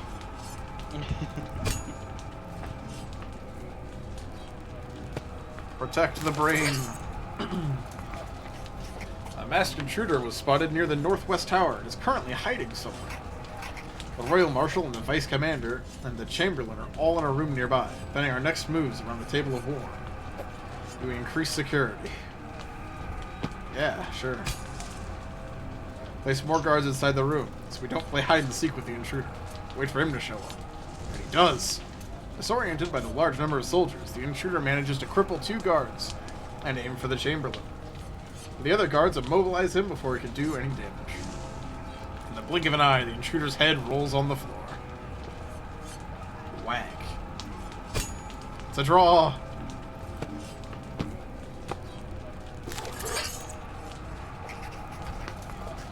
A seer from Alwyn suggests that Cyclada, the arid region, will take advantage of this infamous war to invade from the south and march towards the castle. The Alwyn's suspicious attitude towards Cyclada is well known in Ankist. However, do we listen to the rumor? No. Despite the seer's insistence, the generals know that invasion is impossible. The rumor was a product of the bias. Next day, the forces of Salada are detected marching along the Black Dawn. What have we done? Fuck. To the library. Guards patrolling the towers have spotted a rope hanging out of the library's window. The secrets of our kingdom could be at risk, but it could also be a trap. Do we send someone to defend the library? Yes. Knowledge is value. The royal guards storm into the library, which the librarian chancellor refused to abandon despite the dangerous situation. One guard, looking out the window, spots a masked man climbing a rope. Guard immediately takes aim with his crossbow and shoots. The bolt hits the intruder in the shoulder, making him lose grip on the rope. Bam, baby! Off my shit.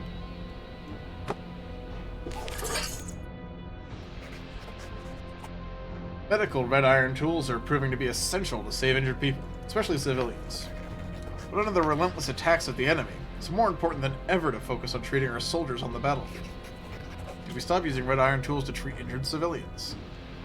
Yeah. Our soldiers are putting their lives on the line for the sake of the kingdom, so we will tend to them with the highest priority. It's the right decision. Most civilians will understand this. Even minor wounds can be fatal if not treated correctly, and all soldiers who recover can be headed back to battle. Man. We're up. The corpse units! Yes! The noble families of Libra demanded that we retrieve the bodies of their loved ones from the battlefield. Recognizing the bodies shouldn't be a problem, but it's still very risky. Do we organize retrieval of the bodies? Fuck no. Moving the bodies is too complicated and time-consuming, so we decide to simply retrieve the embroidered names from the uniforms that I made them do. Families do not fully appreciate the gesture. Fuck! 20! Well, fuck them. Come on, I don't got time to get anything other than dog tags off your officers. And the fighting in this... They even got that. The fighting in the streets of Libra does not stop even for a day. The people who did not leave the city are hiding in their houses or in abandoned buildings. They're starting to run out of food and water. Do we retrieve the red cacti from the outskirts? Yeah. Red cacti can help save many lives. They're simple to cook, nutritious, and rehydrate the body. Even if it's dangerous to venture into the outskirts, we cannot abandon our people. The team is tasked to retrieve the red cacti from the warehouse. Many do not come back from this deadly mission, but the heroes who survive manage to receive enough red cacti to last a week.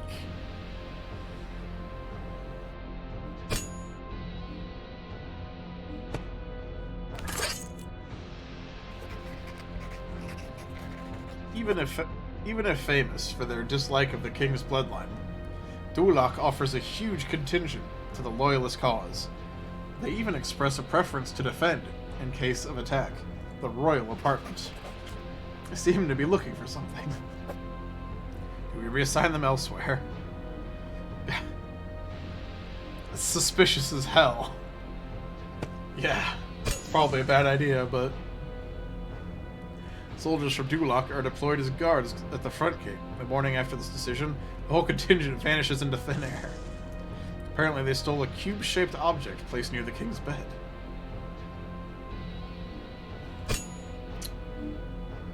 Alright.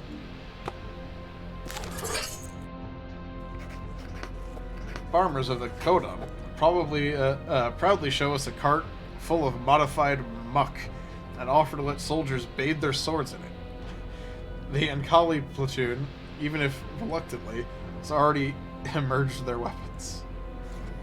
The smell is unbearable, and the whole situation is unreal. But surely they have their motives. Yeah, let's get shit swords. We bathe our swords. On the battlefield, the smell is overwhelming, and it gets worse when the monk meets blood. But then everything is clear. For every strike our troop inflicts, we now know the wound is infected. Fucking brutal.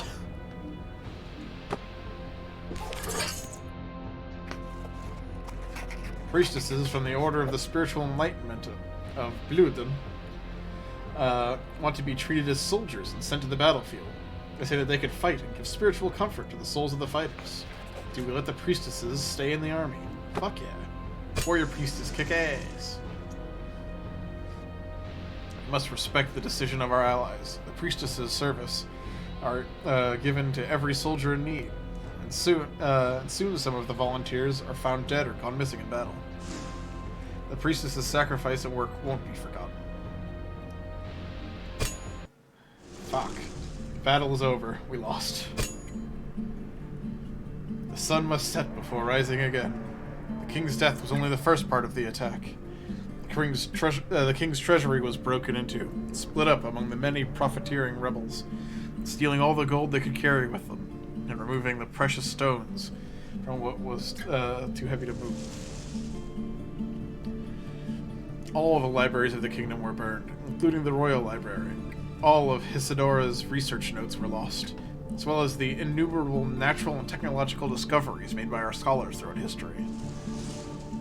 All the chronicles of the realm are also lost to the fire, making it difficult for future historians to trace the ascending parabola of the kingdom of Ankist and assess the cause of its abrupt collapse. It is rumored that only the Book of Chronicles survived the fires, as it was carried away by masked members of the Black Dawn. The Loyalists are too few, too weak, and too divided to stem the tide of chaos. Some of the grand houses courageously try. Yet even those committed to put up a joint resistance are torn apart from the inside, divided by treachery among their own ranks while trying to face an unmatchable force. The many Black Dawn infiltrators bring down the loyal houses one by one, assassinating their key members and leaving the rest unable to organize a resistance to match the widespread chaos.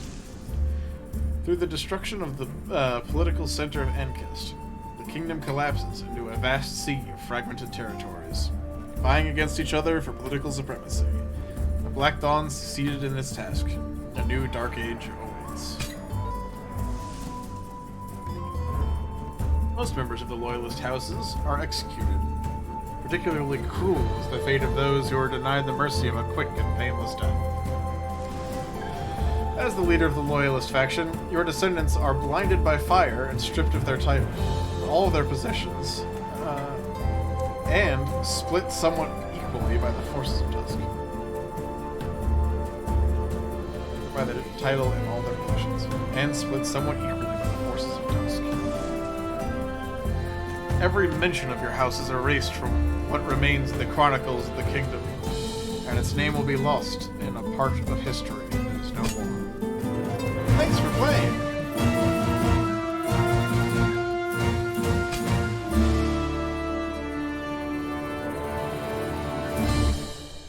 So you failed. Yep. Nice. I lost. How was it? It was good. I mean, I'm annoyed, and playing it again would just crush it, but... Now that you know. But sometimes, certain, sometimes you just don't know. Well, it's also a question of, like, if you do certain things that you did before, what would have changed? Like, maybe if you do a certain thing, you don't have to go to war anymore, so you have a different trouble that you have to deal with. I didn't really do much with the council stuff. Okay. Also, I'm cooking the sirloin cat. Yeah. I don't know if you want any of it. Sure. Maybe later.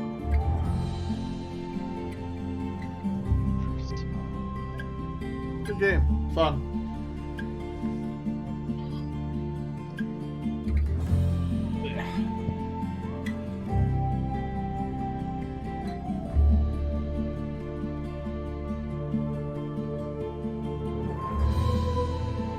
Also, I got it for free, so no skin off my back. I think it's probably worth the $15 that they're asking. Especially if you're into this kind of storybook shit, which I am. Use your own adventure. Mint berry crunch.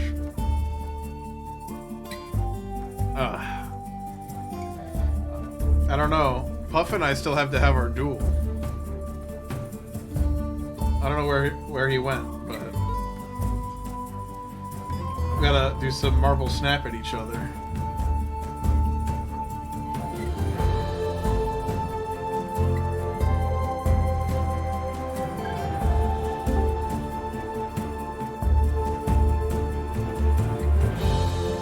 Sounds like someone joined. I did. Fuck off, Joker. That's not very nice.